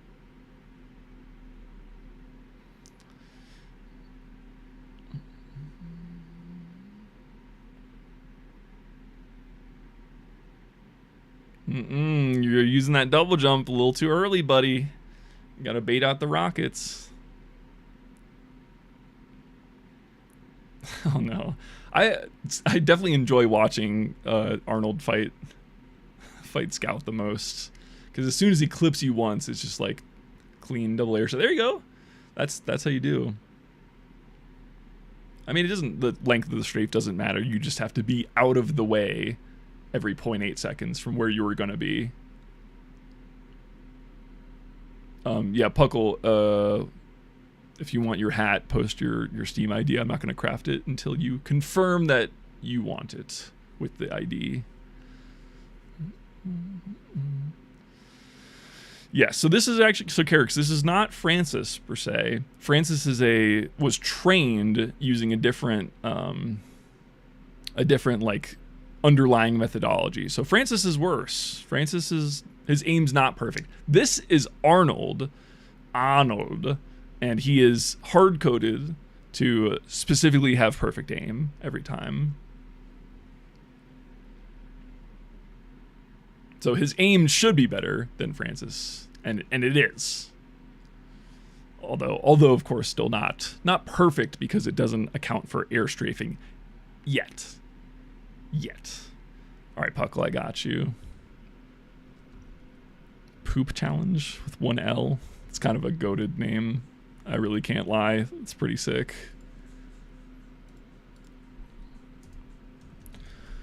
Puckle ID, okay, and I want to watch Carrix fight him, but after Carrix is done, I will craft you your hat.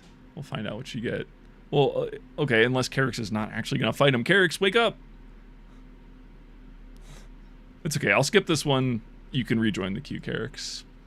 Let's see. Come on down, Mr. Buckle. We got 3 refined going in and coming out. Drum roll, please. You are the new proud owner of a Defiant Spartan, level 71. Very nice hats. Very iconic. Defiant Spartan. I will send you a trade offer after the stream.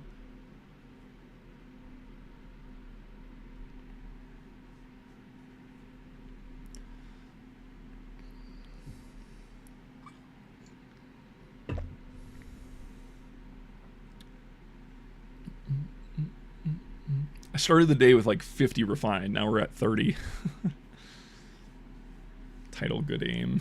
You're gonna name tag it. Oh, the 6 HP clutch. Almost, bro. You just needed to scratch him. Yeah, I really like, I mean, Scout versus Soldier is like one of the most dynamic. 6 HP again. Exactly the same amount. But I was saying, Soldier Scout feels like one of the most dynamic, like, DM 1v1s. I mean, because like demo is interesting too, but it's like, it's mostly just like a stick gear to deny space and then pipes. Versus Soldier is like more splash, more interesting, especially when it's not just a flat ground and there's things to splash off of. Oh, the pre-fire again. Darvo doing just enough air strafing to get it done. Well done. Who the fuck is Title, bro? I don't know. Who's Title? I don't see anyone named Title in here. Yeah, everyone who joined, again, everyone who joined the game, who's in the TF2 game right now and wants to play, you also have to type !add or /add. !add, and that'll add you to the queue. Oh yeah, no, we changed that today, Carix. It's now just automatically starting so that you can use weapons that aren't projectiles. Because some people wanted to go heavy and not have to switch classes. So now it just goes automatically. You can start with whatever class, whatever weapon.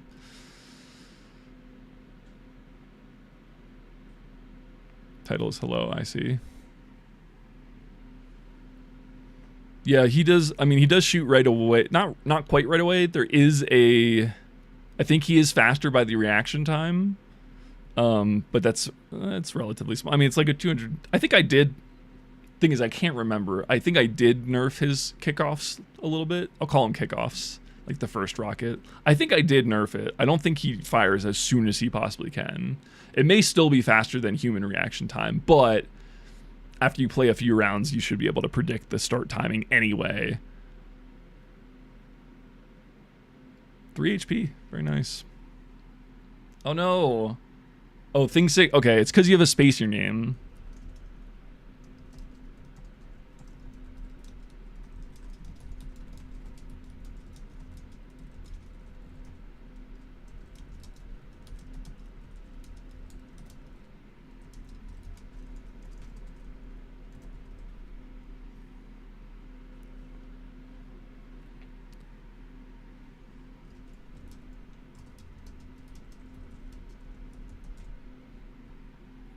It's fucking Valve's fault, man. Dude, why the fuck would they make their default fucking name finding function not work with spaces? Like, that seems like such a basic thing. People have spaces in their names. Like, I don't get it. Actually, I wonder if I put like escape. Hold on, I'll have to test this later, but maybe if I put like quote escape fucking quotes on it. Yeah, sorry guys, we only figured that out today. Otherwise I would have had time to fix that. But yeah, as long as you're willing to change your name to play. At least we figured out what it was. That actually makes me really happy, because like for months we've been struggling with this issue where people just randomly explode, and I couldn't replicate the issue because my name doesn't have spaces in it. And like, I never would have guessed. I'm actually really grateful that you guys figured out it was spaces, because like I never would have guessed that. Like, it makes sense after the fact now that we figured out, okay, but like, why? Again, it's the default fucking, the function is literally called find target. Okay, it's literally you put in a string and it finds you the person who's named that. Why would that not work with spaces? Like, it doesn't make sense, man. It doesn't make any fucking sense. Fucking Valve. Fish, you won. Fish, if you would like to collect your free hat, drop your Steam ID in the live stream chat and I'll craft it for you.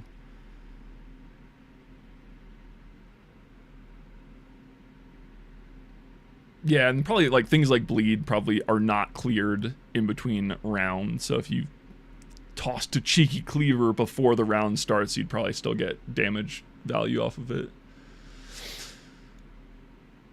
Oh. It also feels like there's something really satisfying about airshotting scouts, because you feel like because scout has the most air control, generally you don't see, like, it's the rarest air shot of the, you know, of a sixes team.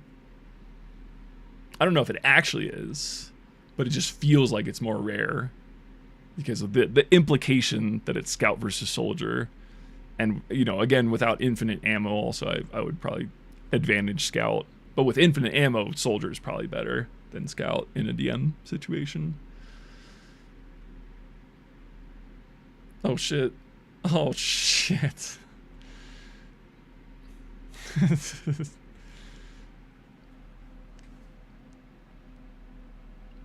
think you got to do the tide turner so that you can, because he'll still read, like, he'll react to your velocity. He'll still predict where you're going to go. So you need a quicker change of direction to avoid getting shot.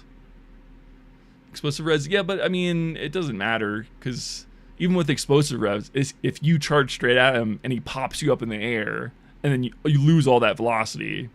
Not really, because it's a charge, but even so, it's like, essentially, you know, he'll still predict where you're going in a straight line, and then pop you up, and then you have no velocity, and then you're juggled, and then you're dead, versus Tide Turner, where you can charge and turn quickly enough that he can't bounce you out of your path, effectively. The Crater got his ass. Oh, nice. The black box. Very much important there. Saving you that 3 health. Yeah, also, I mean, other improvements I should probably make is, like, changing the, like, randomizing the spawn position, you know, so that people can't just pre-fire every single time. I mean, the projectiles are supposed to be deleted, but that's a different issue as well.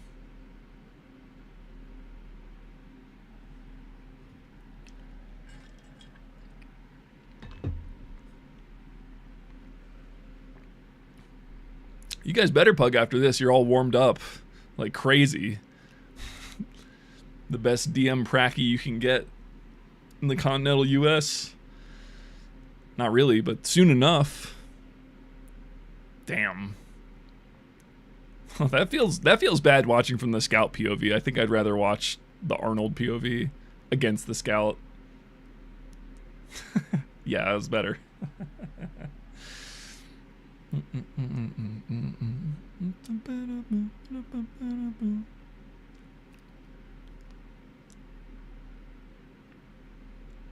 So I have a surprise ready to go now that it's late in the night. I do have ready to go a code that will switch Arnold to the direct hit. If you guys have any interest in that, I feel like I should do that. Here, okay, so here's what I'm thinking. I'm not gonna be live for too much longer. You guys can get a few more rounds in of the Golden Gibbous. Hold on. Tell them in chat. Gibbous, you have to remove the spaces in your name. I'm sorry about this. But at least that's how we know it'll work. So yeah, anyway, I'm not gonna be live for too much longer. On Steam, right? Yeah, on Steam. So, but I want to show we'll do a few rounds of the direct hit just because I want to show that off. And then I will end on stream, but I will leave the server up. So if you guys want to go back to, default rocket launcher after I show off the direct hit, that's totally fine. I'll try to leave the server up. You guys can keep playing, but I will end on stream so I can go eat some food.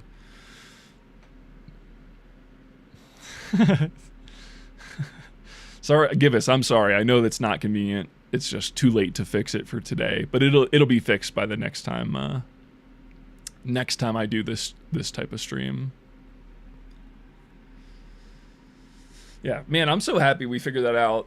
Again, fucking stupid. What a stupid thing to be the problem, but there's such a satisfaction from like a difficult problem not knowing what's wrong until finally you figure out what that one thing is and it all makes sense.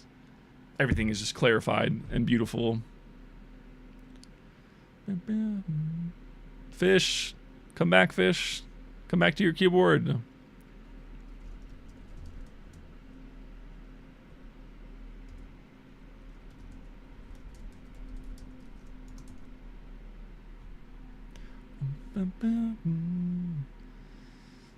Oh, he's trying funky weapons. Finally, yes. Wait, I don't even know what this weapon does. Is it just fucking levitate people?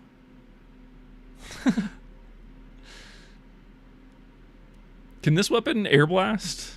Should I make an exemption so that it doesn't switch to shoddy for this? Oh, he finally got it.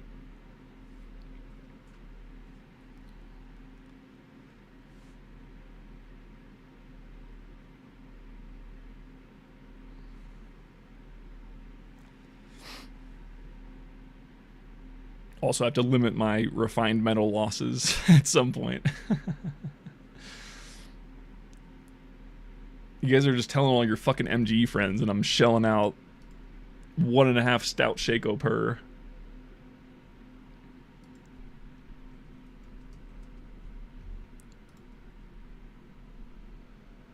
Yes, thank you, Egan. I appreciate you telling people. I was about to say the same thing.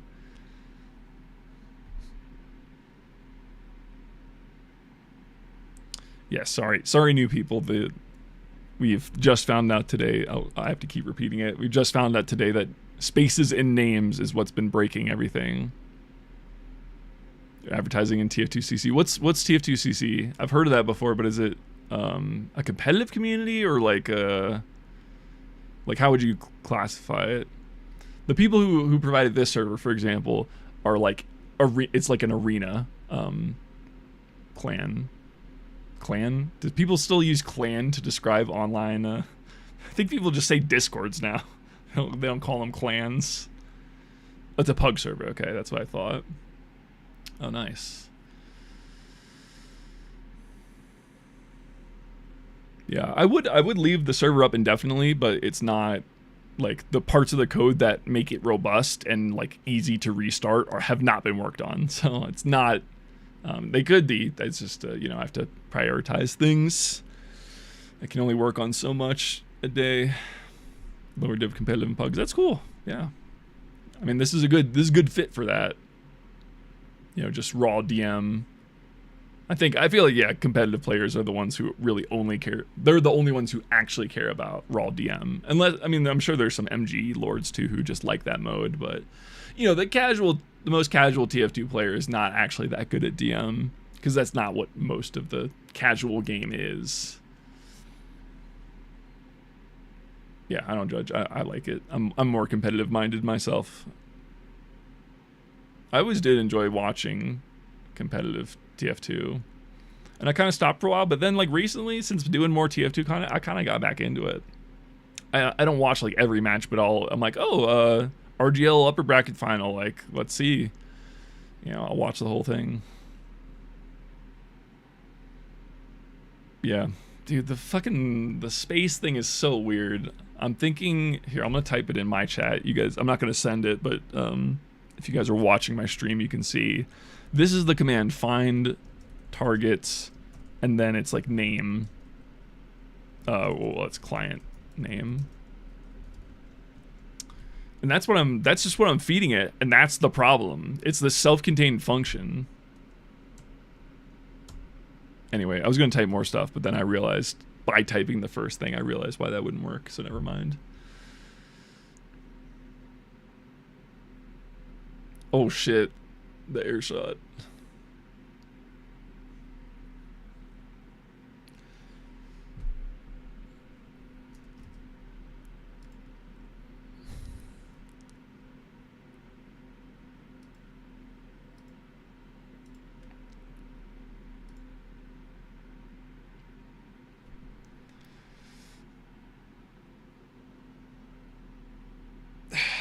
Yeah, I gotta try to find a different... Because, like, I mean, I already explained the solution, which is to make the core of the code not use names. But that's a much more intensive upgrade because I have to change everything from names to entity numbers. But an easier solution... Damn, he hit that fadeaway air shot. But the easier solution is probably just finding a different... Or somehow making find target more robust. In fact, I'm curious about this.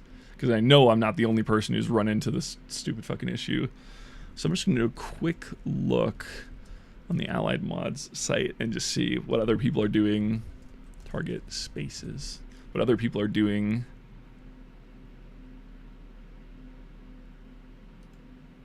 It says if you want to use the name of spaces, you have to use quotes, which is what I thought, but why does it not quote itself?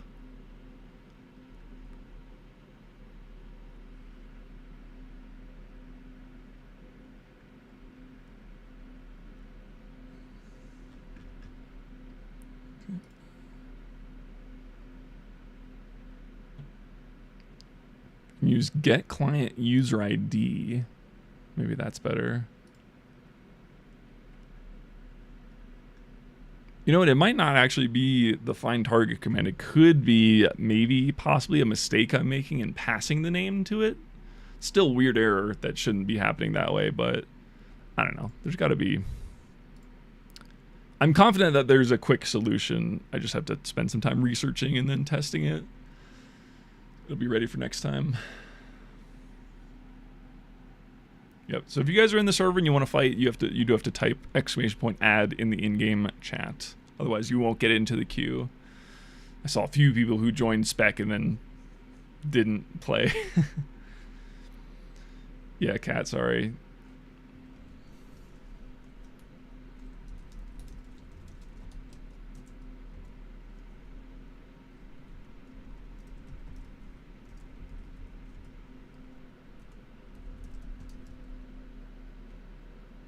I rage quit. Fair enough. They're all just rage quitting instead of changing their name. And honestly, if they're gonna rage quit, they weren't built for this anyway.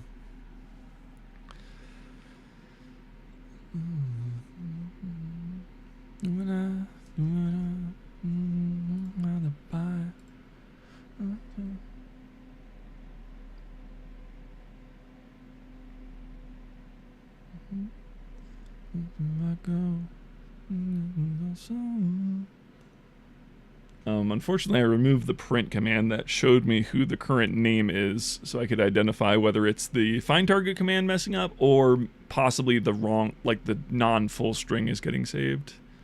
I do think it's the second one. Or I do think, whatever it is, I'm pretty sure it's not my fault. That's the story. That's my story. I'm sticking with it. Surely it's not my fault. Surely it's Valve's fault.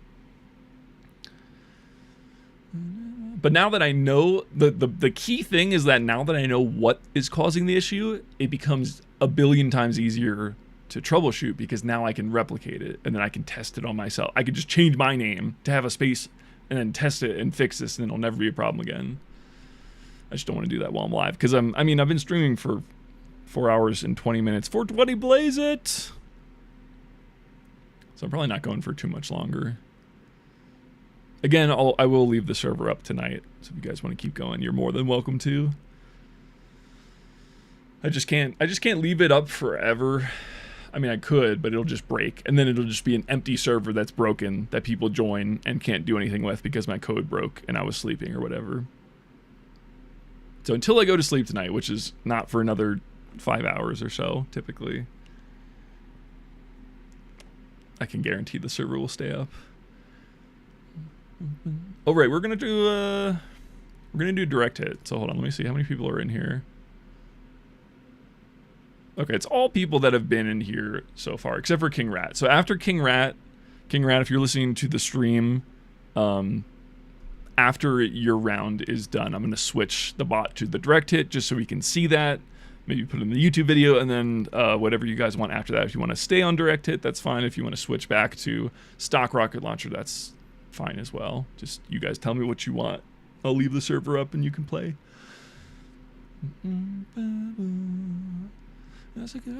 Yeah, I was worried about that. I'm kind of surprised no one just ran up and burned him so far, because he switches to the shotgun, which is what he's supposed to do, and I think he's got good aim. It's hard to dodge. It's hard to slip him because he's got perfect aim, but the shotgun is not like the highest DPM. Could Francis use all the rocket launchers? All those simple ones. I don't think he could use beggars, for example. But yeah, he could use anyone. Whatever you want. Do you have a suggestion? I was just gonna go with direct hit because it's like, you know, perfect aim. Kind of a match made in heaven. But you can do whatever. Anything except, you know, anything that it's just standard click once and shoot. So again, not the beggars.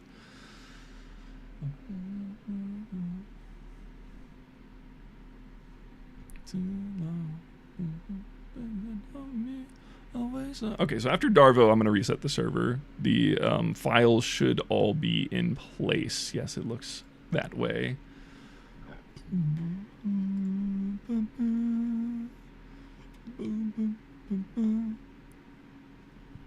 Come on, Darvo, clutch this shit. Oh, the upwards pre-fire. That's kind of hype. I guess it doesn't work.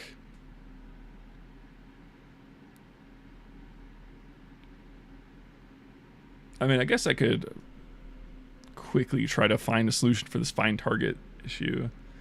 Yeah, the rest aren't that different. I mean, black box is good health. He can airstrike. No. I mean, he could, but I haven't coded that behavior. He's gonna do the same thing that he's doing right now with any rocket launcher. I can change the speed and stuff, so like he will still aim accurately with the direct hit, but yeah.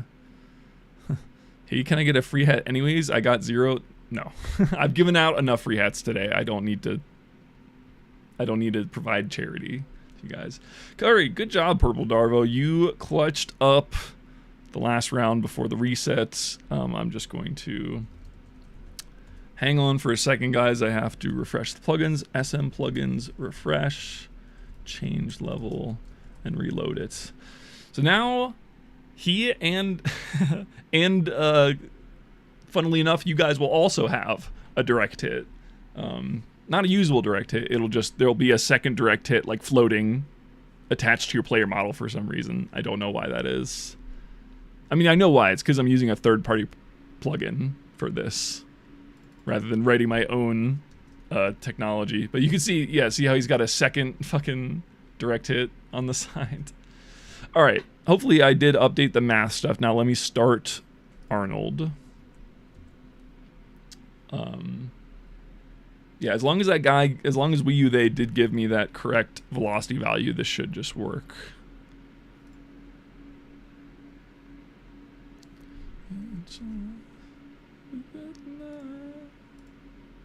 Okay, let's see. How's his aim? That's pretty good. Yeah. Thing is, it's less splash, so this might be worse than the previous rocket because, again, he's got perfect aim, but he doesn't react to... I mean, he can't predict the future, 1, but 2, he doesn't react to air strafing. So as long as you guys can stay on the ground, I think the direct hit version is beatable. If you can't stay on the ground, it's going to be a lot harder. Oh, shit, he ran out of ammo. He ran out of ammo and switched to the fucking Bison. Okay, well, this part has not been tested, as you can probably fucking tell. No, he switched to the Bison because he fucking ran out of ammo, I guess. Why isn't he getting a regen, though? That's fucking weird. Also, why didn't he switch back? He should have switched back.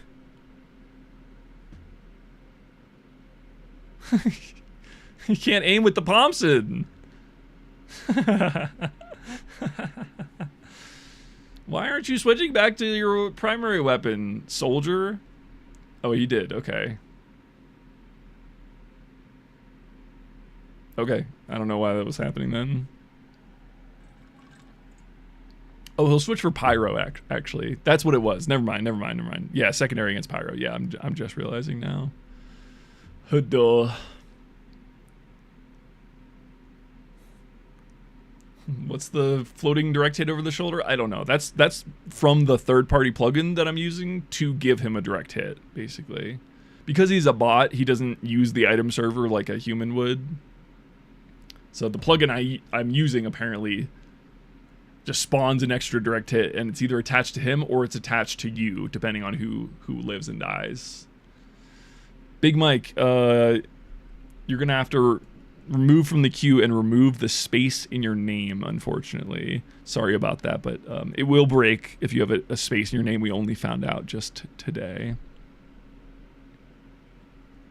Big Mike, if you're hearing me. Big Mike.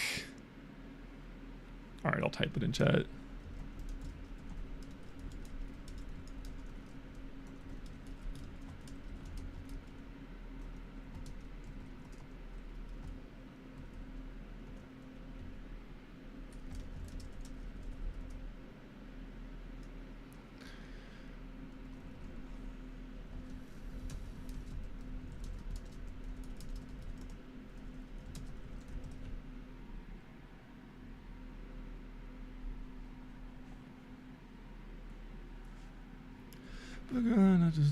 Yes, thank you, Sweet Potato. You're doing God's work here, bro.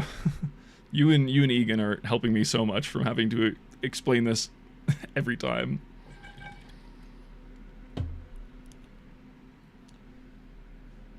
Oh, he got it, Darvo. We got it. We're good.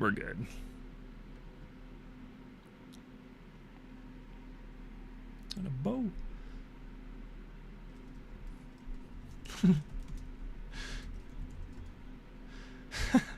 It just took you guys too long to type. We got it. Yeah, that's also why he has a bison all of a sudden and a fucking escape plan or last chance, whichever one it is. It's because the mod I'm using just changes all the weapons for all characters, so it's so it's kind of random. 5 times the VC. Okay, say it again. Say it again. Don't stop. At this point, you've done enough. Just keep going. Hey, Mike. By the way, you know you have to remove the space from your name, right? Yes. See, exactly. Thing is, someone's going to join the server when we're repeating it like 10 times and still not know that they have to do that.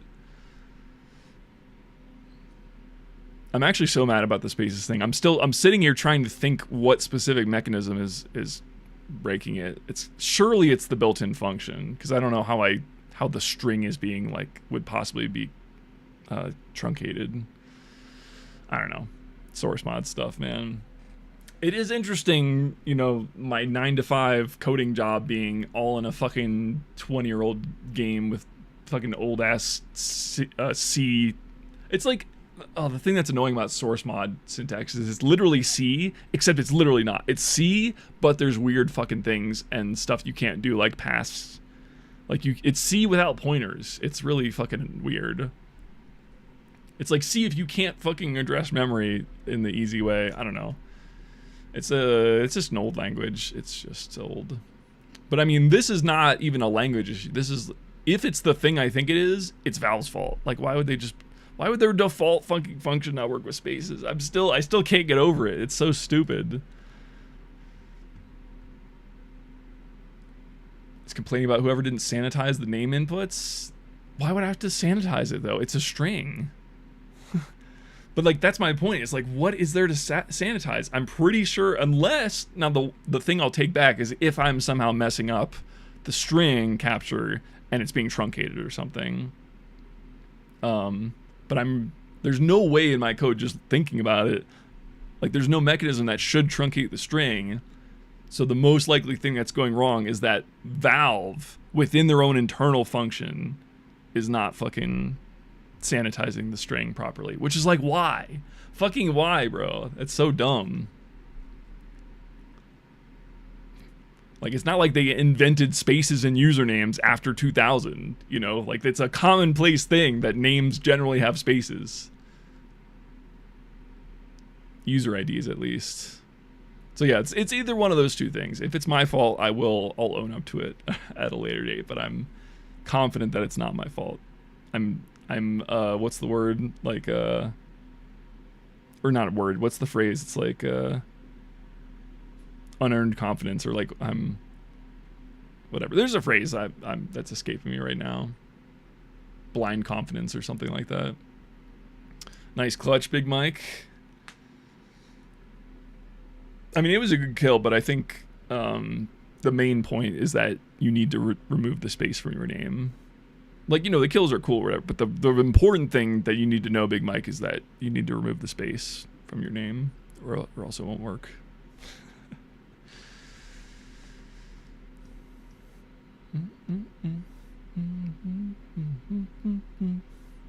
Nice. Big glitch, though. Game 9. Love that.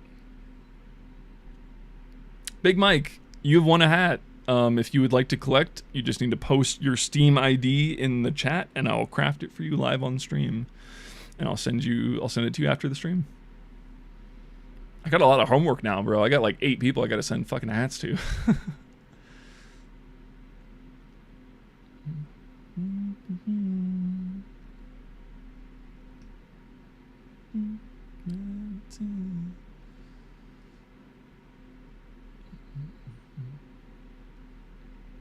So yeah, any thoughts, guys? Do we think the direct hit is better or worse? I think it's worse. It's looking worse. The exception is if he pops you in the air, it's better. But most of you guys have figured out the timing to like strafe. Damn. I mean, he really does just need 2 directs though, and he's good at it. So it's like, as long as you can avoid the rockets, it's worse. But if you can't avoid the rockets, he kills you faster. Like that. You like it? You want to keep going with this? That's fine. The loudest people get to decide. I don't care.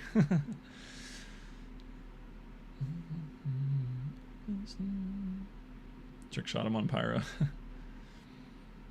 Yeah, I really want to see, after the direct hit, the next weapon I'd want him to use is the Huntsman. But like I said, I need to figure out whatever the gravity value is on that. What's the Bison?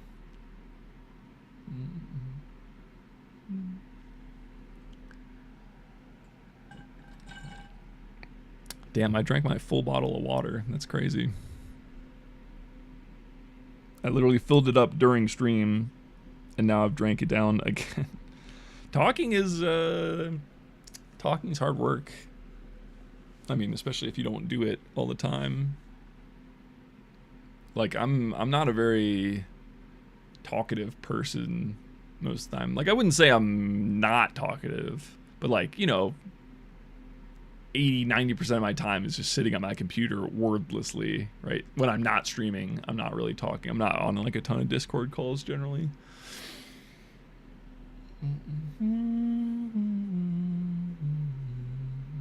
Oh, damn.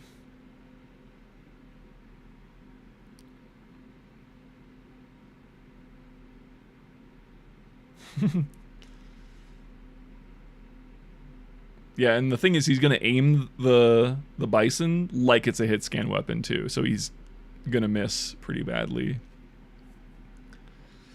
Yeah, it's because the plugin I'm using for the weapons specifically, I think it's an arena randomizer fucking plugin. So literally in the code, it's like generate a random int and then pick between the options. And I've just commented out the random part and I said pick this weapon. But that's why it puts a new weapon on every single slot all at once. Pulling the Bison out, yeah. I mean, he's probably decent at the Bison. The thing is, it's just he's thinking it's a shotgun, so he's aiming like it's hit scan. I could, like, I don't know, I could use the same code for the secondary too. My code doesn't have the nice little features for doing that easily. I just have to hard code it each time is all.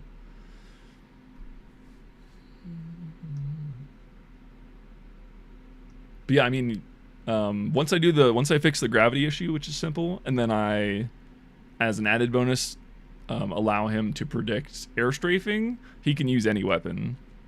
Like, it's either hits gun or it's a projectile. I just need to add support for projectiles that have gravity, and that's it. That's really it. And then he can do anything. Oh, and I guess, I mean, headshots also, I guess I would need to add some code for him to figure out how to aim at heads, but there's an easy way to do that where I just change the height value, and that's really quick and dirty. The real answer for like Huntsman hit reg is a lot weirder, because it's like the TF2 player is a big oblong box, and basically the spot at which it enters the oblong box determines what's a headshot or not. Which is why historically the Merc, sorry, I think the Bison specifically doesn't work due to some other regen things we found today, where it's like it's constantly regenning everything, but apparently that fucks up the Bison specifically. It keeps resetting the chamber count. Unfortunate. I'll add that. Let me add that to my list of things to fix for next time. It's not to fuck up Biggers or base jumper. But yeah, that's part of the goal. That was my goal of this stream, is I wanted people to fucking just test. Like, this is just free beta testers basically for my aimbot. But like, you know, TF2 with a fully enabled whitelist, you know, all weapons on the table, there's so many different things, it's like impossible for me to test. Or, I mean, certainly not impossible, but like, it's pretty time prohibitive for me to test every single weapon, right? It takes energy, it takes this, it takes that. So this is kind of a nice little efficient, you know, arena. And to its credit, we've succeeded in my goal today, which was to troubleshoot and test and stress test everything. We've already fixed a few key issues, and then yeah, we're uncovering a lot more with each individual weapon. Because when I took this project, I have a video on my main channel that's like, I think it's titled, "Was it a mistake releasing my killer aimbot?" or something like that. on the main channel. But what the video is about is I took an early version of Francis, this deathmatch project, to open source, and I don't know. I couldn't. It was a single player thing, so I couldn't force people to go soldier. But I told everyone he only works with soldier. So if you're not using soldier, you know, he thinks it's soldier.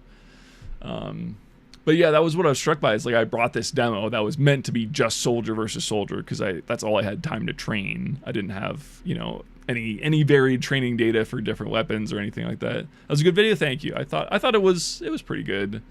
I think with editing, I probably left in a little bit too much of the death matching and not enough story. Like it just wasn't, you know, marginal critiques because I'm a perfectionist, whatever, and I like the science of YouTube or whatever you want to call it.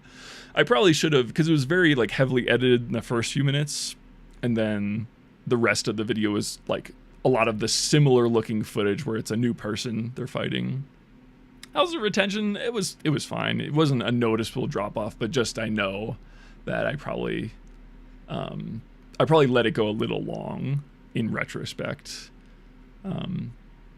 It's like very high intensity in the first few minutes, and then it's no editing, or not no editing, but you know, much less editing, much less new stuff being presented. So if I were to go back and redo that video, I'd probably try to spread it out a little bit more.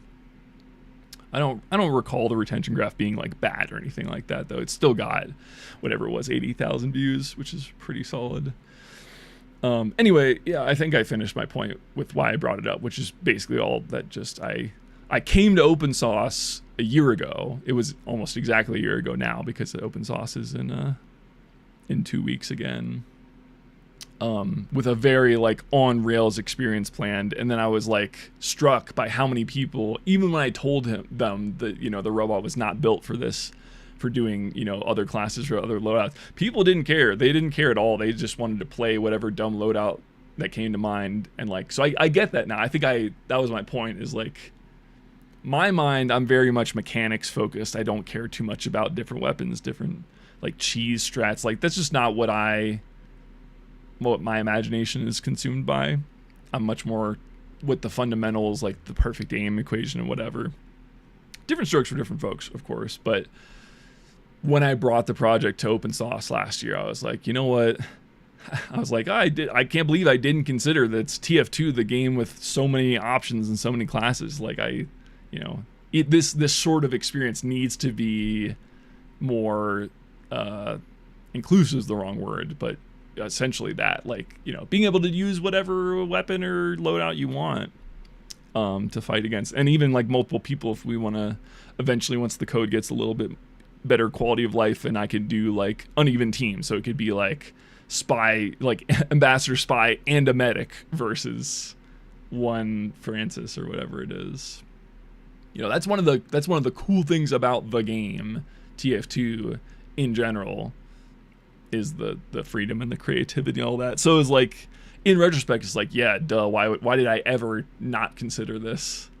So now that it's more rectified and we're fixing some of these random issues with the weapons and making more things work, it's all going to contribute. Like, you know, all of these improvements are going to go back to Francis too, even though currently this is the Arnold show. Clearly he needs a little bit of a better strategy for Pyro. Even with the shotgun, I think he gets outdamaged by the flamethrowers pretty consistently. What I wanted to do for Pyro is have it like shoot a rocket like off axis, and like a mathematically perfect rocket that is like just at the edge of what a Pyro could air blast. So it's like a rocket that's technically air blastable, but you could never aim it to point back at Arnold. Like a mathematically perfect, like edge shot basically, to like bait out air blasts and maybe like switching, and yeah, that could work. I mean, you have, as long as you can kill faster than the lava kills you, it does give you a lot more time to dodge, of course. But Francis, or Arnold, I should say. Well, technically it is Francis, because actually I said this earlier, but you guys know that meme? It's like Charlie Kirk top, Kim Kardashian bottom, you hitting. This is that. This is Arnold top Francis bottom. So actually it's a Francis policy that's controlling the movement. Just because I didn't have time to like code a hard-coded movement script. I could, obviously, but it's just more time. Yeah, I mean, and also as medic too, obviously you get the regen, which helps. It's pretty good strat. I don't think anyone, I think that's a new one. Congratulations. This is exactly what I wanted, by the way. I just wanted you guys to fuck around with it and just try different stuff and see, you know, see how to beat the hard-coded bot. Because obviously he's not reactive. Like Francis, once he's built up a little bit more, he could theoretically react. Maybe not in real time, like maybe he needs a lot of iterations or whatever, but he, you know, the technology for Francis, which is reinforcement learning, means that he could adapt to strategies like that over time if enough people do them, if the data is good enough, whatever. This hard-coded bot, who I've named Arnold, I feel like I say his name different every time. Hold on. Keep showing it. Arnold.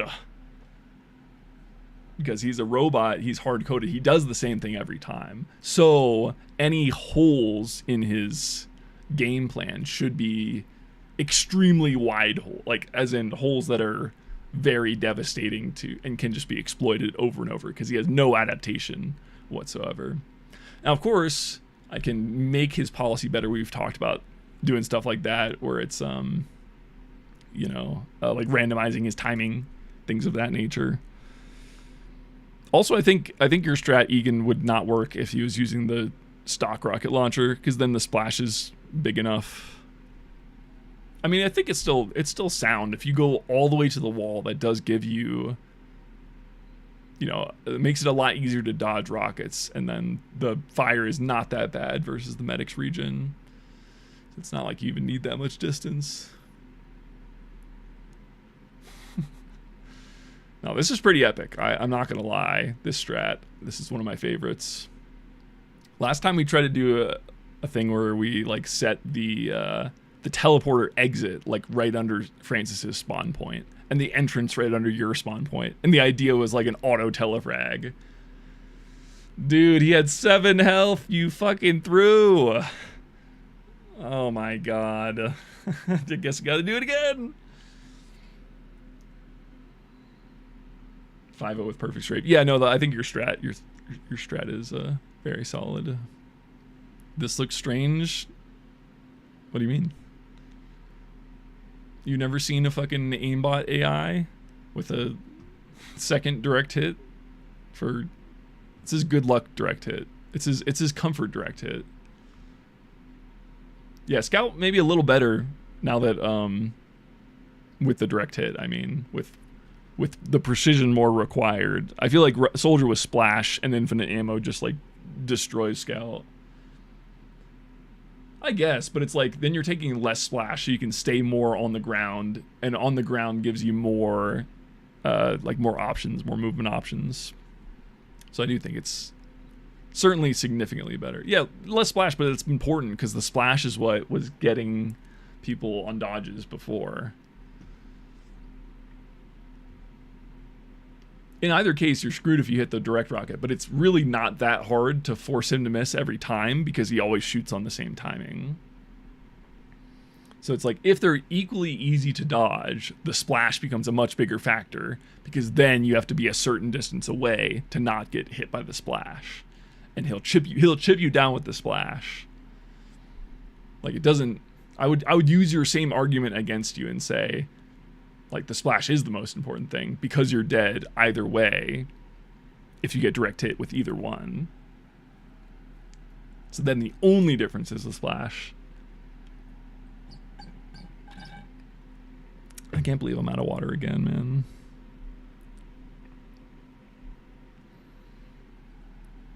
I'll be right back. I guess I'm a thirsty boy.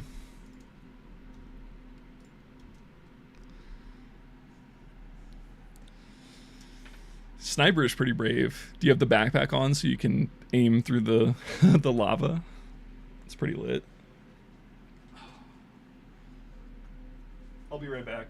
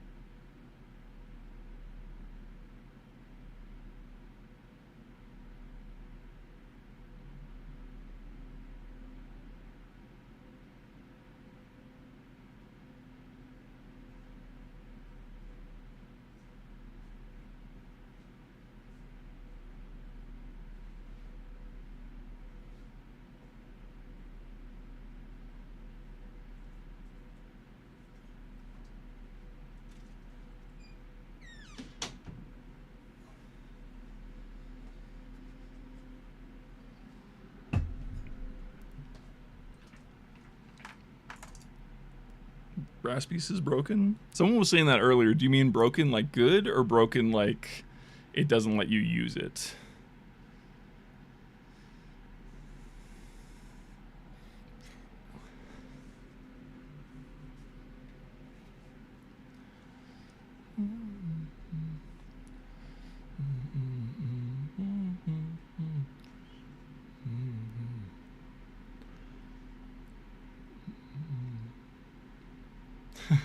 No bonk for you. Denied.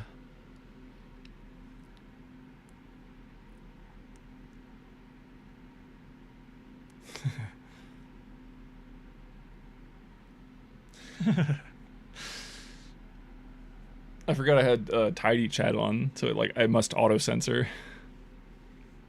Ah, I see. Yeah, that's probably. I mean, if you can get the bonk off, he definitely will just shoot you no matter where you are and just self-damage himself to death. But getting it started is the hard part, of course. See, Egan's got it. He's just got the timing down, where the bot always wants to aim to the side. Yeah, we're trying to find all the different ways we could win. I did truly never think of medic like being able to live in the lava because of the self regen. That's pretty slick.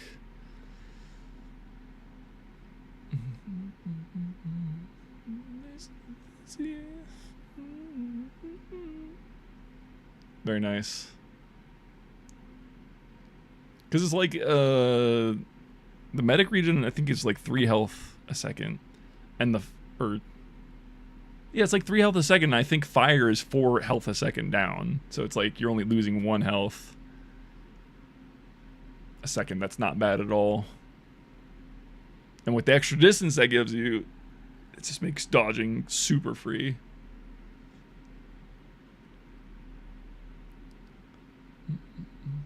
Yeah, we saw lots of different kills today. We saw surf stab kill. We saw market garden kill. We got this medic stuff. We got NGs winning. We got pyros winning. We got heavies winning. We got soldiers winning just on raw DM. We got demos just out damaging with the lock and load because it's broken. I'll be impressed if someone beats it with the double donk though, because that actually takes some skill. That's right, lock and load users. I'm calling you out. I'm going full scorched earth on lock and load users just randomly after 5 hours of stream. Okay, I gotta leave soon, guys. I really shouldn't have even gone this long. Like, for the reason that if I'm gonna make a YouTube video out of this, I actually don't want that much footage, because then it just takes longer to go through. So 5 hours is a pretty thick thing. I don't think I'm gonna make a YouTube video out of this stream. Probably once I have a better working Arnold that's a little bit less exploitable, I'll make a video out of that. I mean, I could make a video out of it. I don't know, it depends. I have an editor now, which is awesome. You would think that just makes it so much easier to put out videos, but it actually doesn't. It's like, it hasn't reduced my workload at all. It just raises the overall throughput of my channels, which is, that's important, but editing is still the biggest time sink in the whole content production pipeline by far. Even for me, someone who spends a lot of time like doing the technical stuff to make videos about, even for me, which is like an edge case like that, where most YouTubers are not like making giant projects. Like engineering ones are, of course, but like if you think about really big channels, it's like Summoning Salt. Like, he doesn't do the speedruns himself. Obviously, his videos are tons of work by themselves, and he does good research, and he talks to the community or whatever. But, like, I'm trying to do content similar. Like, you could say it's similar. Like, let's just say, for the sake of argument, it's similar to Summoning Salt. But instead of just reporting on the speedrun strats, I also have to become, like, a top runner of it. Okay, the metaphor kind of breaks down. But you know what I mean? It's like, if I had to, like, I can't just be a video producer. I have to make the stuff too, which just slows things down a lot. But I like it. I just wish I could make videos faster. So anyway, all I was saying is that one editor is not enough. I need like 3 editors to like just to be hands off on videos, and even then it's not hands off because I have to like supervise what they're doing and stuff. But that's the goal. Eventually I have enough editors where I can just not do any video production. I can just, you know, I mean, like do scripting or whatever, final check off, but I'm not doing the actual editing, and then I can just focus on building technical stuff. So yeah, rest assured, things are moving in the right direction. It's just I'm impatient. I have so many good ideas, man, and there's only 24 hours in the day. Everything takes so long to fucking build and test, and that's just to get stuff started. And then the video is like a whole other fucking ball game. It is nice doing this sort of second channel experiment has been nice though, because like before it was kind of, it could get depressing. Like I like the project I worked on, but it's like when you're literally just like your office is just working on one project by yourself for like 6 months, it can be tough, like mentally tough to not burn out on it, because during that 6 months no one's seeing it. Like you're not releasing the video till it's done, right? So it's like, okay, I'll just keep working on it. But now that I'm doing the streaming every week on Tuesday, follow by the way, drop a follow, doing the streaming, doing the stream highlights on the second channel of the Tuesday streams, like I'm liking that too. The only problem is it just adds a lot more to my plate, because now I have to put out second channel videos and plan streams and stuff, and that unfortunately takes away from the bigger projects. But I don't know, it's all a balancing act. Like I'm very happy with the streaming. I like it because it's, you know, the quicker feedback, and I think I just need to kind of, as long as I can keep scaling up and getting more editors, because I don't think there's any getting around that. I feel like I can do both, and that's it seems like a pretty healthy balance for my content career. Because like I think if I only did streaming and second channel videos, for example, that would be bad too, because then I'm not getting sponsors on the main channel. I'm not getting those like big videos that bring me to a bigger audience. So I think I need a little bit of everything. And I'm very happy, like I'm very confident in that idea. The only problem is that it just takes longer. Things that are already taking very long take even longer, you know. Anyway, since I'm coming up right on 5 hours of stream, I think I'll probably end on stream. If you guys missed it earlier, I'm gonna leave the server up. You guys can keep playing. I'll try to keep the server up the rest of the night till I go to sleep. Usually, you know, people, once I turn off the stream, people will leave slowly, and I'll end the server when it gets to zero players. Sold the bag. Oh no. Keep choking it, man. You're right there. But yeah, you guys, I probably won't be, I'll leave my game up. I'll stay on the server, but I probably won't read the in-game chat. If you want me to change it, I'll leave it direct hit guy for now, because, you know, we did 3.5 hours of stock rocket, so now might as well use the let the direct hit play out.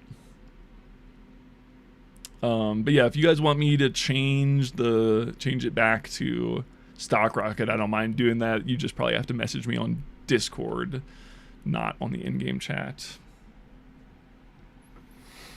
But yeah, I've been streaming for 5 hours. I need to eat something today. I need to also do some stuff. Like I need to buy some flights. Francis has had it. Oh, did he break? Did he run into lava? What happened to him? He did break. Okay. Yeah, he did break. I don't know why that happens. It does seem more random. I'm inclined to believe it's internet instability, like throwing some stuff off. Because this specific error that I'm looking at only happens when it's on the server. It never happens when I'm testing on my own machine.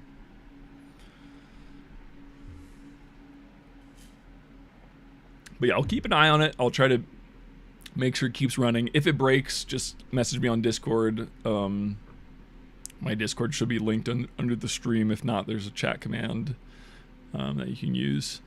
And yeah, you can just ping me, and then I'll try to fix it. But yeah, I'm I'm ready to get off stream now. It's been a fun day. It has been a very fun day. We learned a lot. The code has improved a lot. You guys all seem to enjoy playing Arnold, which makes me happy. Because I was excited. Like, I had this nearly working, the AIMBOT, for like 3 fucking weeks, man. Arnold. I had him nearly working for 3 weeks, but it was like so tantalizingly like off, and I couldn't figure it out. And then I finally figured it out. I'm like, oh my gosh, it's like a ray of sunshine after a thunderstorm. You know what I mean? So I was really excited for you guys to play it. I'm glad the fun came through that I was hoping would.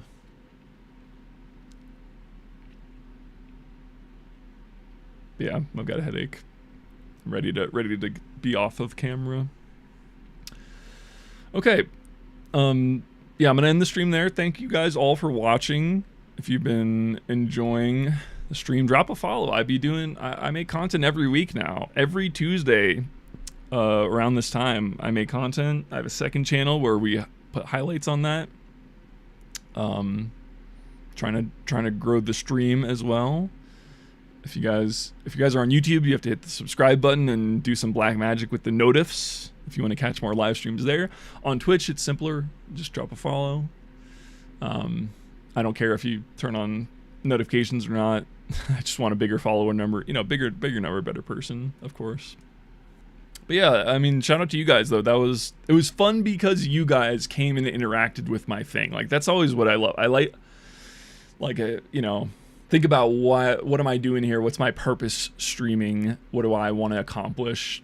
And it's like, I just love building stuff that's interactive, and I love seeing people interact with it. And so I think I've found a really good niche for me. All I need to do is just increase my production rate. Everything else I think is figured out for what I'm doing. Oh, okay, well, it did a fucking ad break, but whatever. I'm ending anyway. Thank you guys for watching. I'll be live no later than next Tuesday. I've been trying to do these little intermediate streams too, but because I have so much stuff to do for open sauce, I might not. It might just be the Tuesday streams only for the next 2 weeks. But again, after that, my schedule opens up again. And I have tons and tons and tons more TF2 AI content. All sorts of things. And I can't wait to get there. I wish there was more than 24 hours in the damn day. We'll watch the end of this round. We'll watch the Game 9 stunner conclusion. Purple Darvo, he's not even scoping in. He doesn't care. He doesn't care at all. He's leaving it to the last minute. Darvo, no, don't throw. It's the last round. No. Well, I hope you're happy, Darvo. I'm ending the stream because you lost.